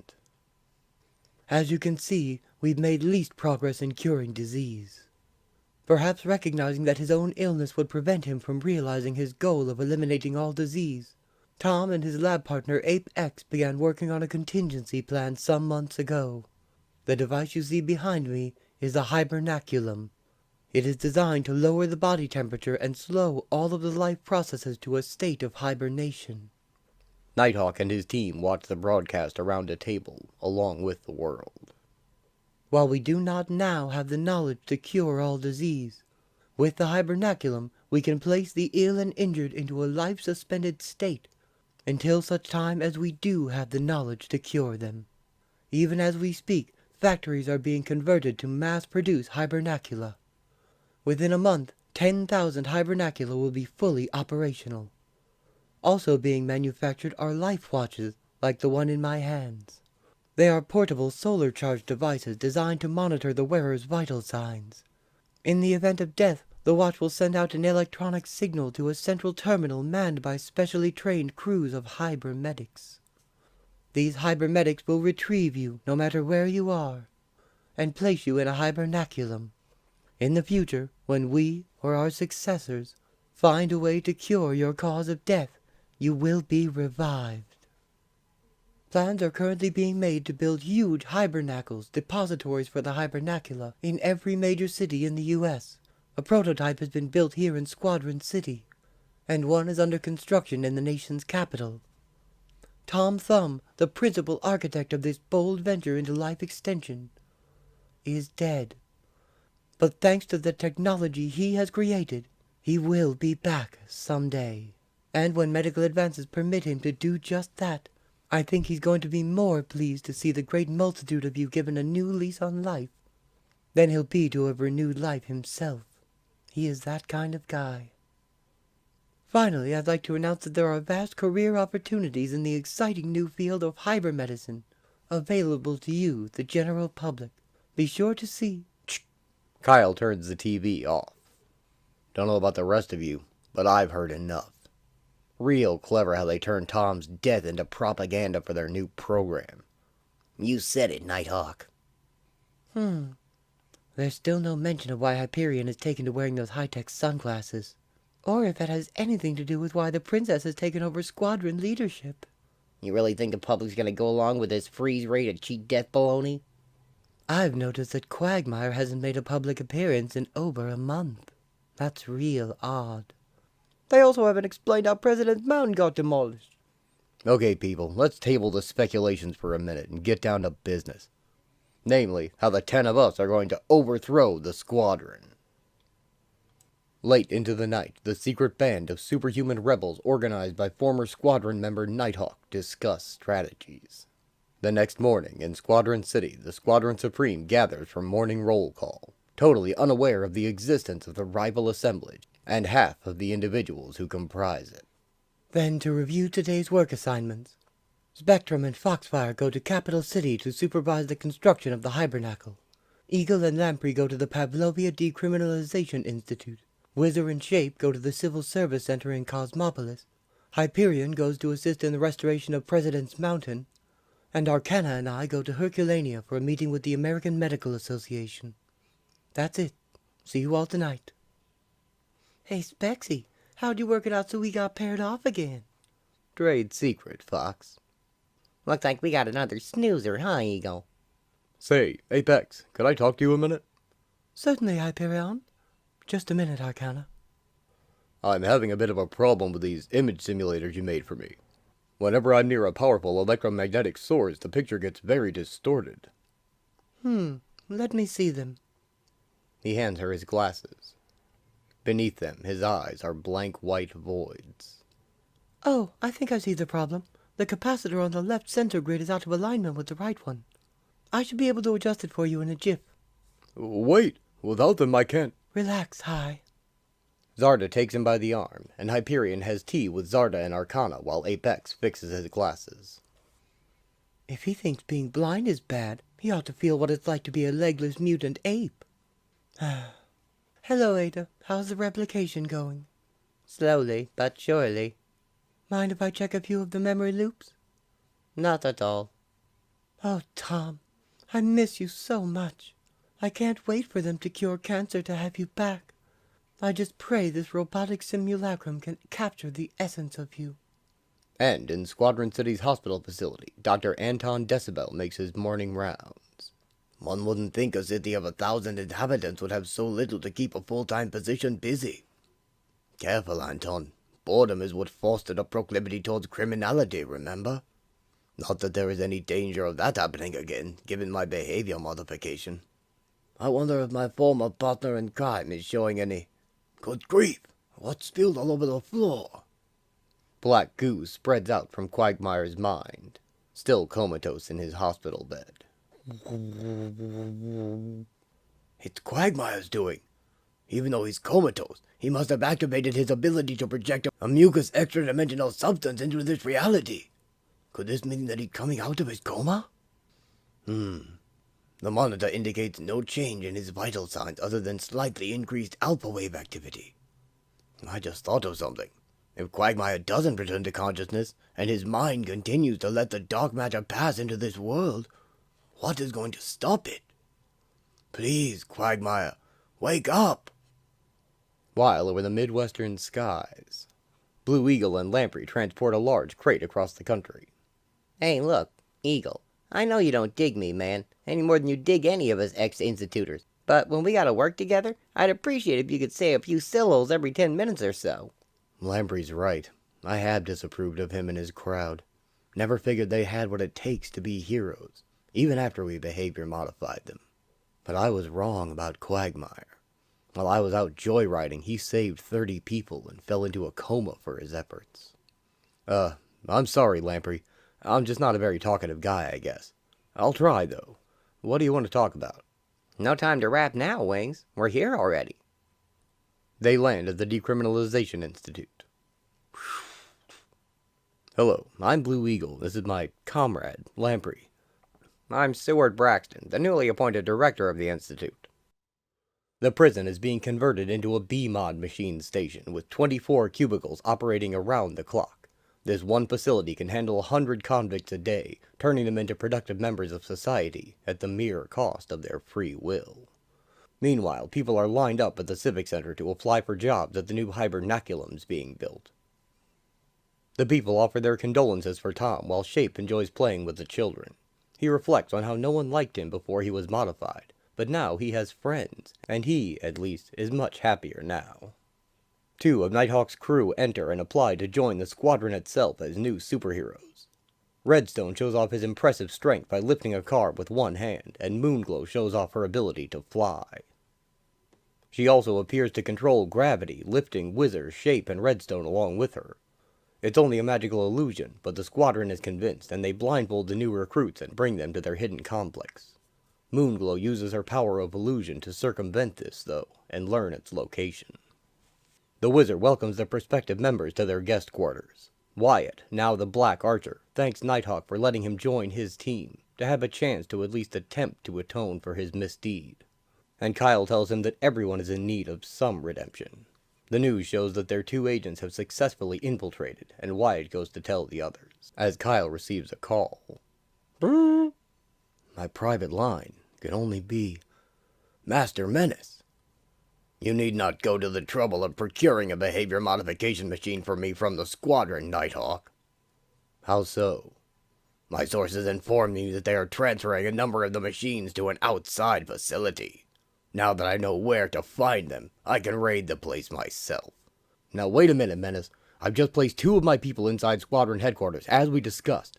They will be able to get you the plans to the machine. Even if your raid were successful, the heat would be on you like crazy. We need you to be safe and free. There's not another person on Earth with the brains to create a counter-brainwashing device.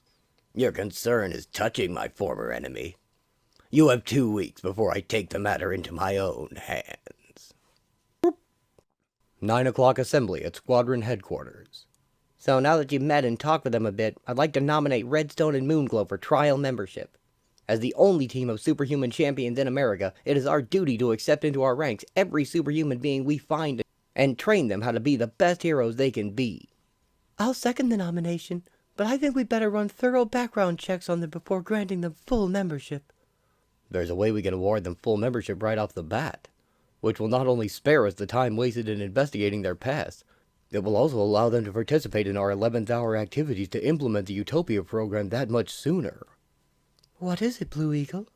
I move that we use the BMod device on them, even as we did to Quagmire and the other institutioners, to ensure their loyalty to us. Now wait a minute, Eagle. It was different with institutioners. They all had criminal records. It's been a matter of principle to limit the use of the machine to convicted felons. It's the safest, most expedient way to have strangers join. It worked for me. I don't see anything wrong with it. I think all of you guys ought to submit to it if you think it's such a good thing. The 2 of them approached us in good faith, and it'd be pretty scummy to betray that faith. Shape don't understand.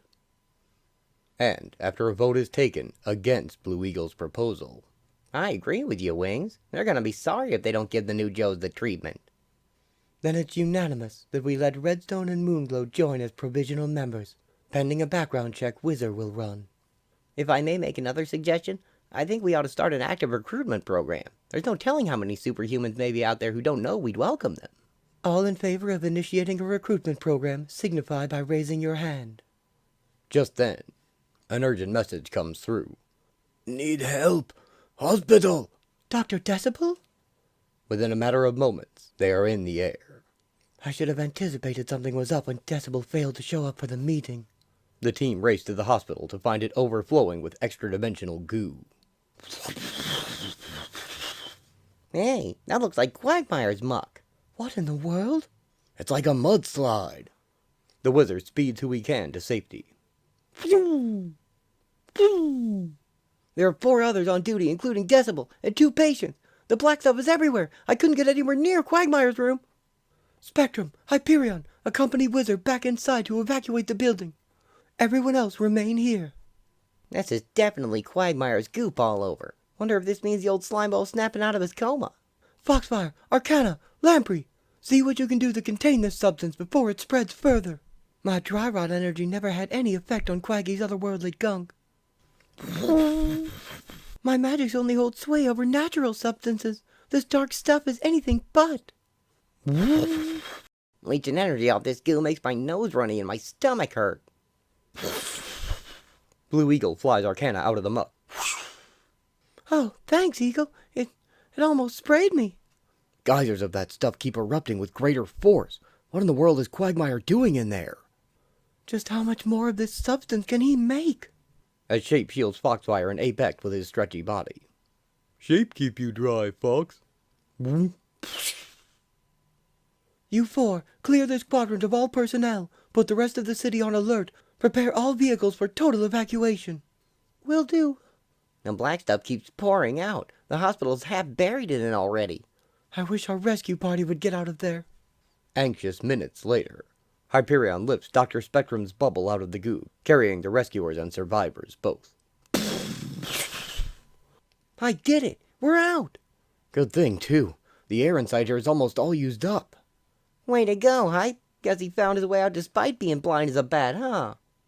Dr. Decibel and Quagmire are not with them. Lamprey, you bring the civilians to safety. Sure thing, powwow. We couldn't get to Decibel or Quagmire. The ooze gets thicker closer to its point of origin. I could probably have gotten through it, but we were all running on a very limited air supply. I know you did all you could, Hi. Come on, Wiz. Let you and me see if we can do something to contain this muck flow. I'll go get a shovel. Be back in a jiff. Spectrum formed a long retaining wall. I can make a dam to hold the stuff back, but it's pushing out with such force. Help me brace my walls, Stan. Way ahead of you, Joe. The wizard backs it up with dirt. Quagmire would never create this menace intentionally. His behavior modification wouldn't let him. Then he must be releasing it while still comatose. That's what I figure. If Decibel is near him, he's probably already dead. And judging by how the stuff keeps flowing, the whole city is in danger. It may not stop there, either. If I understand Quagmire's power, his mind creates portals into some other dimension where this dark fluid originates. Oh man, the pressure against my dam is incredible. How long can I keep it up? The bigger the hole, the more fluid seeps through. The question is, how do we close up a hole that's inside a brain?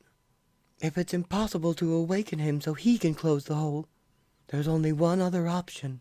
To close the hole, we'd have to shut down the brain that's creating it. In other words, pull the plug on his life support system, killing him. As squadron leader, I have to make that decision. Spec, it's starting to spill over the top. I know, but I can't make my dam any higher than it is. I can't see any other way out of this. We have to pull the plug on Quagmire. Come on, let's do it before it's impossible to get to. With all due respect for your strength, Zarda, I don't believe you'll be able to make it through the muck to its center. I'd feel a lot better if you'd let me do this alone. Well, all right. Be careful. You know I will.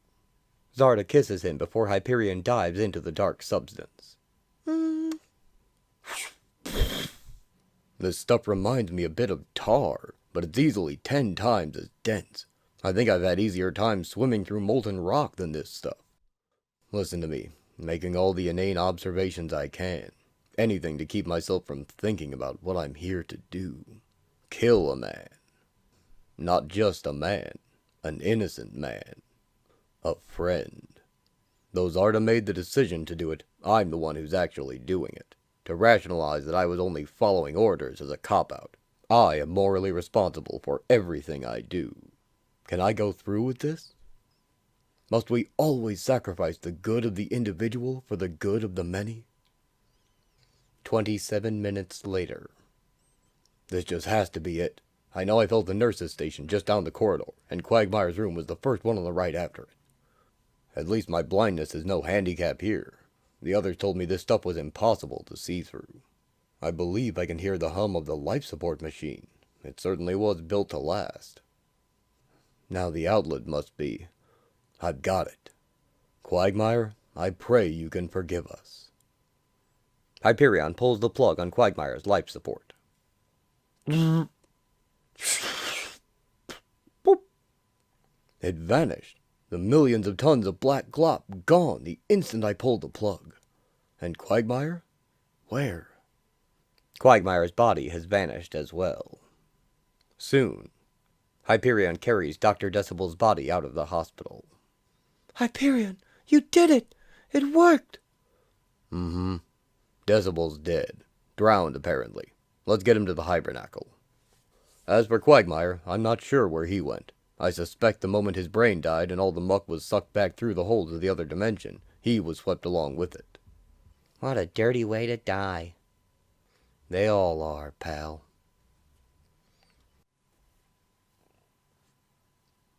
Betrayal. Lamprey waits high in the sky by a flag on a tall pole. The squadron have divided into 2 teams to play a game of capture the flag as a training exercise.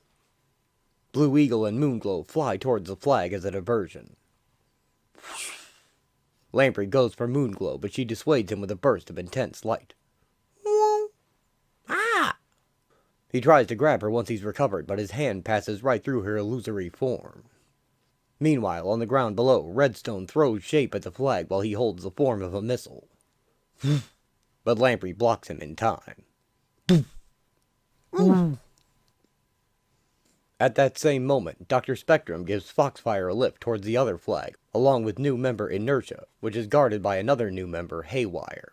He fires tangling wires from his hands, tripping Foxfire and slowing the others down. Spectrum forms a bubble which is soon covered in wire, while Inertia absorbs the momentum from the wire and stores it.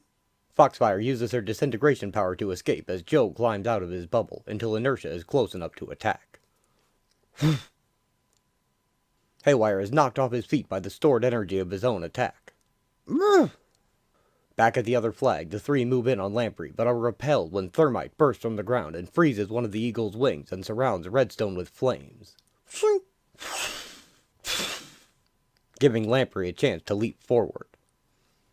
He tags out Redstone and flies at Moonglow again, but once again passes through her illusion, while the real Moonglow grabs the flag, ending the game. The other teams cease playing, and Haywire celebrates their victory. The squadron's administration complex, the office shared by Power Princess and Hyperion. Whew, I know I'm supposed to have loads of stamina, but all this paperwork is wiping me out. If I weren't legally blind, I'd probably have eye strain too. Who'd have thought that instituting a utopia would entail this much clerical work? Be glad we only have to check over the data and not log it in.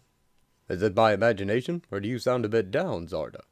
Oh, I was just thinking about our Utopia program and what it's cost us so far. Zarda looks over the statues erected to honor the fallen and the resigned members of the squadron. Already this year, 4 of our fellows have died, and another 4 have left our ranks.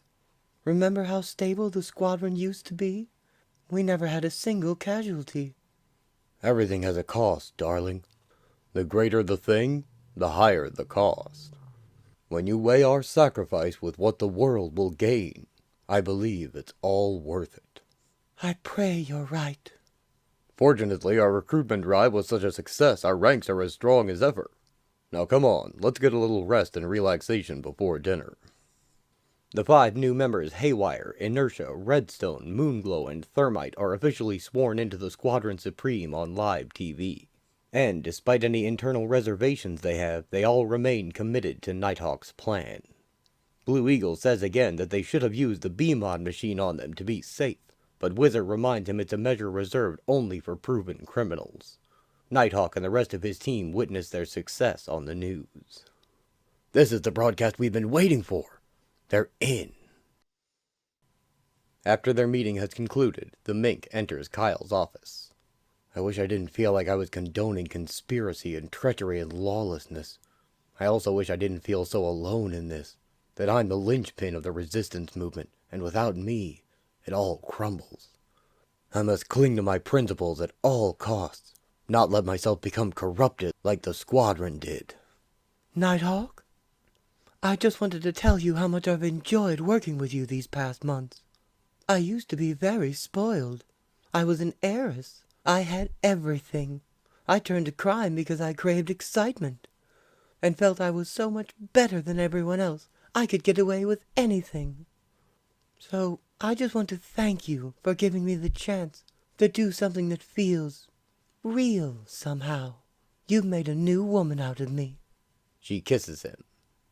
Though surprised, he kisses her back. Later that night, Moonglow uses her new access to the computer system to find the designs for the B-Mod machine. Apex nearly interrupts her, but she uses her power of illusion to appear invisible to her. Moonglow uses a modem to connect her computer to Master Menace's and sends him the files.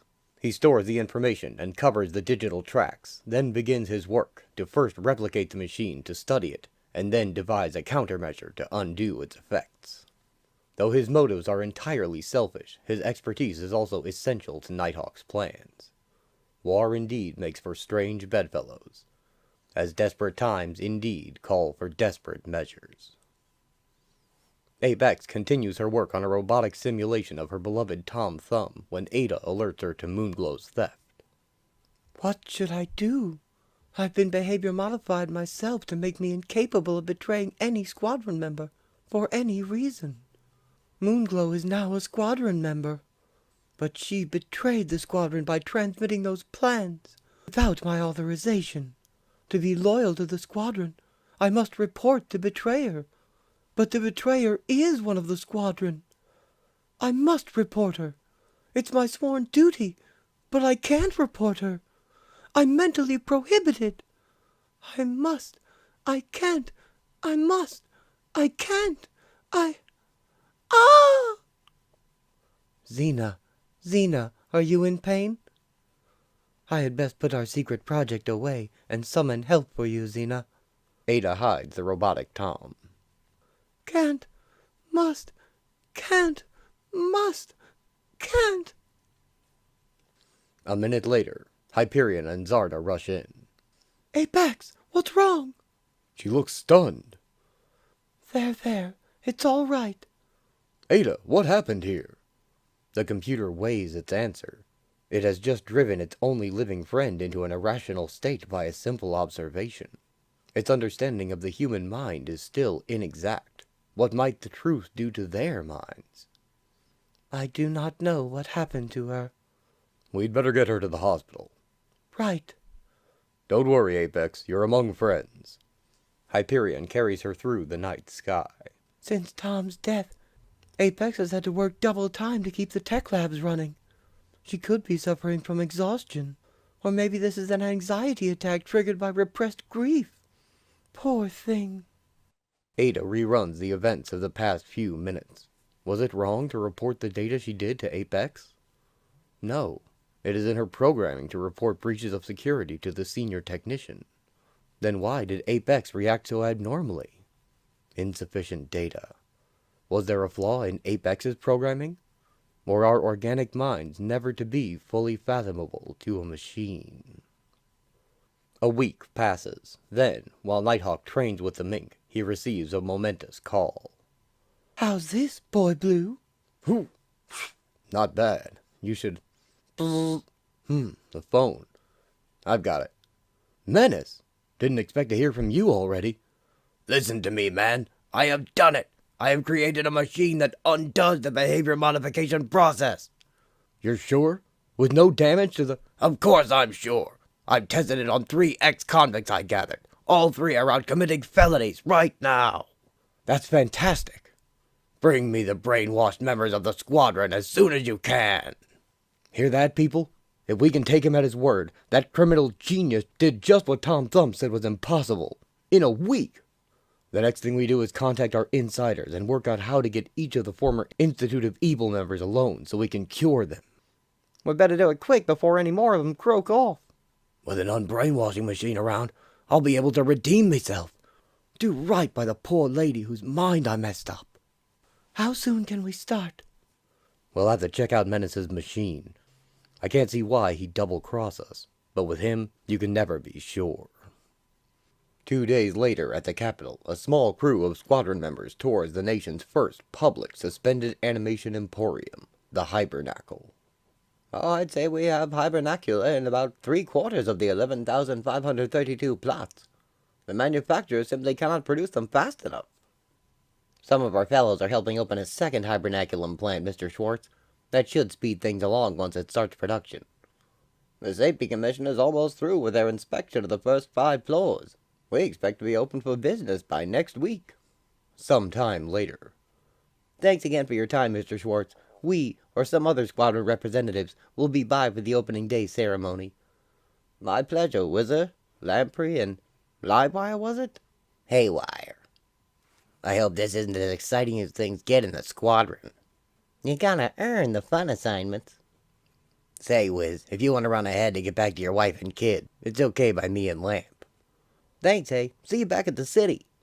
Wizard speeds away. Listen, Lampy, I know this great bar on the other side of town. Let's go. We got hours to kill before supper tonight. 15 minutes later. You sure this is it, Hazy? This place seems deader than a worm under a steamroller. Of course I'm sure. What you see is still the facade. Go on in. Suddenly, Haywire wraps Lamprey in his tangle wire. What's the big idea?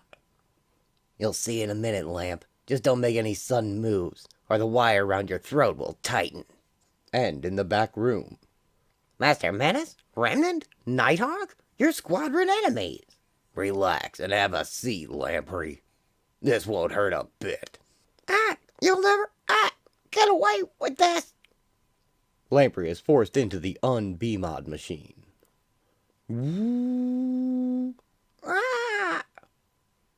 4 minutes pass, filled with the hum of machinery, strangled gasps, and the creaking of old boards beneath pacing feet. Then, it's done. Let him up. Let me dissolve my choke wires and help you up, Lampy. So, how do you feel, pal? I feel like a great load has been lifted off my brain. I feel like my old self again. We have freed you from the squadron's brainwashing. You are now free to do as you wish. But, if you are interested in getting back at the squadron for what they did to you, I recommend you join us. Only by joining us do you have a real chance to win, and not be brainwashed again. Well, if there's one thing hanging around with those squadron creeps taught me, it's the advantages of teamwork. Count me in. So, what's the plan? The plan is for you to go back to the squadron with Haywire, pretend nothing's happened, and help us get the rest of you institutioners out for deprogramming. When that's done, the squadron will be outnumbered within their own ranks. Then, we will all strike at once. Days later in Harbor City, Redstone carries Shape in, frozen in a block of thermite ice. No, let Shape go! You promised to take Shape on picnic! There's no picnic! Here's the ice you ordered. Thaw out his head so we can put it under the machine. Any problem getting him away from the squadron without suspicion? No, the three of us were with Blue Eagle breaking up an illegal arms smuggling ring. He's still helping the police with the mop-up. The only action I've seen since I've signed up with the SS. Don't hurt Shape, please! A few minutes later, Black Archer and Remnant enter, carrying a bound Blue Eagle. What? Trouble, people. Bright Boys here were followed without them knowing it. Fortunately, we got the drop on Eagle before he saw us. Oh no! We were so careful, Nighthawk. I don't see how. Blasted Eagle. He's such a suspicious creep. Quiet. I've got to think. Menace, why don't you deprogram the Shape while I figure out how to deal with the Eagle? What is there to figure out? All we have to do is put Blue Eagle under the replica of the behavior modification machine I built. And we program him to be loyal to us, just like the squadron programmed Shape and Lamprey and the rest to be loyal to them. No! Behavior modification is one of the main things we all oppose the squadron for. Altering men's minds to believe as you wish them to is absolutely, categorically wrong, even if what you want to make them believe is good for them. To use the squadron's corrupt methods, we would be no better than they are. You are talking idealistic nonsense, Nighthawk. This is a war we're fighting. A war to free this nation from tyranny. If we're serious about winning, we will use every weapon at our disposal, including the enemies. How do you suggest we deal with him instead? Kill him? Menace uses his new device on Shape. Whoa, what doing to Shape? What are my options? We can't let Eagle go, or he'll alert the squadron to the conspiracy against them. We can't keep him as a prisoner, or the squadron will get suspicious, be on guard. We can't kill him, and we can't brainwash him. for moral reasons. Really, boss, I'm very sorry. Of all the options, brainwashing is the most expedient. But if I compromise my ethics here, where will it end? Heaven help me. I wanted to fight the good fight. Shape's deprogrammed now. What about Blue Eagle?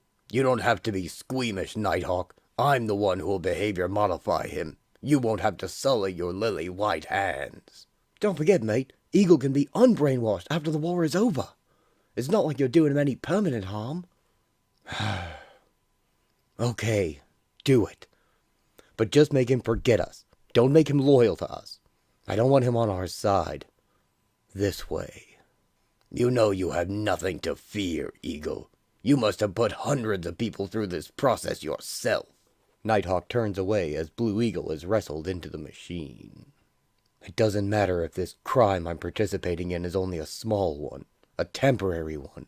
It is still a crime against human rights, against free will. Somehow I feel as if I've lost the war right here and now, that by selling out my principles, I've rendered our fight meaningless. I think I've just sold my soul. The Dregs of Victory. Foxfire forcibly undergoes the behavior unmodification process. Relax, Foxfire. Fighting it will only make it painful. No matter, the process is almost through. Hey, Foxy. Welcome to the wonderful world of the unbrainwashed. I apologize for having to use force and deception to bring you here, Foxfire, but I trust you see the necessity. We have undone all of the effect of the Squadron's behavior modification on your mind. Your will is once again fully your own. My head feels so strange. We already got your escort Lamprey over there some weeks ago. He's been pretending to still be mind-blitzed all this time. How could you reverse the B-modding? The Squadron told me it was impossible to do without causing brain damage. Impossible for them, maybe, but not for Master Menace.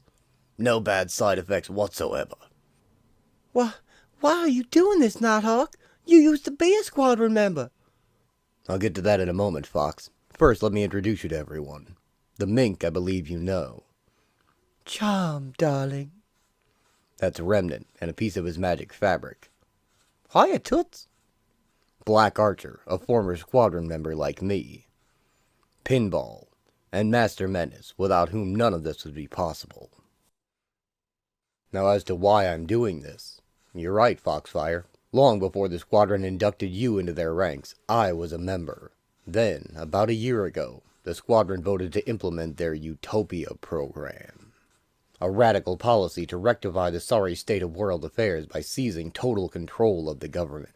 I vehemently objected to the program. I could see that despite the Squadron's noble intentions, their plan would entail a systematic assault on human rights and liberty. There was just no dissuading them. So, I quit.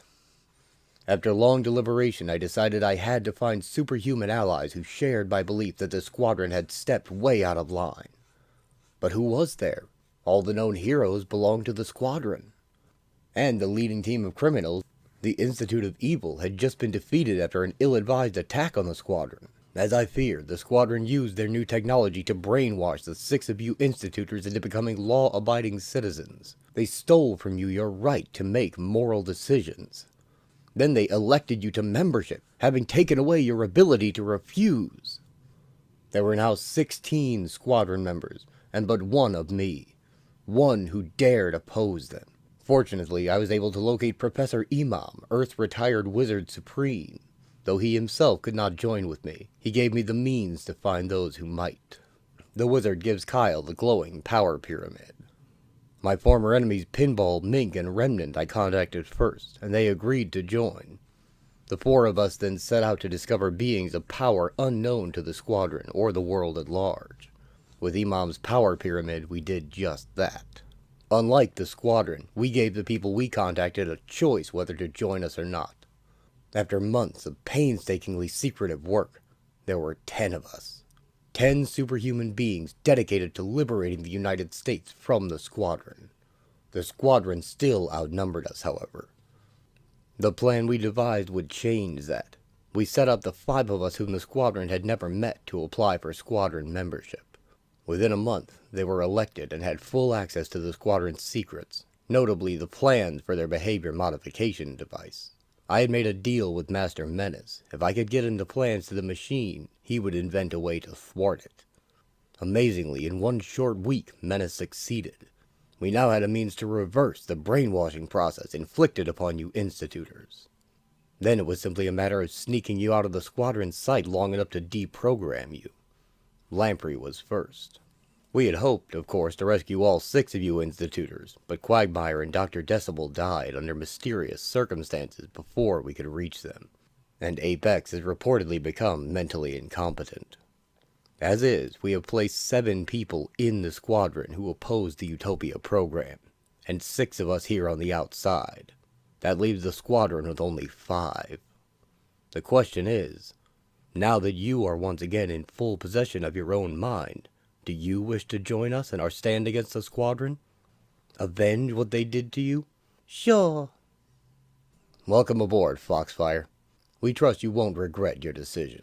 Now I suggest you and Lamprey get back to where you're supposed to be before the squadron misses you. Right. You can tell the insiders we'll be making the move soon. About time. Let me tell you, Fox, it's murder acting brainwash when you ache to take a swing at those self-righteous sons of fishes. Lamprey flies off, carrying Foxfire. Again, Master Menace, I thank you for your help in this. I know you don't have the same motives for opposing the squadron that I do, but... Yes. I just hope you and these other buffoons can handle the squadron from here. Still don't want to stand up against the squadron at our side, do you? I have no intention of joining a mob that fancies itself an army. Despite what I told Lamprey, I'm hoping this can be resolved without a knockdown, drag-out fight. What a dreamer you are. The squadron will oppose you till their dying breaths. If you truly wanted to win without violence, you'd agree to my plan. Use my behavior modification machine on them all. Force them to give up their devotion to the Utopia program. No! Behavior modification is evil! It is one of the main reasons why I oppose the squadron. Even if we were to use it for what we believe is good, it would be wrong. The ends do not justify the means. We cannot employ the squadron's methods without becoming as corrupt as them. I'm already as corrupt as them by most people's standards. Other people's notions of morality do not interest me. Hate to say it, Nighty Old Bat, but Menace may be right here. It sure would save us a lot of hassle if we just did unto the squadron as they do unto us if we lose. Besides, Nighthawk dear, we already did it to one of them, Blue Eagle, when he stumbled onto our operation the other week. I must say I agree with Remy and Mink. If we can justify doing it even once, hey, we only have to justify it a few more times. Behavior modifying Blue Eagle is one of the things I'm going to regret to my dying day. I have no intention of compounding my sins. I'm with you, Nighthawk. I made the mistake of messing with somebody's mind once, and I've never forgiven myself for it. Brainwashing just ain't a fair way to fight, even if the squadron thinks so.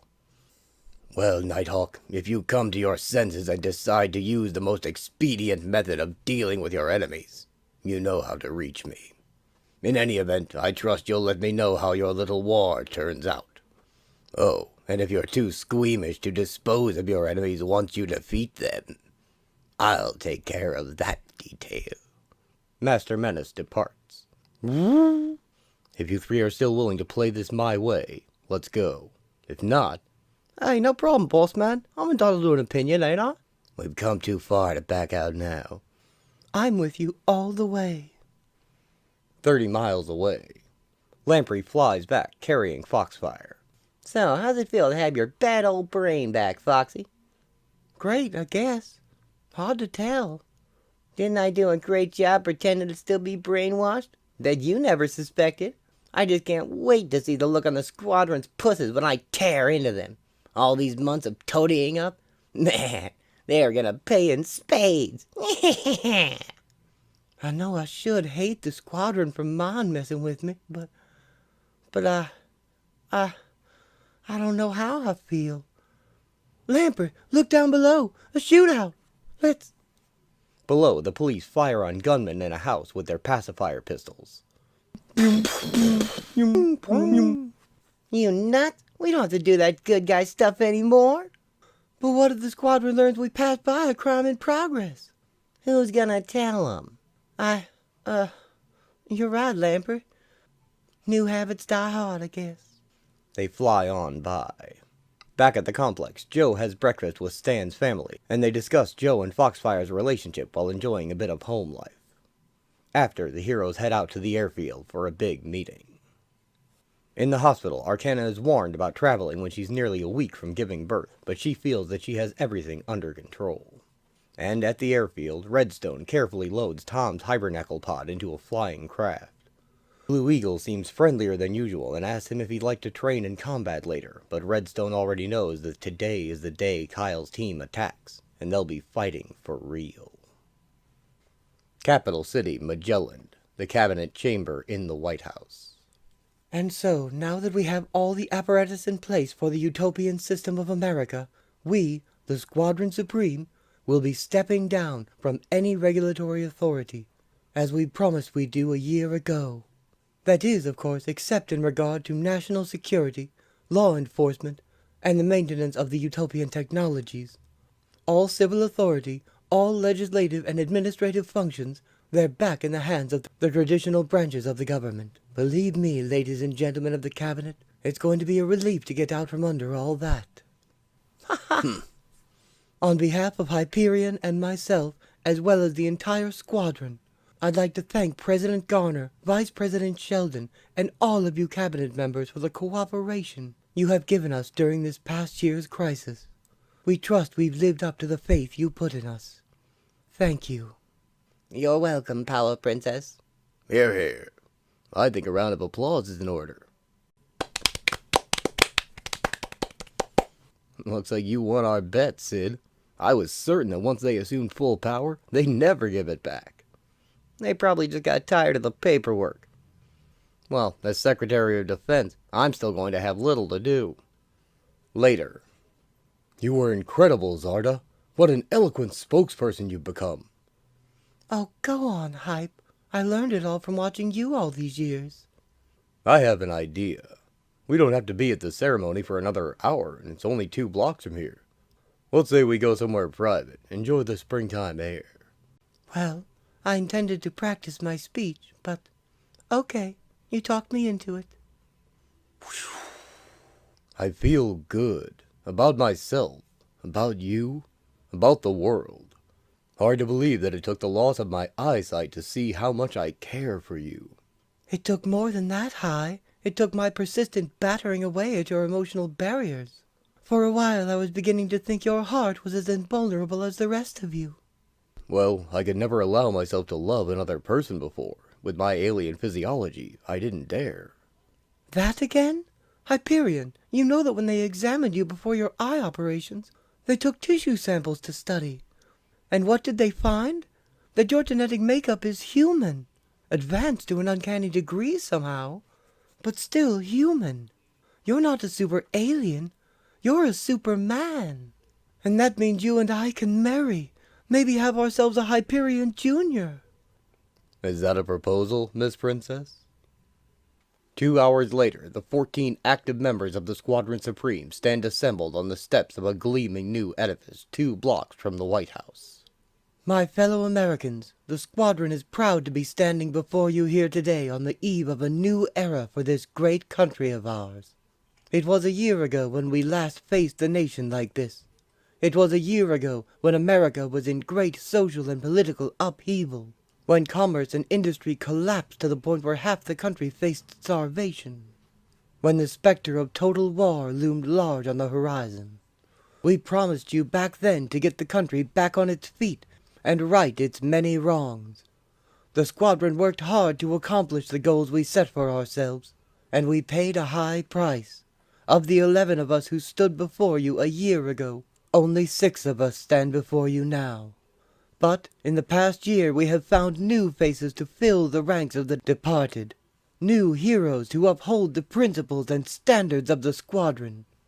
I'd like to enumerate all of the promises we made to you, the American people, a year ago. We said we'd restore the economy, and we did. We have created thousands of new jobs and revitalized our industries with new technologies. We said we'd abolish poverty, and we did. We've established food relief centers in all the low-income areas of the country. We've found jobs for everyone who wanted one. We said we'd eliminate crime, and we did. The crime rate is down to 5% of what it was a year ago. Convicted criminals are now well-adjusted members of the nation's workforce. We said we'd stop war, and we did. America is at peace with the rest of the world. Our armed forces have been demobilized and our nuclear armaments dismantled. Finally, we said we'd cure disease and death, and thanks to the sacrifice of our beloved comrade Tom Thumb, we have even found a way to do that. Today, in conjunction with our State of the Union message, we dedicate the magnificent building you see before you, the nation's first hibernacle. The body of its architect, Tom Thumb, has been in cryogenic suspension these past 3 months since his death, awaiting this day when the doors to the hibernacle would be opened, and he could become its first resident. Thanks to Tom, none of us ever need fear death again. Hibernacles such as this will be built in every major city across America. Hybermedic teams servicing them will become as common as fire departments. Every citizen will be given a free life watch for monitoring your life functions. We don't want just taking watches! Protesters in the crowd hold signs reading, "God made death for a reason. Right to die. Give me liberty and give me death. Without death, life is meaningless. Who will pay for our deathless sleep?" When your life functions cease, an alarm will go off and the hybermedics will come and rush you to the hibernacle nearest you. There you will lie peacefully until science finds a cure for your ailment. Look at the lunatic fringe out there, Moonglow. People looking in the mouth at everything we try to give them. Makes you wonder why we bother sometimes. The squadron has no intention of abridging anyone's right to die. Participation in the hibernacle program is strictly voluntary. You get to choose if you want eternal life or wish to take your chances. Funding for the hibernacles and their maintenance will come out of that portion of the tax dollar that used to go to our defense budget. Lady Lark attends the speech hidden in a trench coat, hat, and dark glasses. I could have been up there with them, just like I was a year ago, but instead I quit to be with my beloved Archer. But what did he do but ditch me the first time I turned my back? I've been trying to find him ever since. I had hoped curiosity over the new squadron members might bring him here, or maybe he'd want to pay his last respects to Tom Thumb. But it's hopeless trying to find anyone in a crowd this size. Might as well leave. Wyatt recognizes her anyway, scanning the crowd from Nighthawk's chopper on its way to the big showdown.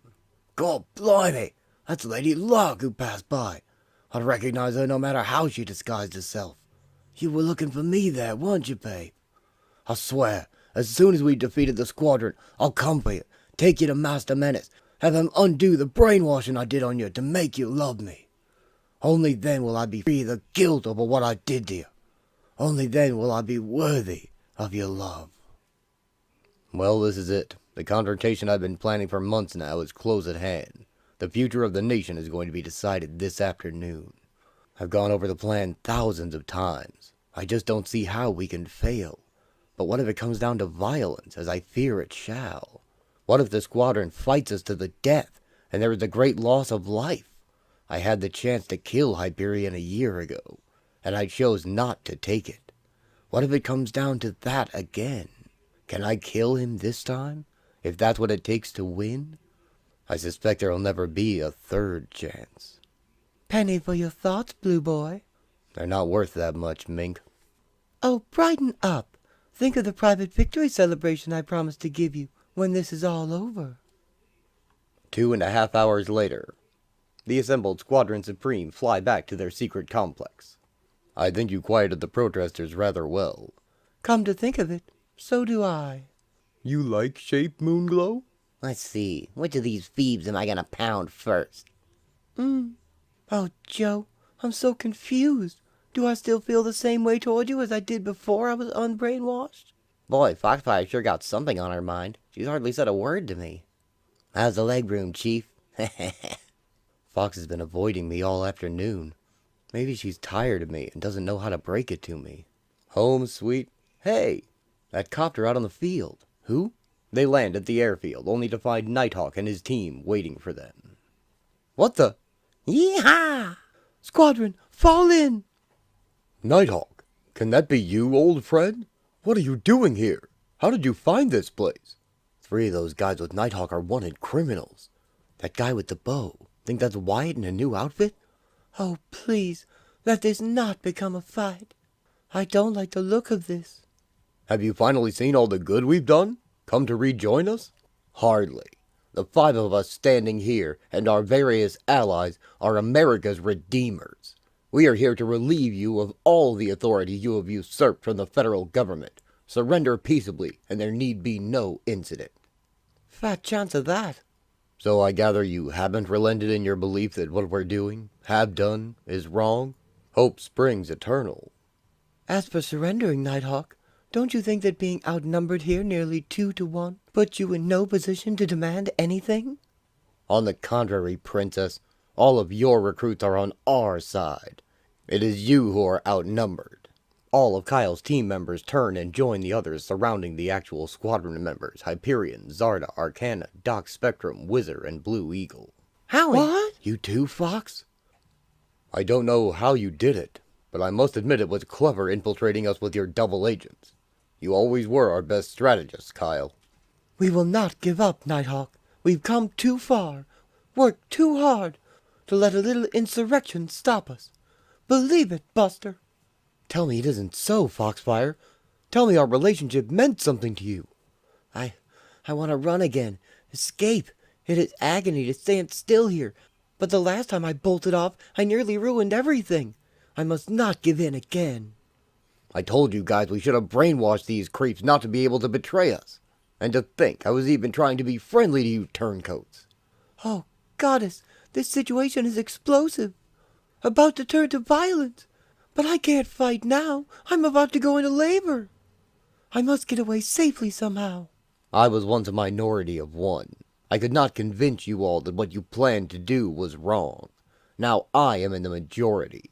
You could not be reasoned with. Perhaps the threat of force. Can't you see the good we've done in the past year? How can you deny it? I deny the way in which you've done it, by the most systematic assault on human rights ever accomplished.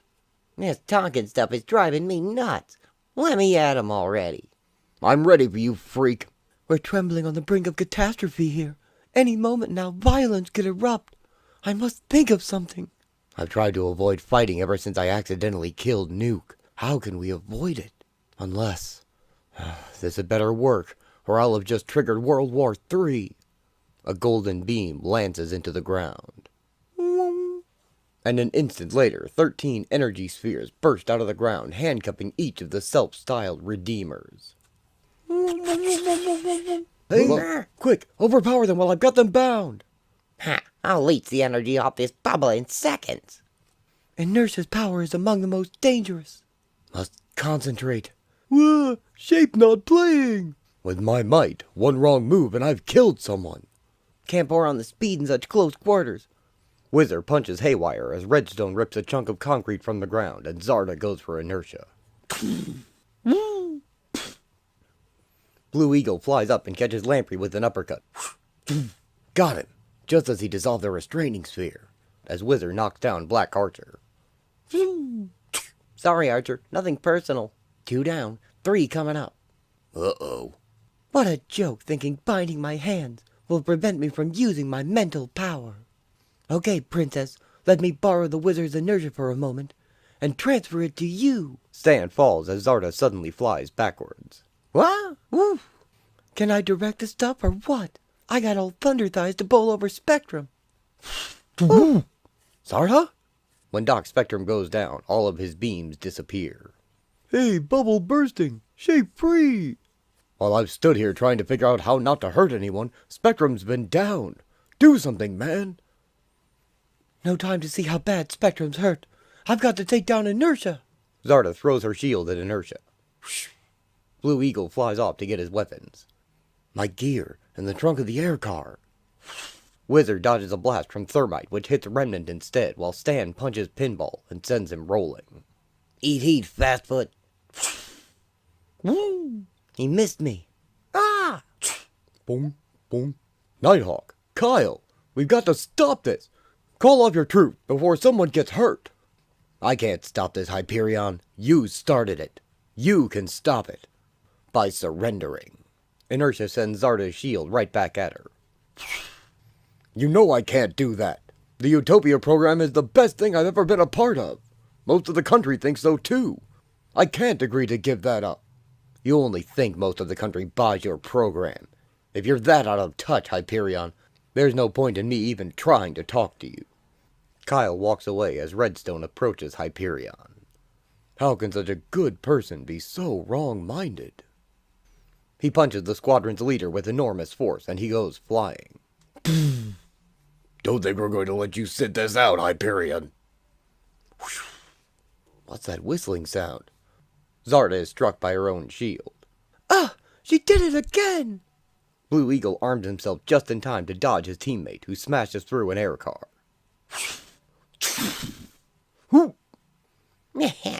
I can pay back Eagle for that love tap he gave me after I leech off the power of the strongest guy here. Lamprey dives at him. My glasses, they came off in the crash. Without them, I can't... Do I hear someone? Hyperion brings up a metal sheet and blocks Lamprey's charge as he knocks himself out. Thank Yttrium, I guessed right who was dive-bombing me. Not too smooth, Lamprey. Mink extends her claws and chases Arcana. Come back here, Arcana. I want to show you how I shish kebab. Arcana shouldn't be running. She's supposed to be pregnant. Hey, Haywire, shake out the cobwebs and help me get the drop on that stinking speed demon. Oof! This is ridiculous. What good is all my strength if I can't get near enough to use it? Here he comes. Shoot where he's gonna be, not where he is. That frigid blast of his. I almost ran into it. Inertia continues to keep Zarda at bay as Haywire brings Stan down with his wire. Snag. Uh-oh, he's still coming toward me. Can't seem to get my feet untangled. Yow, not in my regulator pack. Wizard rolls into Thermite, damaging his equipment and causing him to freeze himself in a tower of flaming ice. We're gaining on you, Witch Hazel. Can't let Mink slice her. Spellcasting in my advanced condition creates a strain on my unborn. But by the mother of us all, I must protect myself and my child.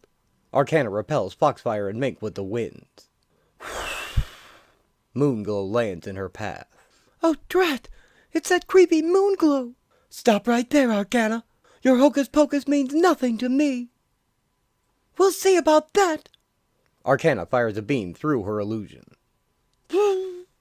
Yes, won't we? Ever wonder what it would be like if Earth's gravity suddenly became 5 times stronger? Arcana collapses. Oh, how about 10 times? My control over gravity is but an illusion, as is my fast-flying image. Oh, goddess, the pain! But what Arcana doesn't know can hurt her, as long as she believes it to be real. Must try my breathing techniques. I feel my contractions beginning. I'm in labor. Did I hear her say what I think she said? There was gossip around headquarters that she was pregnant, but she never looked very far along. Or maybe she's just trying to trick me into letting up on her. Should I jump into the fray? Can I help end this any more quickly if I did? I don't see how. Zarda again charges at Inertia as Hyperion and Redstone trade blows nearby. There's got to be a limit to how much inertia switching she can do. I've got to tire her out. Outlast her. Huh? You don't know when to give up, do you, Princey? The way Redstone's hammering me, I get the idea he's someone I can use my full strength on. Okay, Red, the kid gloves are off. You can't see. You can't talk. What good are you, hype man? Missed again, blind man. I'm bored turning the princess's momentum back on her. Let me borrow some inertia from elsewhere. Hyperion swings, and Zarda feels the impact. Oh! Hype's blows stop before they connect. Must be inertia's doing. Okay, let me make it easy for you. Oh! Blows getting harder.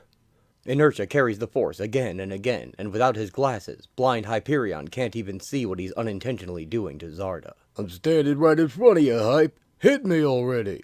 I'm trying, but I can't seem to land one. Oh! Can't take. Joe wakes up as Zarda falls unconscious, landing beside him. Eesh. What happened? Oh, was I playing a little too rough for you, Princey? Amazing. She actually stood up to 3 of Hyperion's punches before collapsing. Uh-oh. Wonder if she's... Zarda, she's been beaten to a pulp, and Inertia looks like she's stepping up to finish the job. I once swore I'd never use my power prism for combat again. But God bless it, I'm not going to stand by and see a friend get murdered. No more! Dr. Spectrum stands up and blasts Inertia in the back, ending her threat. Oh! Joe rouses her. Zarda? Zarda, are you alright? Don't worry about me. Go after foes. Count on it, babe. They have no qualms about ganging up on us. Neither will I. Blue Eagle's not been one of my favorite people, but there's no time for pettiness now. We've got a war to win. Eagle, maneuver set... Huh? Joe's command is interrupted by an explosive arrow. Boy, are my battle senses rusty. I was so busy concentrating on the Eagle, I didn't see the archer sneak up on me. Wyatt, that's you, isn't it? That's right, mate. When I last saw you, you were very sorry for what you did to get kicked out of the squadron. Now you've gone and joined our enemies? Why? The last I saw you, Joe, you totally sworn off violence. Now you just blindsided a woman. Looks like people change, eh? It's not right that we fight, Wyatt. We were friends. We'd have given our lives for each other once. To redeem my honor, Joe, the squadron's gotta fall. Sorry, but I can't even let old friendships stand in the way. I don't want to shoot first, but I don't want to shoot last either. Forgive me, old boy. Twang! Wyatt loses his arrow, and Joe fires a beam in response. He's actually shooting. Why, that... For an instant, a crimson burst of energy erupts from the alien gemstone on his hand, ready to knock the flying shaft out of the air. But then... I can't. I killed one of my friends with my prism. I can't risk that again. I must get out of the... As he moves to dodge, the arrow strikes his power prism perfectly on one of its points, and it shatters. My power prism exploding! He hit it! Instantly, all the color fades from Dr. Spectrum's body, and he falls from the sky. Can't stay aloft! Blimey, what'd I do? Joe's fallen! Gonna crack his skull open! Wyatt throws down his bow and rushes forward. Gotta catch him! He catches Joe in time. Got him! What in blazes did the archer do to Spec? He's all white! Joe, you hear me? That sleazy turncoat? He's going to pay for that! Pay in spades! Blue Eagle swoops down and smashes the black archer in the back of the head with his mace, cracking open his skull and mortally wounding him.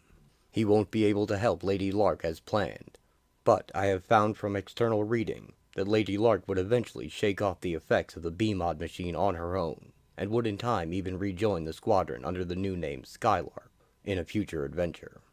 Here begins the true endgame of our story, and more deaths will quickly follow, because war only escalates once the casualties have begun. And make no mistake, this is a war between superpowers, and the stakes are nothing less than the fate of the entire world. Now for Nighthawk, another traitor. Archer, he looks hurt, real bad. Moonglow, what you doing? I'm simply restraining Arcana, Shape Deer, to keep her from using her magic against us. But Arcana not bad. She got little boys and girls who be Shape's play friends. Nonetheless, Shape, if she were free, she'd try to hurt us. That's it. Shape, keep her distracted just long enough so she doesn't see me use my magic. Arcana crawls away while holding an illusion of herself in place. There. I crawled out of her zone of heavy gravity, leaving my after image behind. Now if I can just time the intervals between my contractions right. Didn't Apex tell you to listen to me, Shape? I'm telling you, Arcana is bad. Arcana doesn't really like you, Shape. She's... Huh? Arcana punches the real Moonglow, knocking her out. Oh! What happened to Moon, Arcana? She's safe. Never mind that, Shape. I need your help. Please. Can't concentrate enough to keep my illusion up. You be big. Get me to the hospital. I'm about to have a baby. Okay, Arky. Shape like you better than Moonglow, no matter what apes say. Arky, why Moon look different when she sleeps? She make different shapes too? Don't know. Unconscious, Moonglow is revealed to be a heavy-set woman much older and plainer than her superhero image. Meanwhile, Lamprey has recovered and he makes a beeline for Hyperion, struggling in Redstone's grasp. Still kind of woozy from bashing into that steel plate, but I ain't passing up this chance. Your strength is overrated, Hyperion. Admit it. You've met your match. Redstone must have been holding back when we tested him. Never knew he was this strong. It's as if he were drawing strength from the very earth itself. Got to... Gotcha! Lamprey absorbs the power from him and Hyperion passes out. It's mine! Hype's power is mine! Redstone picks Hyperion up and gently carries him. What do you want me to do with him, Nighthawk? Take him to the chopper, then go get the others who have fallen. Foxfire rolls Wyatt's body off Joe as Remnant and Lamprey chase Blue Eagle through the air. Oh, Joe, what's happened to you? Who did this to you while I was off playing tag? Weeping, she pulls Joe into her arms. Don't be dead, Joe. Please, I love you. I know that now. I was so confused. I just went along with the crowd. Now you died thinking I betrayed you. He stirs. Not dead yet. Out of the way, Carpet Man. I want to use Hype's power to break some squadron bones. I got me a score to settle with Flyboy here. Do your worst, jerkhole. Sure, and I'll still beat ya. Hi! When Hype's speed and strength, you ain't got a chance, Featherbrain. Lamprey easily dodges Eagle's mace. How about we do some more power draining? Like leeching off your little wingies. He grabs Eagle's wings. Can't quite reach him. Happy landing, scum. Lamprey drops him. He totally drained the power of my wings anti-grav system. I'm falling. Gotta find something soft to break my fall. But what? There's nothing but concrete below me. Unless... Eagle spots Pinball rolling across the airfield. Hey, Remnant, watch Blue Eagle turn red. Gad, Lamprey's really the bloodthirsty sort. If I can just use my wings to glide, I may be able to direct my plummet.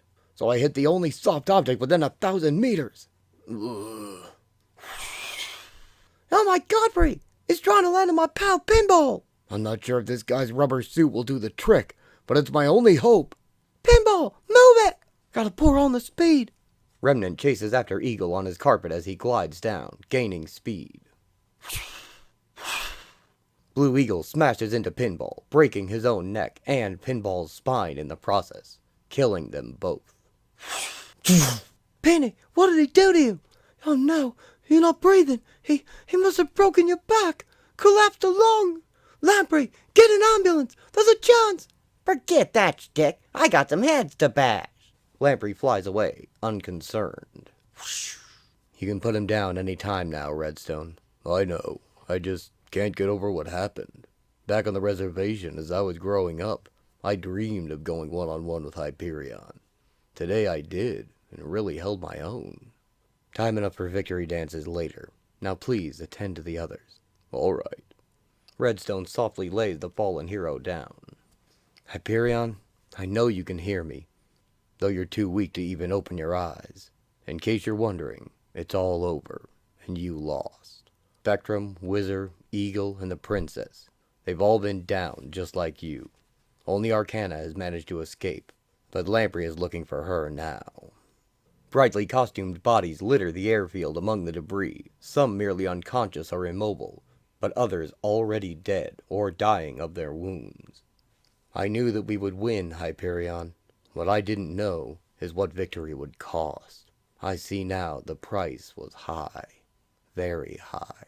Heroes have fallen on both sides, and some may never get up again.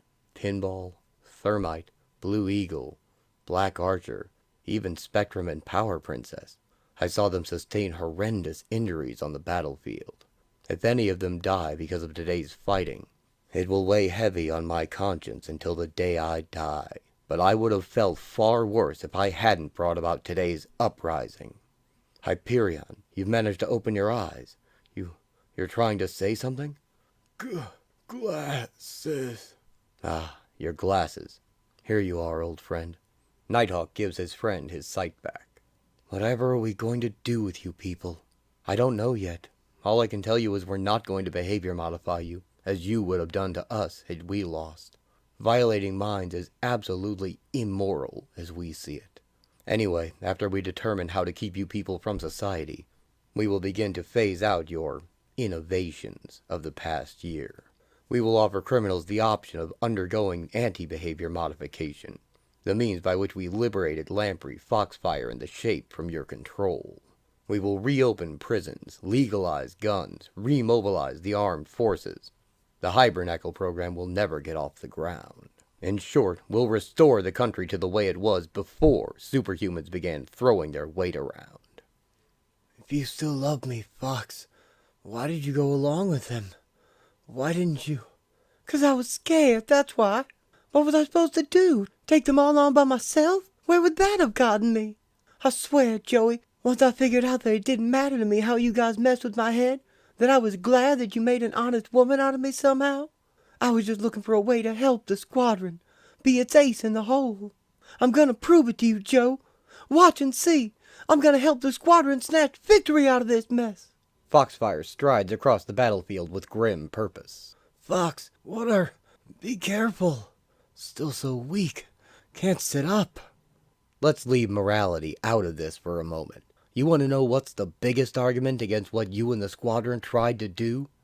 It's that you created a utopia that needs you to constantly maintain it. All of the things you've given the world, behavior modification, gun control, abolishment of the militia, hibernacles, all those things only work for the good of society as long as you basically good-intentioned people oversee them. But what happens when you're gone? Can future generations be trusted to use what you've created as nobly as you did? I think not.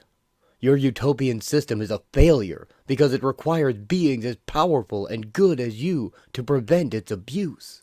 Today's utopia could be tomorrow's totalitarian state, all because you gave men the means to create it. Better to dismantle your perfect system and let the government and that imperfect species, man, be an imperfect system he is capable of handling. She approaches Nighthawk. Oh, Lordy, can I go through with this? Foxfire, what's wrong? Nighthawk, it's Spectrum. Yes? I've decided the only way to win his heart is by using my power to rot yours. She touches his chest and uses her disintegration power on Kyle's heart. Nothing personal, but without you here to lead them, I'm hoping your little opposition group will fall apart. He instantly collapses. Kyle! Well, it's done. May God have mercy on my soul. What in blazes did you do, woman? Don't make me do it to you, pal. She vaults over Redstone and runs back to Dr. Spectrum. Joey, I did it. The squadron can still win now. The opposition's lost their leader. What did you do to him? I caused the tissue of his heart muscle to weaken, giving him a massive heart attack. Don't worry, it happened so quickly, he felt little pain. Her face suddenly twists in agony. Ah! A heart for a heart, pig! Fox! Kyle's lover, the mink, has stabbed Foxfire in the back with her claws, and she falls into Joe's arms. Olivia? Did it for your love. No! As he shouts in rage, his entire body turns red and a wave of energy slams into the mink, blasting her away. What? Where'd that come from? I just thought about striking out and... My power prism exploded, showered me with fragments. I must still control its power. Joe turns green as he flies into the air with Foxfire. Yes, I can still fly.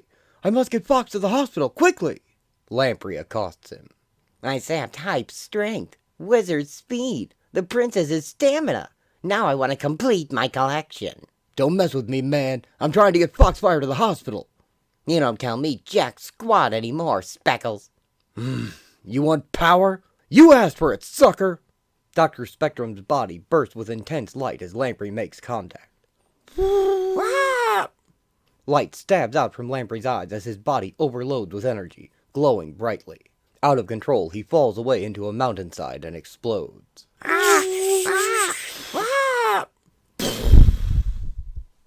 Good riddance. What is left of the Squadron Supreme and their enemies gather their dead and wounded, as Hyperion kneels over the body of his best friend. A waste. All a senseless, tragic waste. There has been too much lost today. With Power Princess's approval, the Squadron Supreme hereby surrenders. Squadron City Hospital Complex. Basement level. The morgue. Two clusters of figures stand mutely, trying to accept the evidence of their eyes and ears. 7 people. Nighthawk, dead on arrival. Heart failure. Foxfire, died in surgery an hour ago. Massive internal bleeding. Blue Eagle, dead on arrival. Broken neck. Pinball, dead on arrival. Broken spine. Black Archer, died in surgery a half hour ago. Massive trauma to the head. Thermite, still in critical condition. 10% chance of recovery. Lamprey, dead on arrival. All a body not yet recovered. There was a danger in calling ourselves the Squadron Supreme. We began to believe that we always knew what we were doing. That our noble ends justified our ignoble means. Before he died, Nighthawk made me see that in our haste to save the world, we never considered the long-range consequences of our deeds. Ours is a precarious utopia, built with the most dangerous tools yet devised. We dare not make society dependent upon them. I hereby move we disband the Squadron Supreme, and dismantle the system we instituted. Squadron City Hospital Complex. 3rd floor, maternity wing. Shape looks on with her excited children as Arcana successfully gives birth. It's a boy! Benjamin Thomas Jones, age 3 minutes 14 seconds, inheritor of the future. The end. While working on this project, I learned that Mark Gruenwald did write a sequel story with a reformed squadron battling the Nth Man, but as I haven't read it, I can't tell you much more than that they did go on to have more adventures. The world pretty much went back to pre-alien invasion normal without much incident. And at the end of that sequel, several members of the squadron were left stuck in the main Marvel universe, and went back to being whatever later writers needed them to be. Speaking of which, the squadron would also be rebooted several times after the year 2000, as Marvel realized they could just make them a Justice League clone and keep selling books with them. And while some of them were fine superhero books in their own right, nothing I've ever seen of them came close to the depth and meaning of this original series. And this story has always stuck with me through the years, for the bombastic action, shocking brutality, and the lessons in morality it taught me. And I always found the team's slow and unknowing slide from pure altruism to total fascism a very interesting and compelling narrative. The road to hell truly is paved with good intentions. I hope you've gotten something worthwhile out of this presentation as well. Please feel free to comment any thoughts or feelings you had. I'm always interested to read them. And please tell other comic people about this story. It really should be talked about more. In my humble opinion, anyway. It's a very ambitious story, and whether it achieved those ambitions is up to you, the audience, to decide. Well, that'll do it for this one. So take care out there. And as always, thanks for watching.